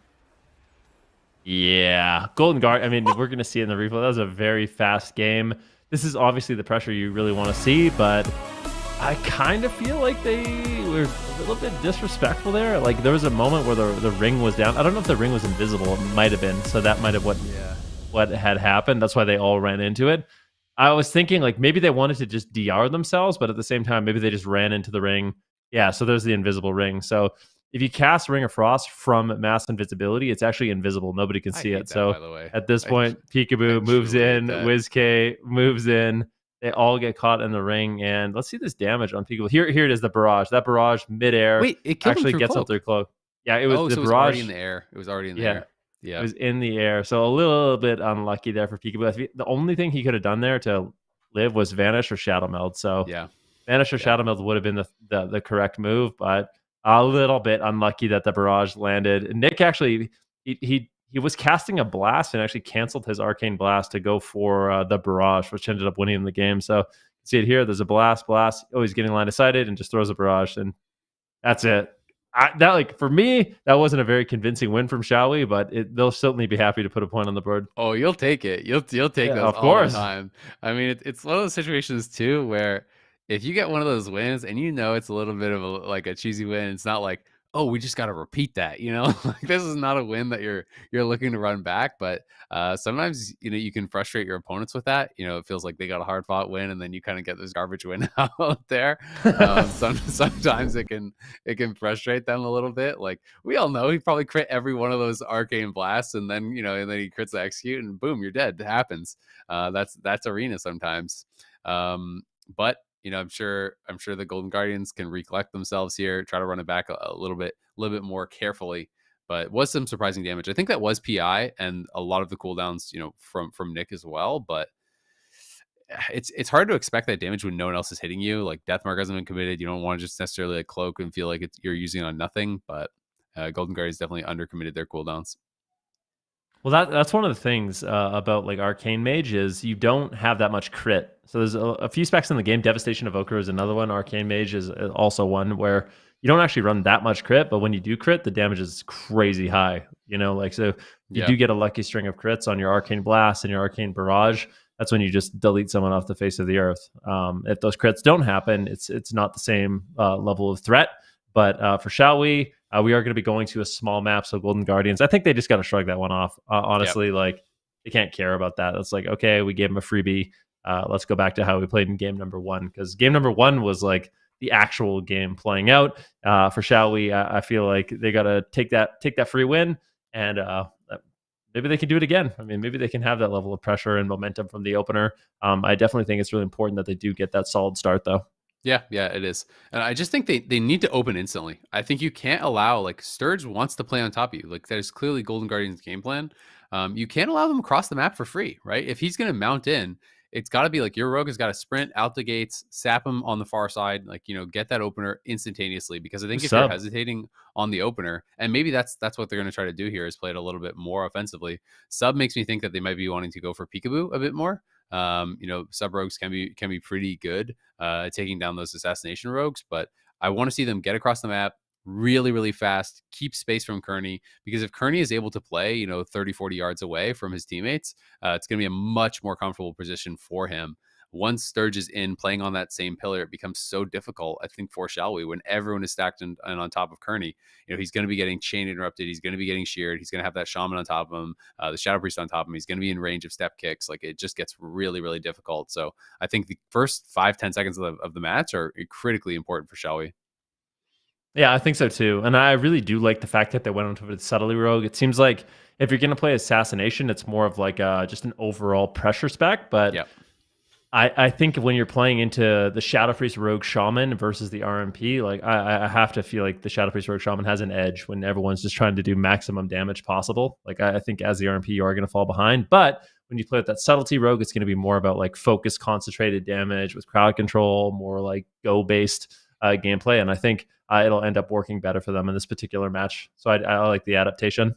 Yeah, I agree. And I mean, anytime you're playing against a sub rogue, your trinket is so precious. You have to be so careful about what you're trinketing. You know, you can't just throw out a garbage trinket because you think you're about to get a kill or something like that, because you can so easily, you know, get thrown into a kidney, into a smoke bomb. Your healer comes in, you get dueled out of that. Like, there's such a long chain and such a high amount of burst that can come out. So you've definitely got to make sure you're being really, really on point with your defensives on the side of the Golden Guardians, because sub rogues do very little outside of their goes, but their goes are pretty terrifying. So it's going to be about, you know, cleanliness from Golden Guardians on the side of their defensives. No overlaps. Got to make sure you're rotating through, communicating well on who's going to use what when Shelby has their goes.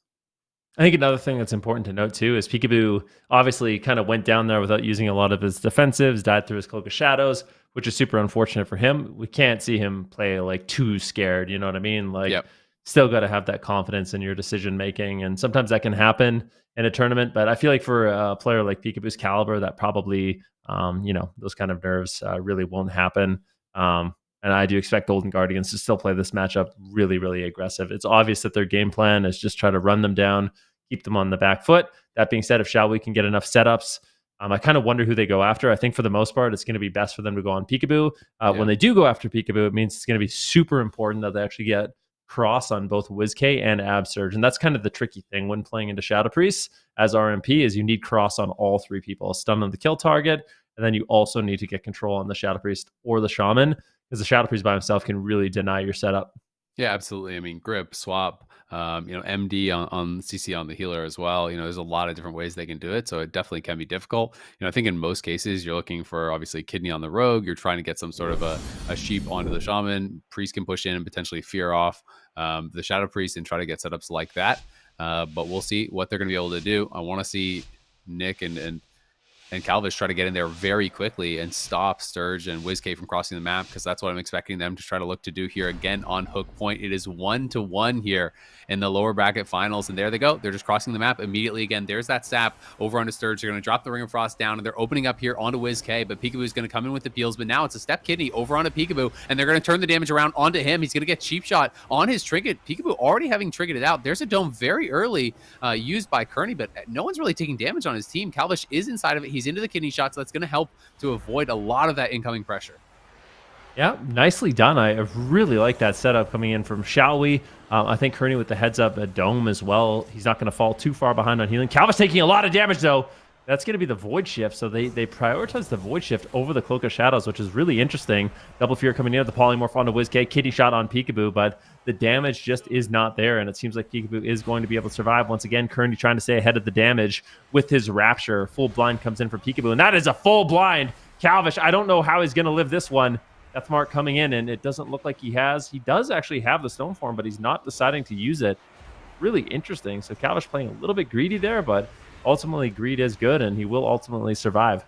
Yeah, it looked like he maybe dueled Absturge or something, just dueled to get away to actually survive. So defensive duel coming out. There's still both PSs were available for Kearney. Now he's going to actually have to pop one, but you can see Peekaboo just hiding out in that earthen wall. There's a CS over onto that MD coming across, and the DR Sheep now is going to land on Sturge. There's the fear on WizK, so here comes the kidney shot onto Peekaboo, and it looks like he may have just stepped outside of that earthen wall, but there's the link coming down immediately. Absturge is not going to mess around with that damage as WizK is pushing in, trying to actually get over onto Kearney, but nice blast wave from Nick actually peels him away as the silence comes down on Kearney, and this is going to buy him a little bit of time, but there's another Thunderstorm, another knock from Kearney, and he knocks him right in onto WizK. Calvish is in that kidney shot. Here comes another dome, going to try to keep him alive. That Psyfiend is not getting dealt with. It is pumping damage into Calvish time and time again. There's a sheep, though, over on a Sturge. Can they make anything happen with this? The fear is going to land onto WizK, but Calvish is still low, and they're going to look to swap it over onto Absturge. He trinkets the kidney, but he's right into the cheap shot. I think he should be fine with that early committed trinket. Now the cheap shot over onto Peekaboo, but it's just time to run here. Calvish is trying to cross the map. The blast wave to peel.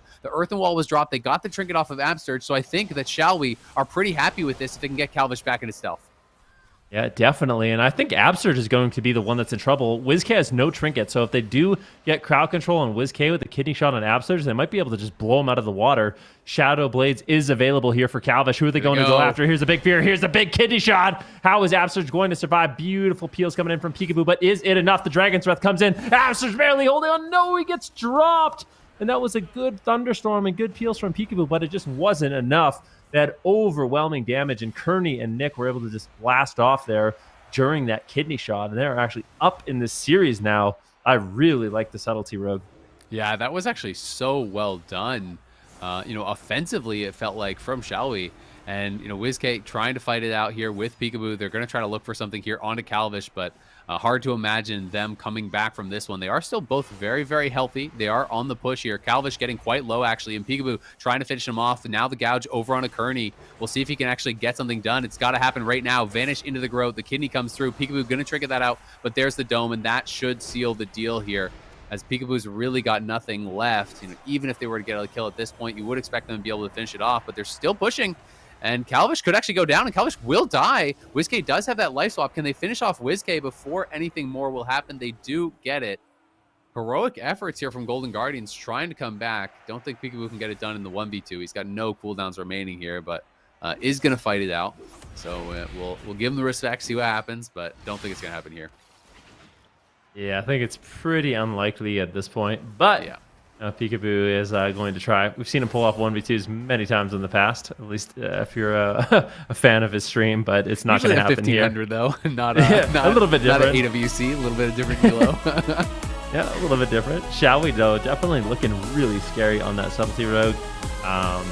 And yeah, I feel like that swap on Upsurge was just beautiful. Unfortunately for Upsurge, he had to trade out his trinket and his wall, and he did so kind of preemptively. So I don't know how scary that moment we could see. Yeah. So he just traded it out, and I wonder how much they actually committed there. Like, that wasn't the Shadow Blades, that wasn't the Arcane Surge. Like, you kind of wonder if he actually needed to use it at that point, especially because I don't think WizK was actually in crowd control, and he still had the Void Shift. But this is just the worst thing that could possibly happen, where they get this huge fear. I think it's Kearney actually who gets like a big triple or double fear. Let's see how this goes. WizK gets interrupted. He goes for the Master Spell, cheap shot on WizK into a Polymorph. And yeah, it was just a really, really beautiful setup. And you can see Calfish actually isn't doing any damage here.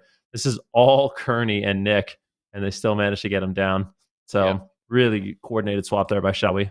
I wanted to know, how did you feel about the Spirit Link? Because the Spirit Link felt very preemptive to me this game from Upsurge. It was used earlier on, but they were all at 100% HP pretty much when he actually dropped that link.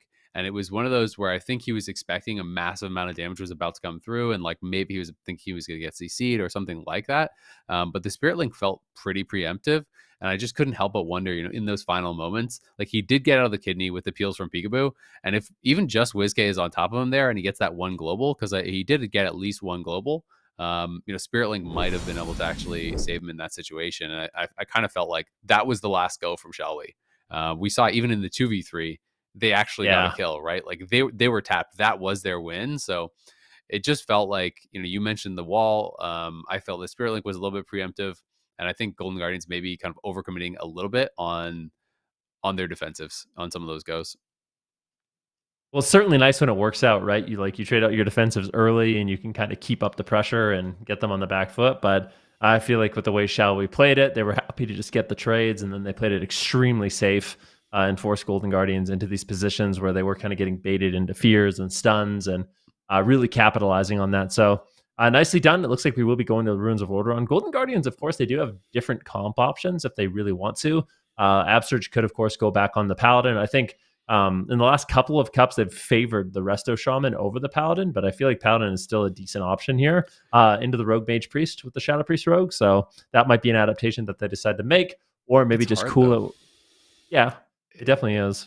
It feels like what's your mindset going into this though, right? Because the second game just felt like a throwaway loss, right? And then it feels like you made some mistakes here, but now you're at match point. So do you swap? Yeah. Or do you say, no, we just messed up. We should easily win this. I feel like they're going to. So if I know the Golden Guardians, and I think I do, I think they're going to play the same comp. So I think Upsurge will stay on the Shaman. Hopefully they have the presence of mind to realize like game one really went in their favor. Game two was just kind of unlucky, honestly. So game two is a throwaway. Game three, I feel like they could have made some better trades. So it definitely seemed like a winnable match. I mean, they got so close, almost pulling off like the 2v3. So I think for the Golden Guardians, their best option is probably stick with the Shaman, but you just got to kind of wonder what their headspace is like right now. Yeah. I mean, it's easy, I think, when you're like, we're not emotionally invested in it in the same way, right? When you're playing it, it can also feel very different than when you're watching it, because we get to see like everything at once. We're seeing everyone's cooldowns. We're kind of watching it from this, bird's eye view. So from my point of view, it should definitely be the salty run back, because I know the Golden Guardians can play it more cleanly than that. And it's only like that one real loss, but it is tough. You do get nervous sometimes when it's okay. Well, we won the first, but all of a sudden it's match point. Do we risk it on a run back again? We just ran it back after what we thought was an unlucky game in game two, but we lost again. So it'll be interesting. I do expect, because they picked such a small map, that they're just going to be doing the same thing though, and just trying to run in on runes and play that same sort of style. So we'll have to find out. Definitely will. Golden Guardians has about another minute and a few seconds to pick their composition. We'll see what they decide to go with. Sometimes they might even know what they want to go with, but they're just taking the extra minute to really discuss like the fine tuning of their strategies and what cooldowns they want to rotate and stuff like that. Obviously, this is their map pick. And just something to keep in mind as well is if Golden Guardians lose this, they don't get their rematch in the grand final. So And unfortunately, they will be eliminated. There's a lot on the line for the series. Obviously, points towards making it into that top 3, which I think for Xiaowei would be massive, right? If Xiaowei can actually make it into the finals, and maybe they could actually win like the whole thing. It is possible. They're looking really, really good right now. That would be massive for their overall standing and for making it into that really, really important top 3. Yeah, absolutely. Because right now, if I recall correctly, in NA, it's kind of like Golden Guardians and Luminosity are way ahead of everyone else. But then that third spot for top 3 is like pretty up for grabs. I think Liquid Yep. might still be in it, but Liquid didn't even qualify for the last 2 cups, right? So they are not very far ahead a lot of the rest of the pack. So there's definitely opportunities for teams like Xiaowei to come in here. You win 1 cup, you're immediately ahead of Liquid because they only have points from 1 cup, and it was for a 2nd place finish. So that would already kind of just shoot you right up into that top 3, which everyone really wants to be going for here. So. And a very important game for Xiaowei. Time ticks down. It is going to be the same comp, running back for Golden Guardians. You called it, Ben. And definitely not too surprised as it is this small map. So we'll see if Golden Guardians can play it a little bit more clean here this time around. But Xiaowei definitely putting on the pressure. And Sub-Rogues, you've got to be perfect with your defensives. I feel like it's so much more about your defensive play than your offensive play when you're playing against Sub-Rogues. It's just all about rotating those cooldowns perfectly, because you are eventually going to win. You just put out so much more pressure with an assassination rogue than a sub rogue. But those opportunities where they have to kill can be really, really deadly. I kind of wonder, honestly, I think one thing, it's not super beneficial right now, but I still think it matters, is Orc. So I kind of wonder if Golden Guardians might actually mix it up and go Orc.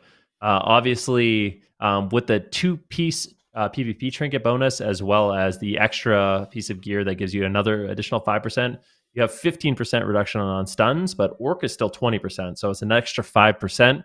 So against the subtlety rogue, that its win condition is actually killing you in a stun. I feel like going over to the Orc could actually be really, really beneficial here for Golden Guardians.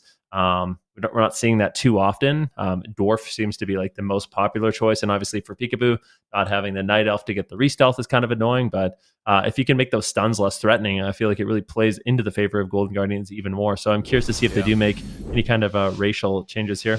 I agree. I mean, I think those small things can make a big difference. And also, I mean, I would just be going max verse. I'd be playing Battlemaster, everything kind of defensive in that way, because it's all about just surviving these windows. So any little extra edge you can get is very, very important there.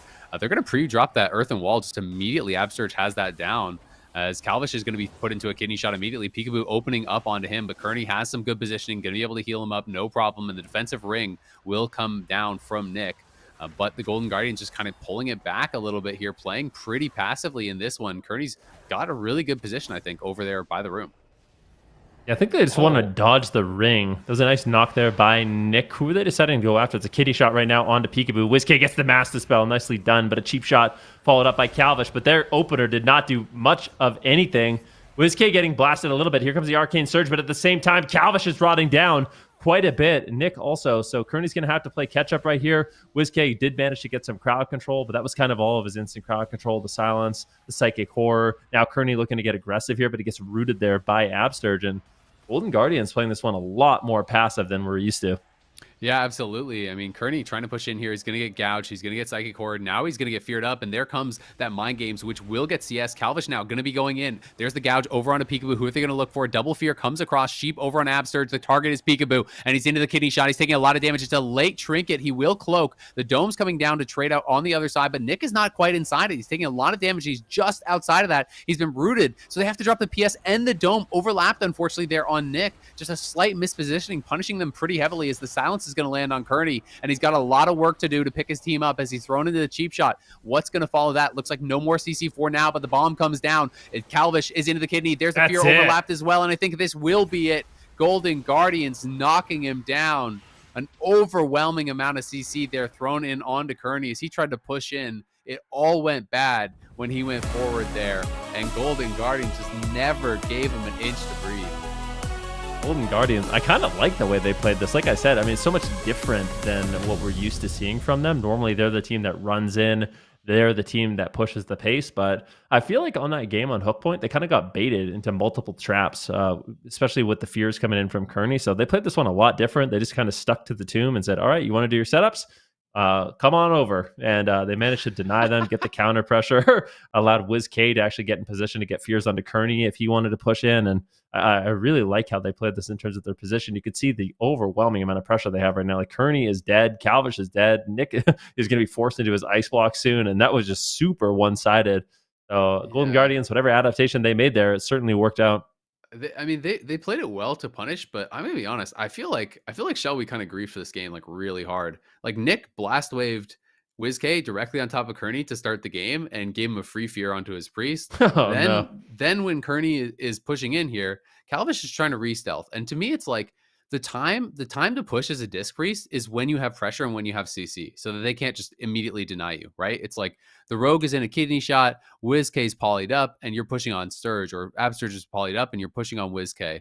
And the time which Kearney pushed was Calvish is behind the little side box trying to re-stealth, and he's trying to push in 1v3 on the tomb, and of course they're going to stop you, right? They're not going to allow you to do that. And it felt like at that time we chose to push was just really not the time, and he ended up getting gouged, and then he gets psychic horde, and then he gets silenced, and then he gets feared, and he's blinded. He has to trigger the blind. Now he's into a cheap shot kidney, and he just fell so far behind off of that moment. So I think this is a game that Shelby are really going to want back, because I think they've been playing very, very well in this series. But to me, this was like a lot more kind of like unforced errors and mistakes on when to go offensive from them. And Golden Guardians were kind of just like sitting back and saying like, all right, if you're going to play like this, like we're just going to take it, right? And they punished really, really heavily. But I mean, the first fear you should never get a fear like that so easy. Like that was just like an alley oop onto your own team, right? Like, yeah, he literally blasted him straight onto Kearney. And he's like, why did you do that? Yeah. I hate you so much right now. But yeah, Maldraxxus Coliseum, obviously one of the largest maps in the pool, and I think this could change the way it is played. So I do wonder now, do you think that Golden Guardians can actually afford to kind of sit back and play the same kind of style where you just let them come to you? Because I don't really feel like they can. I feel like Calvish is going to have a lot more freedom to actually get, restells and openers. Yeah, I don't think they can, and I think that game would have looked differently had Shelby played it a little bit more clean. I think eventually Golden Guardians would have been having to push, because I think Arcane Mages are such good dampeners. Like they are so good at just kind of sitting back, being disruptive, and pumping out damage, and then just waiting to hit that crit lotto, right? And sub rogues are going to love these big maps where they can re-stealth, but he's going back to assassination. So I'm actually pretty surprised that they swapped it up, because I felt like, especially on a map like this, that they could maybe just constantly go in, get a setup, then get back to a pillar on this kind of wide spread out map, and constantly look for rees and look for these openers and these setups. But they're obviously feeling very differently about that last game than I was. I felt like it was, not so much down to the composition or anything like that. It was just some mistakes that they made. I felt like they looked really, really good and kind of some of those previous games with subs. So I'm honestly really surprised that they're going to change this up. Yeah, I don't think we've seen, outside of like the kind of blunder from Golden Guardians, or no, not blunder, but misfortune of game number 2. I don't think we've really seen Shelby with the Assassination Rogue look that convincing in this particular matchup, right? So Subtlety Rogue was the only time where it was like, okay, you can actually clearly see the win condition. They can kind of go after Peekaboo with a ton of damage, go after Absurge with a ton of damage, isolate one target. But it seems like they really struggle to do that with the Assassination Rogue. So curious choice here coming in from Shelby, but tournament lives on the line. They are going to be locking it in here on Maldraxxus Coliseum. So we'll see what they can get done. This is going to be match point. Winner of this will be going to the grand finals. Loser is going to be eliminated in third place. I think part of the problem with Assassination, in a matchup like this is just it's so obvious when you have to respond. I think one of the things with sub is that Golden Guardians seemed a little bit less sure of when that burst was going to come out. So we saw Absurge preemptively dropping cooldowns, preemptively dropping Link, trying to pre-wall things and stuff like that. Whereas with Assassination, it's kind of just you have to throw out these major responses, to that death mark, and that's the biggest thing that you really have to be careful about. It feels like people are so kind of used to it at this point. So I think, if you are playing this pressure style of spec with Assassination, you've got to be able to keep that pressure rolling. And that hasn't been something that RMP has really had an easy time doing against this Shadow Priest Rogue, but we will see if they can do it here. It is match point. Golden Guardians and Shall We in the lower bracket finals. Sturge and WizK just pushing in immediately. There's the stab. Calvish going to be opening it up onto WizK here. Can they follow that up? No, they can't just yet, but into the ring goes Absturge, and WizK is getting very, very low. Can they force that to disperse? No, they're going to swap it over onto Peekaboo with the kidney shot. The earthen wall is dropped into the Ascendance is going to get popped out immediately. Kind of split damage there as Nick was just going to town on WizK, but can't get any big defensives. Yeah, Peekaboo now going for a counter kidney shot here on the Calvish. The Fiend is down as well. Can they drop it? Calvish really not taking too much pressure, and I like the way Kearney's playing this, kind of trying to stay ahead of the damage on Discipline Priest. You do not want to fall behind. You have to trade the pain suppression, the barriers, the raptures to stay ahead of the damage, but the damage is just overwhelming. Look at Calvish and Nick both just rotting down. Once again, WizK charging in here with Peekaboo, with Absturge, constantly crossing the map. There's a smoke bomb. Big damage here on Calvish. Can they get any more? A nice fear by WizK. Now they're turning their attention on to Nick. Kearney going for Dispel. He's in the silence. Kearney's almost out of mana. He's already halfway tapped through his mana 1 minute into the match, and this is not looking good. But here's a setup. Gouge on Absurge. Kidney shot on Peekaboo. Do they have the damage to take him down? It doesn't look like they do, and now Calvish once again is on the run. Yeah, and that's back-to-back PSs that were used. The previous one, he had a great pre-PS on that smoke bomb. This PS has to come out, but Calvish is still low, and Kearney has no trinket. He's got to get back to his rogue, find a way to reset here. Nick trying to slow them down, but Absturge is up at a 70-80% mana. Kearney's down about 20-30%. The death mark does get popped there, so that's expiring now onto Calvish, as Peekaboo is going to be looking for that restel. So they have survived the death mark at the very least, but you can see that Shadow Fiend out, just keeping Calvish in combat. He's going to step back in onto Peekaboo. There is that kidney shot, but the pre-earthen wall already ready for Absturge. And as soon as Calvish sees it, he knows they're getting nothing done with that go. But now it's Peekaboo's turn. He goes in with the kidney shot. Nice life grip there from Kearney, trying to keep them defensive. They're just trying to play this running gun style on the run here as much as they possibly can be, but Kearney is struggling, and he is completely out of mana almost at this point. Absturge now pushing in, trying to get offensive, trying to shut down Kearney and allow his team to seal the deal here, because Golden Guardians are on the run here, trying to chase down Calvish, but it's a turnaround onto Peekaboo. There's the trinket from Peekaboo immediately on that smoke bomb kidney, and he puts Calvish into a kidney of his own. Yep, beautiful kidney there. And like I said, Kearney's mana, he's tapped. He's got no mana left. So if Golden Guardians can just weather the storm, if they can survive a little bit longer, they need to be careful, though. I mean, Peekaboo could die. He has Cloak of Shadows in just a few short seconds. You could tell Peekaboo is playing very safe, but he's in a kidney shot. Do they have the damage to just take him down? That's going to be the Void Shift from WizK. Here's a kidney shot on Calvish, and it looks like Calvish should go down. Still a little bit of a scary moment. There's the full blind, but ultimately, Golden Guardians, they seal the deal. They take down Calvish. Shall We did not make it easy, but the pressure from Golden Guardians is just so unrelenting in this match. Yeah, this last one felt really, really tough. You know, it was just kind of that battle of pressure, and Shall We were just having to be on the run pretty much the whole time. I think Kearney actually did a really good job with his defensives in this one. I thought his barriers were really great. You know, pre-gripping on a lot of these kidneys. He pre-PS'd the bomb from Peekaboo. There was like a lot of really good defensive usage from Shall We, but Golden Guardians just had such an overwhelming amount of pressure, and were able to just kind of ride that momentum to just constantly be pushing and constantly threatening and really draining Kearney's mana very, very heavily here.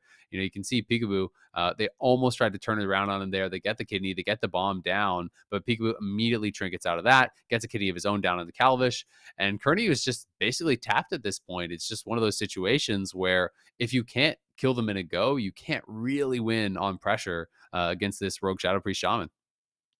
And here's kind of the final moments of the match. This was the kidney shot that was so scary, but WizK, he had the answer. I didn't actually see that he had the Void Shift, but managed to just trade that out. And at that point, I mean, you've used all of your damage. Kearney used all of his mana. Nick used all of his pressure, and there's just not really that much you can do. Eventually, the pressure of that Shadow Priest Rogue is going to overwhelm, and that's kind of exactly what happened. But a really good effort here from Shall We. I think this is kind of their best showing in this particular match. And I do wonder, like, where is their head at this point? Like, were they more comfortable with the sub rogue? Did the assassination rogue look better? Like, if they end up going into this matchup again in Cup number 4, what are the adaptations we're really going to see? Because this seems like a really tough matchup for them. Yeah, I think Sub Rogue looked way better straight up. And even when you're just watching, like, Shall We, you know, if you're going assassination, it's not that they're doing anything wrong with having to with running all the time. They just had to, because there's so much more pressure from Golden Guardians. And if you have to retreat constantly, like if you're having to just run back to the next pillar, like they're basically kiting in a big circle around this map, right? Like grip on cooldown, pulling Calvish back, trying to get him out of there constantly because they're just getting ran down. If that's the style you have to play, Sub is just straight up way better at that run and gun style where you're going in for one quick go and then it's just run away, right? Assassination, really excels more when you're actually able to stay in, keep up max DPS, get garrotes across 3 members, get ruptures up on a bunch of people, and really kind of let that pressure roll. That's just not the style that they were able to play against what Golden Guardians were doing, and I don't think it's really through any fault of their own. So I was much more of a fan of Sub. I felt like game 3, or game 4, I guess it was, on Runes, I felt like they made some misplays in that one, and that seemed to just shake their confidence with the composition, where to me that wasn't a compositional issue, that was just a play issue. And sometimes you just have to be like, we messed up, everyone messes up, right? You have bad games, you just have to move on and not allow that to kind of affect, I think, your judgment of what you should be playing and what your strategy should be. Because I thought their sub rogue strategy was actually really good. I thought they just kind of botched execution on one game, and it felt like they lost confidence when, if they had played that to that same level, they played game 5 and they were playing sub, who knows? Maybe they actually win it because it seemed like it was better suited for what they were doing. Yeah, I think you're absolutely right about that. So we'll see if they do make any changes next week. Unfortunately for them, this week they will be eliminated in 3rd place, and that means Golden Guardians, they get their rematch against Luminosity Gaming in the grand finals. And we talked at the beginning of this series actually about how that last series for Golden Guardians was a bit of an experimental one against Luminosity. They tried the Hunter Shadow Priest, they tried the Hunter Rogue, they tried the Warrior Shadow Priest, and honestly, the Warrior Shadow Priest did not look that bad. They did manage to pick up a win, I think, with maybe a few tweaks. In the matchup, it could be something that they do implement. But I'm curious to see if maybe what they wanted to do is, okay, we have the semifinals. Like, we're pretty confident against Shall We? So this might have been their plan. We're pretty confident against Shall We? So win or lose, it's likely we're going to fight Luminosity Gaming again. So let's just use this time to kind of practice. Let's see some of these different comps, see how they do. And maybe it was just one of those things where they wanted to get some different practice in, experiment with some different compositions, give them some more intel for the grand finals. And it was kind of like the long con for them. But maybe they just go back straight to the mirror and try to win again, which I think is what a lot of people want to see. They could double down on experimentation, right? Like the reality is these two teams are basically guaranteed, if not mathematically guaranteed, they're pretty much guaranteed to be in the top 3, after the next cup. Yeah. They're like so far ahead in points. I don't think that, it's likely that anyone could really pass them, or enough people could really pass them to bump them out. So I could also see the point of view of Golden Guardian saying, all right, it's been like 3 weeks in a row of like only losing this team. In some of the tournaments, they lost them in the open bracket and then made it all the way through the lower bracket to the finals and then lost them again, right? So they've had a lot of matches against them. They're only losing to them. So I could see them saying, you know what, let's just keep experimenting, because at this point, we already know we're going to make it through to the end. Like, we've already done so well in the cups that we're going to make it through to the grand finals. And that's what we need to focus on. We want to win the grand finals, and we're just going to, commit this time to figuring out what the best possible strategy is against Luminosity, so that when the end of the season comes and the biggest matches possible come, they're ready to go. So, I can see an argument for both. I did think that, they were just going to commit to just continuing to playing those mirrors since they were so close in some of the previous cups. But I can respect just saying, hey, let's just use this time to kind of try things out and figure out what we can do at the end of the season. Yeah, it's a really tough call to make if you are Golden Guardians here, but we are going to be getting into the grand finals for Cup number 3 in North America, a rematch between Luminosity Gaming and Golden Guardians right after a short break.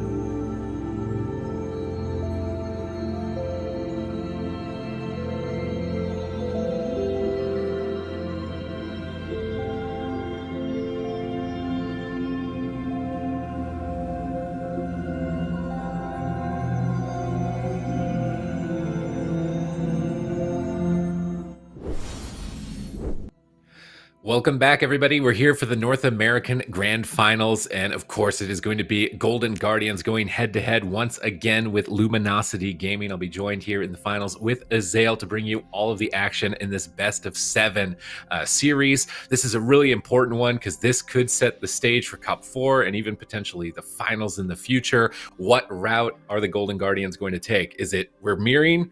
Is it we're doing warrior things? Like, what route is going to be the correct route for them, Azael?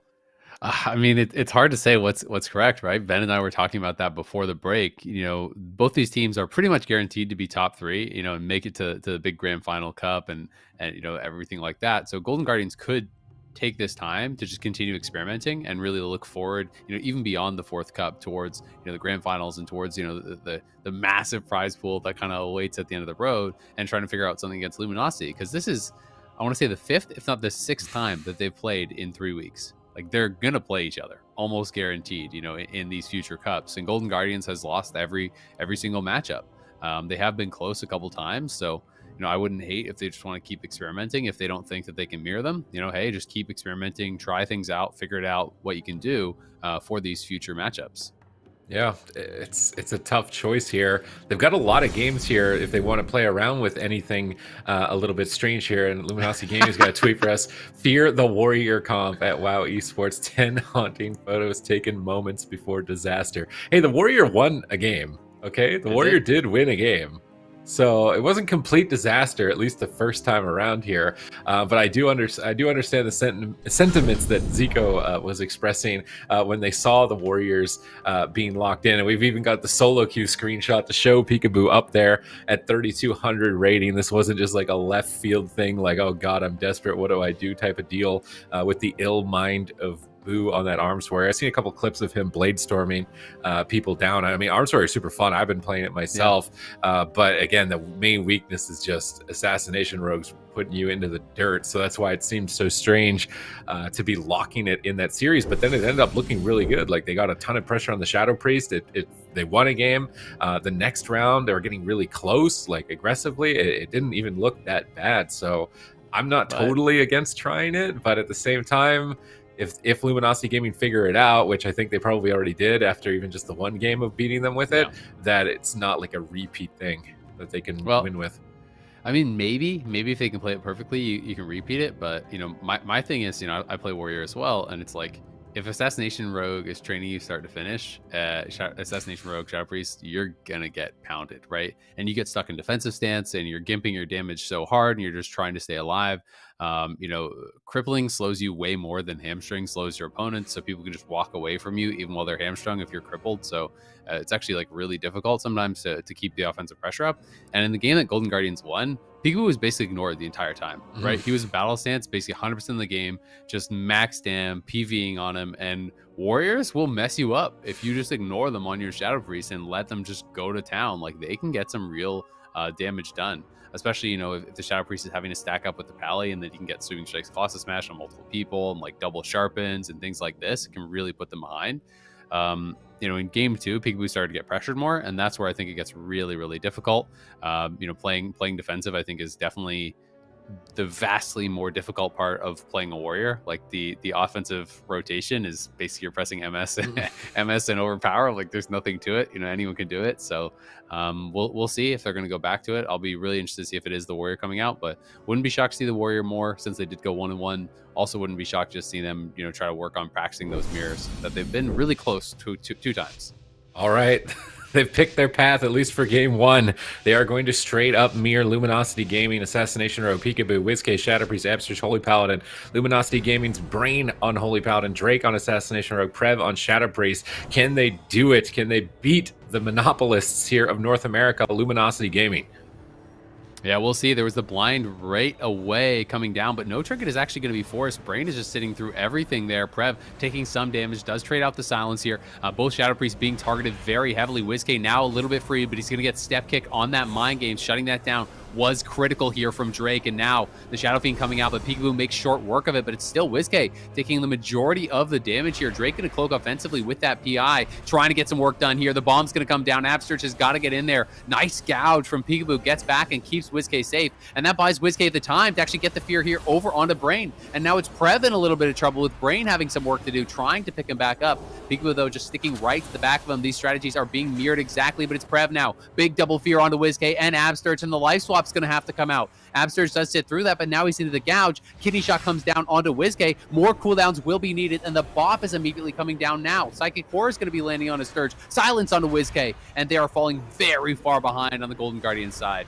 It's unraveling right now. They've had to use almost everything, and Absterch still hasn't recovered. They need a miracle right now. Can they pull it off and still take down Prev? Here comes Deathmark. Stoneform immediately, but it might not matter. Kidney Shot for follow-up. Huge pressure, and WizKay will get crushed. Luminosity Gaming looking like cold blood killers in game number 1. They have so many more cooldowns still to trade on the table. That was incredibly one-sided for their team, and now the questions start getting drawn, like, can the Golden Guardians stand up to them in the mirror? Maybe that's why they were experimenting. Maybe they were wargaming, and games are going like this, where it was just snowballing out of their control. It just got all on top of them. It was cooldown after cooldown after cooldown. This here was Void Shift, and then a few minutes later, it's Divine Shield, or not even minutes, sorry, a few seconds later, it's Divine Shield, and then it's a Blessing and Protection, and then the Blessing and Protection's purged, then it's your Stone Form, and then you're dying through your Stone Form.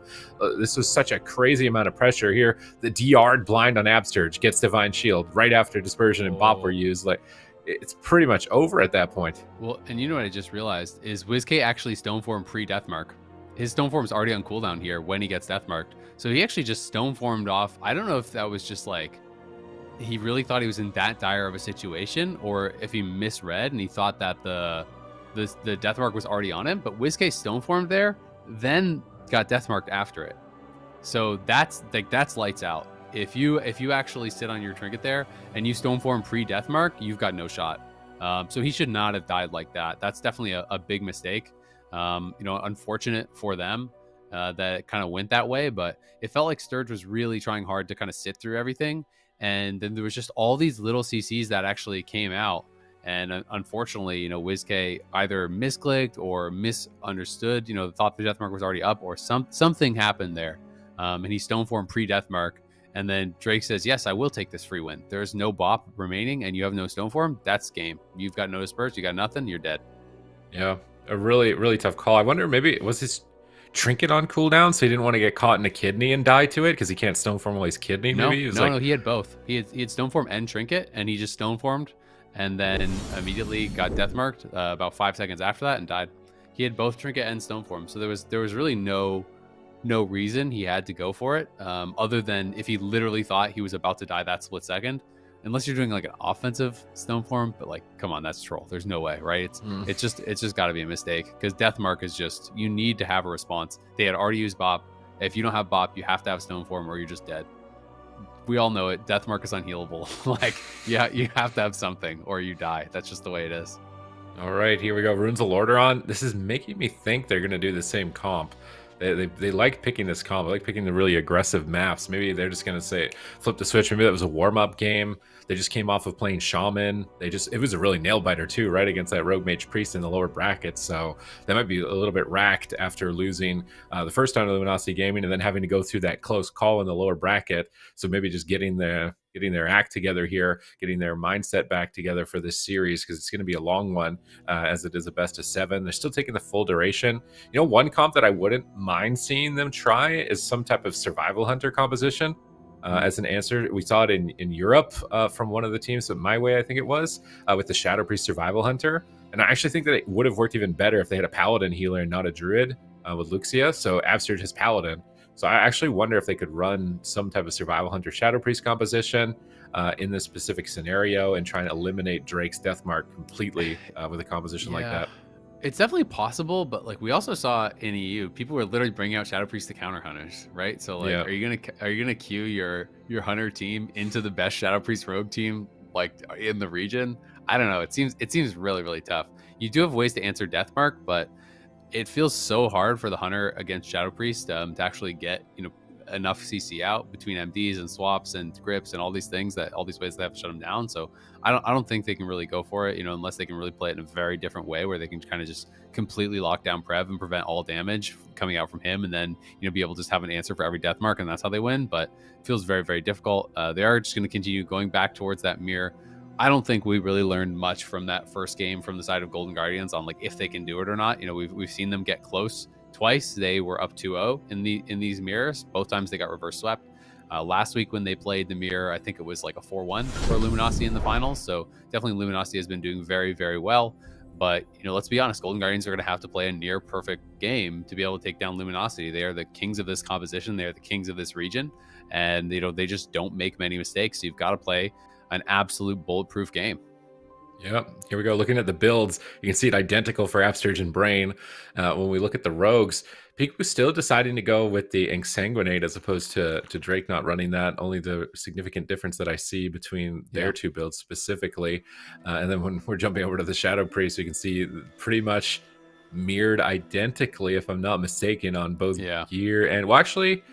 Is it? WizK is wearing, I think, a proc trinket, whereas Prev is wearing a Battle Master, which is a big difference. You've got a lot more survivability. You can use it while you're garroted. So yeah, WizK is playing a talent for more haste, more globals, and more damage overall.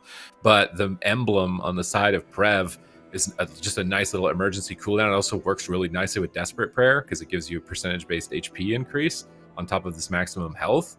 So that's just one difference that maybe that's Prev gets to hold Disperse on a go because he's got this Battle Master trinket, whereas WizK doesn't, and then they're one bot behind. Mm-hmm. Yeah, I mean it's definitely possible, right? I do think Battle Master has a lot of value in this matchup where it's been almost exclusively Shadow Priests getting trained, start to finish pretty much every single game.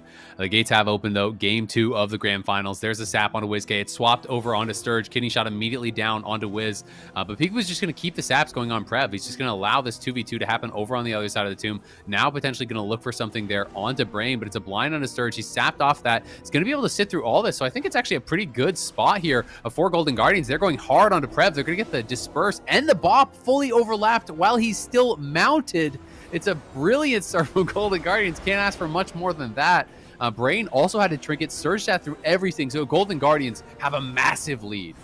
All right, let's see if they can capitalize on it and close out the game here. Gouge on Absurge. WizK now in trouble, has to disperse. Is it going to be enough here? As Vampiric Embrace is faded, his healing's going to be quite low. Siphon's on him. Piggy was trying to kill it here, but Absurge is still crowd control. Gets kicked on the Master Spell. Is WizK just going to die? Void Shifts, but Absurge is slow right next to Drake. They could swap to him here. They're dotting him up a bit, just poking him, but not going to stay committed. Still after WizK, but Prev now in trouble, very low on HP. Gets a Fear on a Peekaboo into a Gouge from Drake. Trying to recover. He's trying to hold on to the Void Shift for dear life right now. It's one of his last lifelines. I don't think he's going to be able to hold it here. Hammer of Justice connects. Gouge onto Drake. He's all alone for one more second, but a full kidney follows through, and Brain's Divine Shield is just a second too late. And Golden Guardians with a flashy opener close out game 2 and tie this up 1-1. Yeah, that opener for Golden Guardians was the stuff of dreams pretty much here. Peekaboo, on the other side. Brain and Prev couldn't get into combat, so Shadow Priest opens on the other side of the tomb, throws out his blind, but Prev is sapped on his mount the whole time, so Surge never has to trinket. And then meanwhile, on the other side of the tomb, it's a double sap onto Prev that's swapped over onto Brain. Brain has to trinket, and at the same time, WizK is getting out of CC, comes over, gets all that pressure rolling, and that opener was just so big here. And at the end, it just felt like Prev, was trying to greet his Void Swap so long. If he had just used it, a little bit earlier, maybe they could have actually stabilized. But, once he gets thrown into the kidney, he just had nothing left. And it's this situation, right, where you're kind of stuck on low health. Brain doesn't really have a great way to pick him right back up. He does have to lay on hands, but he's into the Hodge. And now you have to just life swap as soon as you get out of that growth. Because as soon as Peekaboo gets back to you, you're going to get kidneyed. And he holds onto it there, doesn't actually use that life swap previous to getting kidneyed. And I think that was definitely the big mistake there from Prev. Needed to get that off. But an incredible start from Golden Guardians. Got out, both the Bop and the Disperse and the Trinket for literally no cooldowns of their own. So that was a must-win. It felt like off that opener. If you lose that game, that's so demoralizing. We'll have to wait and see if it's repeatable to get that situation where you catch the Shadow Priest still before he's able to get across the tomb here. And it's interesting that the teams play the same comps, but they don't follow the same lines in terms of map selection. Golden Guardians always small map, Luminosity Gaming always big map, and that makes me wonder if it's kind of a case, you'll see this in other esports as well, like StarCraft, for example, where if you know you're a lesser player, you feel like you need to rush or do some type of Zerg type of thing, like a 6 pool, like you gotta win fast if you don't think you can win in a long Golden game. Guardians cheeses over here. I'm just wondering if that's the line of play, is if you don't think you can make good trades for a longer duration. So you're picking small maps, try and win fast.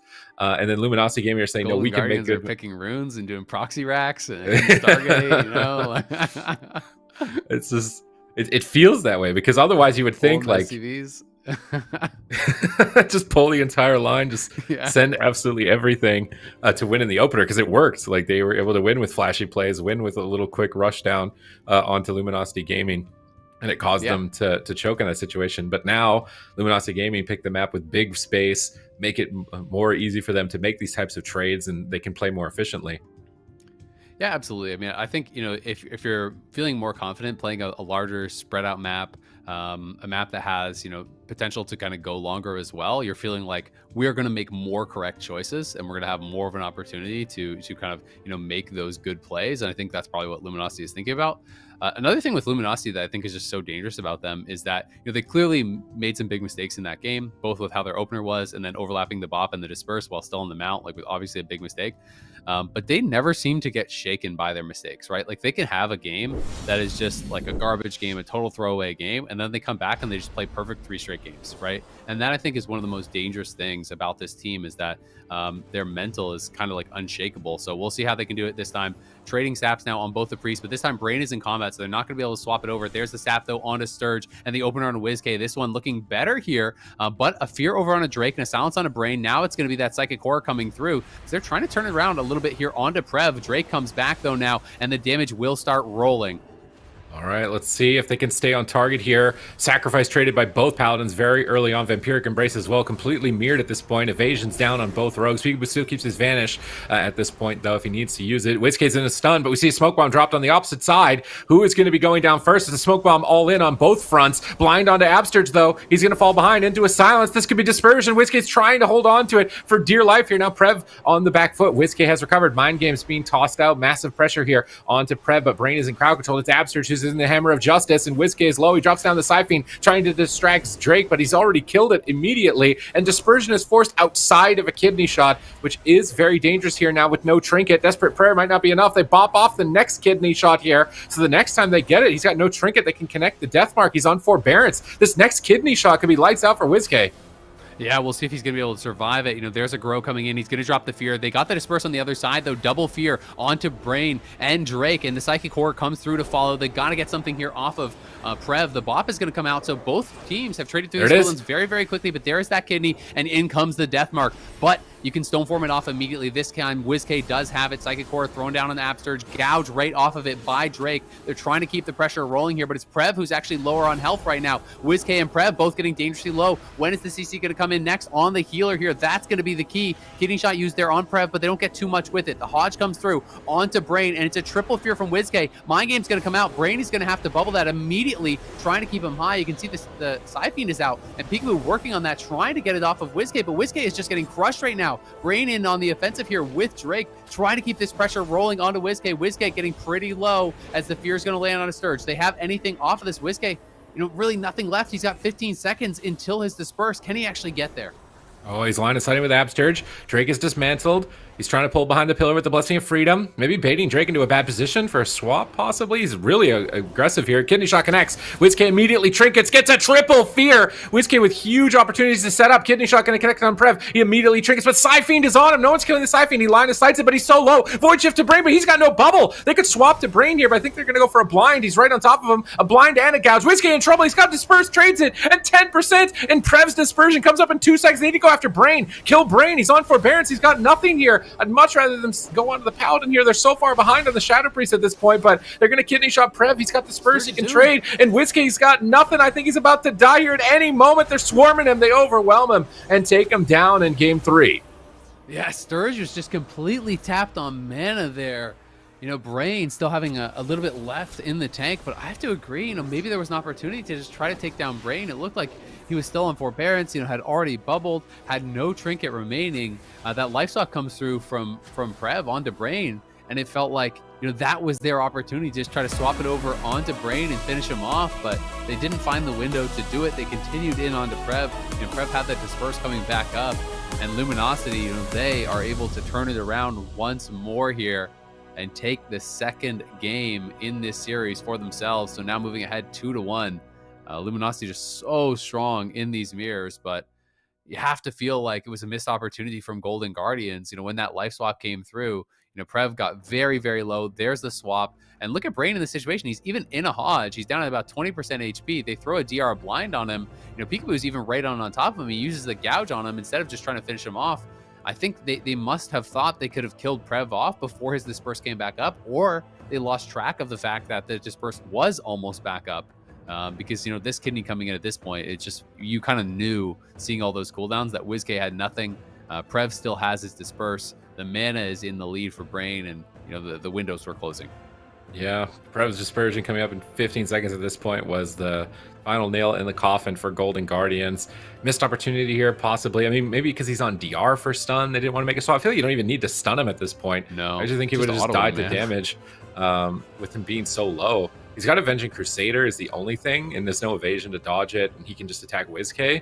He bounces himself back up pretty quick. They would have had to swap like at the end of the Hodge if they were going to swap. If you get a crit death, he's just dead. Yeah. Right? Like he was at 20% HP. It really would not have taken much there. You know, there was even, they had about a second or two in the Hodge where they could have just began hitting him after that life swap. There was about, you know, maybe a second and a half, 2 seconds left. So they used that time to get to him. And if you get really anything, like if you get a death, any little bit of damage coming through from Sturge, like I think he just falls over. He was able to top himself very quickly, as you pointed out, but definitely close to going down there. I think, you know, it's an opportunity that Golden Guardians, if they're watching that one back, we'll see, hey, maybe we should have actually, you know, made a swap to Brain there. But it's difficult in those situations. You know, are you tracking everything? It's easy for us sitting here. We're not in the moment to know, okay, oh, he's Prev has his disperse now. Oh, Brain doesn't have this, that, and the other thing, right? Like they may not have been keeping track of all those defensives perfectly and may not have realized, A, Prev has his disperse back, and B, Brain really had nothing left. All right, now Luminosity in the lead. And look, going to hook point. The small, it's literally the opposite in terms of strategy. Like, Golden Guardians, get the SCVs, let's go. Yeah, they want it to be messy. They want this to be as hectic as possible, so that Luminosity Gaming are more likely to make a mistake. Because if they get room to breathe, it just seems like a well-oiled machine. So I think it's smart on their part here. It does make me think they're not changing comp. It's like that last series in the upper was, this is the experiment time. Let's throw every comp we've got and see if anything sticks. And then none of them did. So, okay, we're in the grand finals, back to mirror, because, you know, those comps aren't going to be an option for us. I'm also kind of really interested, you know, how Brain was able to create such a mana advantage, because I think he actually had more healing done and still had, you know, about a 20% mana lead. And it's not like he drank or anything. So I'm kind of curious, you know, what it was that really made that difference there. Well, damage, you know, right? I think WizK was like at least 1 million behind Prev, and Drake was also Brain had more healing done. How does that make sense when your team did more damage? I believe it on the scoreboard, unless I'm totally trolling, which is possible. Has happened before, so I could be misremembering, but let me see. Yeah, Brain had more healing done, more damage done, and a 20% mana lead. WizK's healing is also higher, so which means that Absurge wouldn't have had to heal as much. So maybe he's not healing into Beacon is the only thing, because maybe you don't even get mana back actually anymore on Paladin for healing into Beacon. I'm trying to think of all the mana return factors. Might just be the difference between getting procs on Avenging Wrath at the right time to be able to save your mana and keep pressure out. Like, that was a quick game, and so look, when I looked up and I saw Sturge resume, I was like, oh, like I was a little bit surprised, you know, that he was that fast. But you know, Brain has been so impressive on the Paladin, and I don't know Holy Pally, like the intricacies of it enough to know like what the little things he could be doing to optimize the mana are. So I can't really speak to it, but it's just interesting to see, you know, that he did have that much of a mana lead, which actually ended up mattering, I think, quite a bit at the end of the game, because Sturge was just completely tapped. Okay, They're going to hook point. They don't want it to get to that point. They want to make this as messy as possible for Luminosity Gaming, make them make mistakes, and then capitalize on those and win before it gets to that point where it's all about attrition and efficiency, the little small differences adding up over time. Golden Guardians don't want that. They just want to run in immediately and just start slugging them and make them topple over and try and tie this up 2-2. WizKid looked really good on that Runes of Lordaeron game on the scoreboard for that one. I remember him standing out on top. I don't think it's very often the Shadow Priests actually end up as the top damage here when they're competing against these assassination comrades on their teams. So very impressive game there. So hopefully the small map will play into their strengths. They'll be able to get in there, get that early sap, try and get that flashy opener as they did previously. Because if they can't, Luminosity Gaming, I think, is just getting a little bit of extra trades. And I wish we could track Battlemaster in a way just to see how impactful it is. Like to go back and look like, oh, well, Prev pressed Battlemaster here, which let him hold Disperse for this now. Whereas WizKid, if he had Battlemaster here, could have delayed it and stayed alive and been more efficient. Like, is that one trinket really deciding the outcome of these games on the larger maps? It's possible in some really small moments, but I think more than anything, it's just about the way that they're actually like CCing and the way that they're responding to these goes. I think Luminosity does such a good job. It feels like of tracking their opponents' cooldowns on CC and staying spread at the right moments, grouping up at the right moments, and really just being able to kind of always keep in mind their opponent's win conditions in these matchups. And it just always feels like they're able to get that one moment that really swings the match, where all of a sudden it's like, even if Golden Guardians are winning, there's often this one moment in the game where Luminosity is able to find a triple CC or find this big turnaround, or someone overextends and they're able to punish and they're able to get 1, 2, 3 cooldowns all back to back to back. And that's the momentum that they're really good at, just kind of riding through to the end of the game. Okay, here we go. Abster's just shaking it out, getting ready here for game number 4. Can they tie it up here 2-2? The gates have opened. Drake immediately sprinting in, Peekaboo sprinting in, looking to try and find those early saps. They don't find each other, but they do get the sap on the Shadow Priest. So both Shadow Priests going to get set up on here. Early blind from Drake here, as well as Peekaboo. Both teams getting highly aggressive, but he gets feared. He trinkets a fear. He could get punished. I'd love to see a swap with a smoke bomb. Both rogues have actually used their trinkets. I feel like that's a big opening right here on Hook Point. Yeah, we'll have to see if they want to try to mix it up and go for one of these rogues here. They're going to step back. There's the gouge over onto Drake. Peekaboo trying to get offensive. They're looking to try to set up this 3v1. Can they get the CC over? There's the Psychic Horror. Prev now into the kidney shot. He's taking a ton of damage here. He's getting very low. Use the Psychic Horror of his own over onto Sturge. Peekaboo's into the kidney shot. He's in a cheap shot. It's going to have to be a life swap over onto Peekaboo as he was getting rocked there. Luminosity trying to punish Peekaboo. Now they get the cloak out. They get the trinket out. The fears are coming through. It's going to land on a Sturge, and Peekaboo could just be going down right here, right now. Down about 1% HP. Sturge bubbles. He gets back in. He's trying to pick it back up, but he actually got LOS because the smoke bomb was still there. Peekaboo walked out and Sturge was still inside, and Sturge is not going to be able to land that heal. Peekaboo desperately trying to get picked back up here. Prev has the life swap over onto Drake, and now they're trying to turn around here onto Prev. He's going to have to disperse. The cooldowns are coming out fast here on both sides. Who can actually take the most advantage of it? It's Drake, who's down about 50% HP. Brain's got some work to do. Now the blind on his Sturge, and Peekaboo, I think this could be at the bop offensively onto Drake, and they're going to close it out in a minute here. Luminosity 3-1. Sorry, Scuba, that one just never slowed down, but damn, what an aggressive game.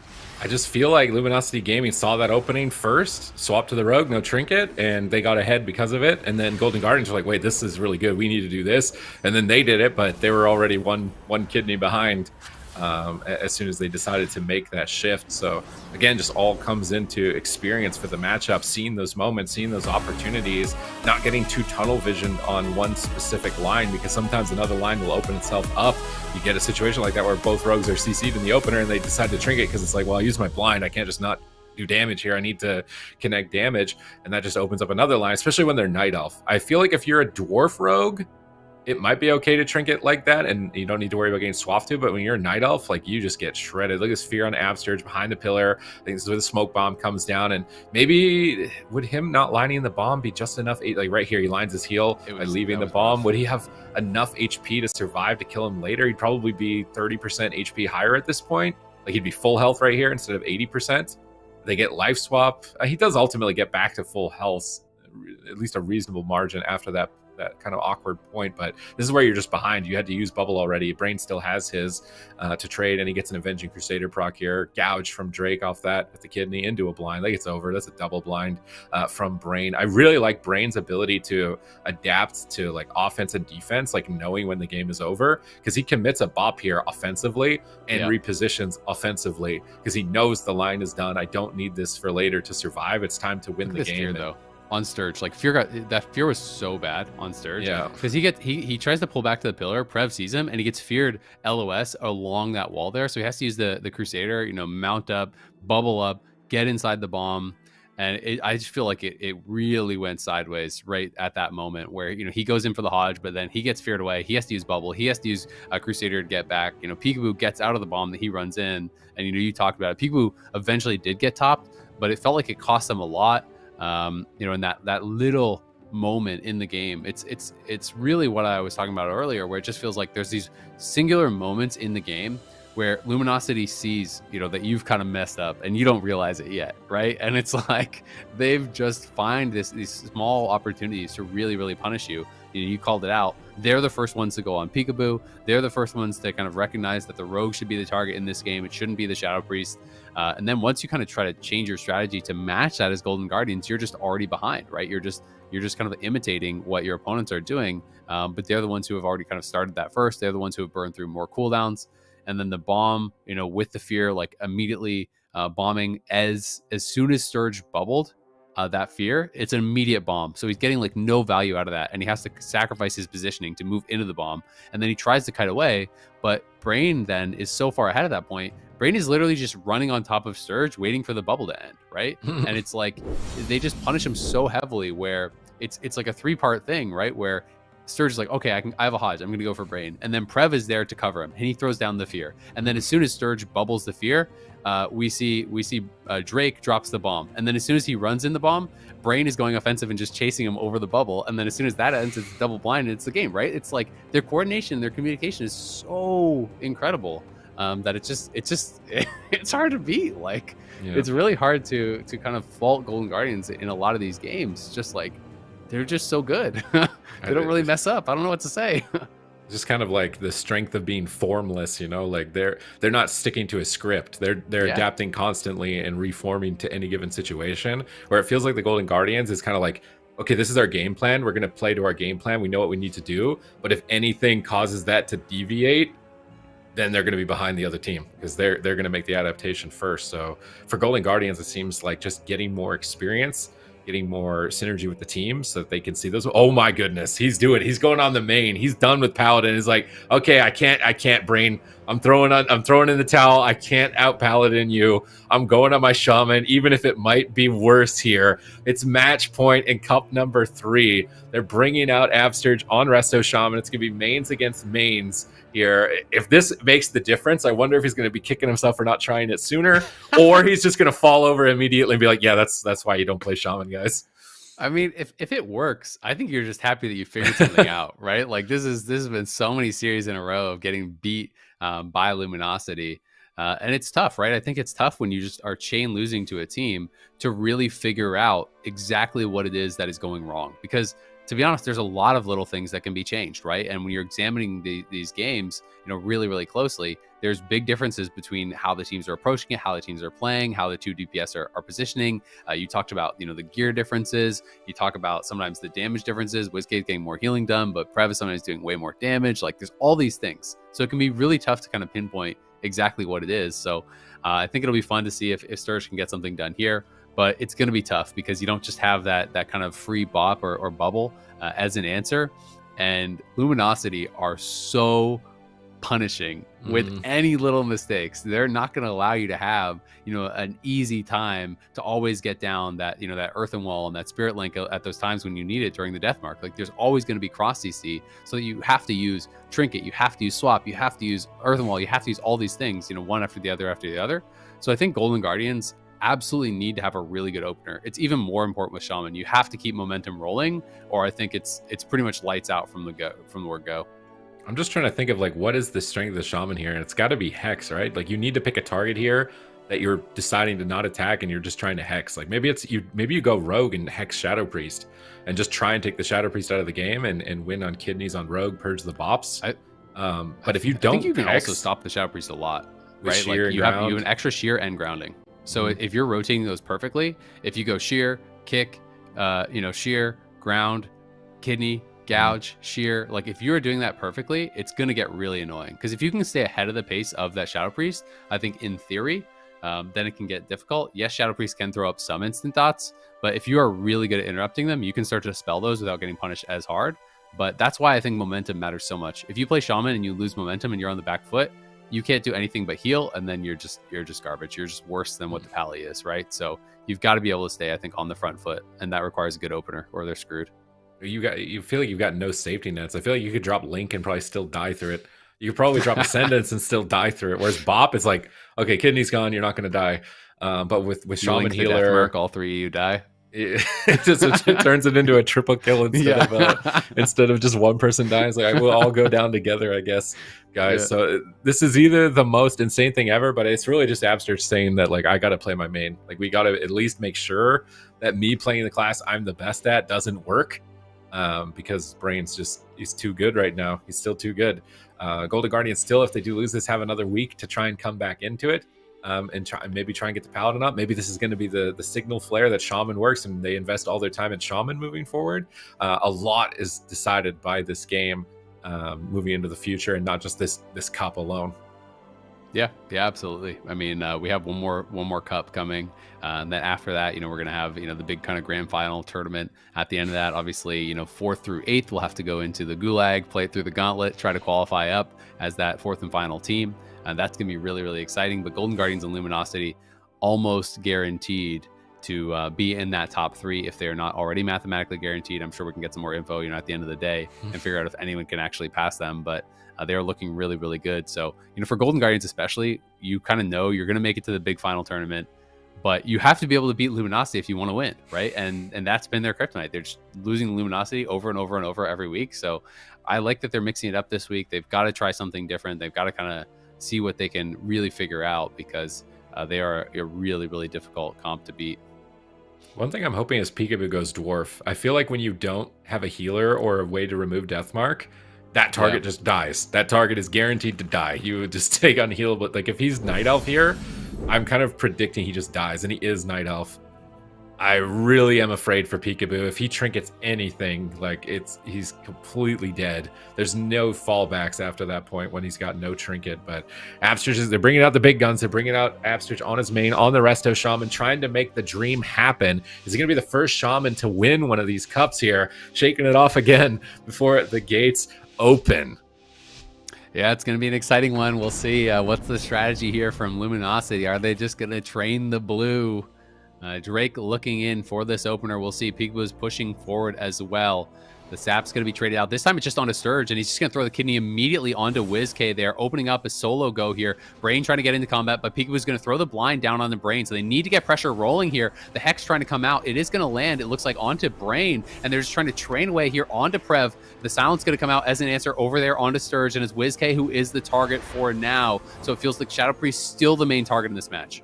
All right, let's see if they can stay on target and keep Prev shut down with that grounding totem and that wind shear still available right now. They're getting decent pressure keeping Prev on the back foot here, but he's turning around with the Siphene, both Priest and a kidney shot. We see trinkets coming out on the smoke bomb. Actually, a pre-bop on the bomb. Brain once again getting these pre-bop plays on Peekaboo smoke bombs. In the meantime, WizK forced him to disperse. That's a double fear from Prev. This is devastating for WizK. He gets the MD, but he's still so low on HP. He tosses out the Stoneform right away. Is he just going to die through it? As we see the dots being reloaded once again. WizK looking to reposition, trying to find his footing. Gouge onto Brain, kidney onto Prev. Do they have any CC to follow it up? Stun is coming up in 1 second. Prev's getting overwhelmed. He trades out Dispersion and the Stoneform on the Deathmark. WizK survives the kidney shot because Prev was peeled away, but Brain's all over him. He has to void shift Absterge. They might even just kill Absterge. He's so low. He goes for the Ascendance. He gets a big heal trying to stabilize both teams. Their cooldowns are slimming out after every single second in this match. Double fear. Another clean setup here from Prev. WizK trying to get in range of his teammates. Gets a double fear onto Brain and Drake, turning it around with Mind Games. Prev in a dangerous situation here, down at half. This is probably the Void Shift or a lay on hands, at least from Brain. He's actually still confidently holding on to it with the Avenging Crusader. If they manage to get away without using Void Shift, that's going to put them in a good spot, but I don't think they're going to. Void Shift trades immediately over onto Brain. Can they cut him down through 2 health bars? They've got to get the kill soon. Whiskey's got nothing. Yeah, they're trying to turn it around on the Brain. They're trying to mix it up from that last game when they felt they should have swapped him, and they did not. But Peekaboo may just go down. Peekaboo, out of nowhere, gets lit up and goes down. What a shocking end to this one. I thought Golden Guardians were heavily in the lead here. It looked like they were taking over in this game. There was no bubble, no trinket onto Brain, and they were in such a good spot. Peekaboo goes forward and just gets lit up. I'm not sure if Absurd just got mini CC'd there or what, but he had the link, he had the NS. We're gonna have to see it one more time. But man, you know, Sturge was playing that really, really well. It looked like Golden Guardians were actually going to be able to take it, I thought.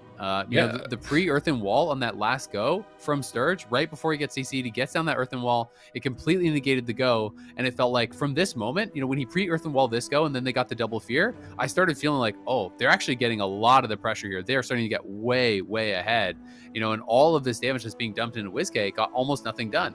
They get this cheap shot there over onto Drake. The bubble had already been used from Brain. There's the gouge. And you remember that last game, you know, that previous game we were talking about, oh, you know, maybe it should have been a swap from Golden Guardians over onto the Pally. You know, they didn't look for it. This time they obviously agreed, because this time they say we are going for it. And Stormkeeper was lit up and Absurge was just going offensive. Absurge actually, you know, got gouged off at the end, but he used the Stormkeeper double lightning bolt. And during that time, Peekaboo just exploded. Like, the damage on Peekaboo was just unreal. It kind of came out of nowhere there, and Sturge obviously didn't expect it. He was trying to actually get the kill. He was going offensive. So what hit him is this? I'm wondering here. I would need to look at the talents here. Maybe they're playing Catharsis. Maybe that was just like a really big Shadow Word Death going in. Yeah, he is playing. No, he's playing Void. Yeah, he's playing Catharsis. Mindbender's on him, so he probably has procs. And you get there's death? the kidney. Mind Blast. Okay. Feels bad. He was like a lot of damage that was about to come out there in that final moment, but you know, he did get gouged. Sturge got the Stormkeeper lightning bolts off and then gets gouged, and Peekaboo just gets lit up. I'm actually looking Catharsis. I don't know if that was like one of those like mega deaths came out that like I don't know if you've been hit by some of those like 100,000, 150,000 Shadow Word. I've been hit by the mega deaths. Yeah, so maybe it was that, because Peekaboo like exploded. That seemed random. That was shocking. It almost now I'm almost wondering maybe they shouldn't have swapped. I guess Brain could have bought the kidney on Prev, because if they kidney Prev there, he doesn't die, right? He stops all the damage, but like it's such a dicey situation. The big intel from that game is that Shaman didn't look that bad. I feel like that's something that you can pick, and if you're better at Shaman, then you probably do. Maybe there's another comp Luminosity Gaming have that would be tougher for Shaman, but if this is just coming down to mirrors, it looked like at least they can go toe-to-toe with Absurge on Shaman. Yeah. I mean, I think Sturge had a really, really good defensive game up till that point. And the fact that they still had NS and Spirit Link, and his trinket was about to come back up, like they were actually really close to winning that game. That was one of those deaths that is pretty shocking. I do wish we could see the death recap. I don't know if we have it. It would be really fun to see the death recap for Peekaboo on that. But Luminosity champions once more. It seems to be, you know, every single week these guys are sitting at the top of the table. They are crushing it, running straight through the upper bracket. You know, playing so damn well across all these games. They take down Golden Guardians 3-1 in the upper bracket, and in the grand finals, it's 4-1. Just absolutely crushing it over these last weeks, over these last months, over these last years. Honestly, Luminosity has just been running the region, it feels like. Yeah, who's going to stop them? There's only one cup left to do it. We got a sneak peek of some possibilities from the Golden Guardians, and there are some changes coming to the game as well, class changes that may give opportunities to other teams, newcomers, for that fourth cup to be threatening to them, but happen to catch them off guard. They just become twice as powerful the next time that you see them, and they immediately respond. And we've got the results here now from Cup 3, moving into Cup 4. Luminosity Gaming in first place position, Golden Guardians in second. Very close, I think, to guaranteeing a locked-in spot. Unless I think they've got to be guaranteed. Two teams can't pass them. Yeah, I mean, if Where's Gordy wins, Shall We can't win. So Yeah. they're pretty. I would say they're pretty low. There might be like a 1% scenario. Yeah, where like they maybe if could be an Golden option. Guardians doesn't qualify at Yeah. all for top 8, and then Where's Gordy and Shall We get 1-2. That would be like, it would have to be something like that extreme, right? But like very close to guaranteeing it. But you can see the race for third is actually so close. You know, between like, yeah, Where's Gordy and Shall We have a lead, but anyone pretty much, you know, having one big event, like all the way down to like Silver Sentinels, I wouldn't be shocked to see even them end up in third. You know, these teams, you know, further down on the standings, it's like only, you know, 50-point gap between third and eighth right now. Yeah, this is a stressful situation for teams like Liquid who haven't made it to the top 8. We got the deathlock, Death so recap. Let's where? Oh, there's a lot of hits. Mind games. So he's at 100% HP at 1.76k, a bunch of little dots. Where's the big numbers that actually kill him? Exactly. I don't see anything. That doesn't even add up. Is that maybe it's bugged? It might not be accurate. Oh yeah, because it's still saying he's at 100% HP when he dies the last tick. This doesn't even add up to his full health. So it's like, wait, why is he still saying it's 100%? But yeah, he even got shielded by WizK there. So he got rocked because when he got kidneyed, he was full HP in the replay. I remember seeing that. So like that was 100-0 in 2 seconds, unfortunately for him, but that was definitely a crazy kill. I don't think this combat log is showing all the damage though.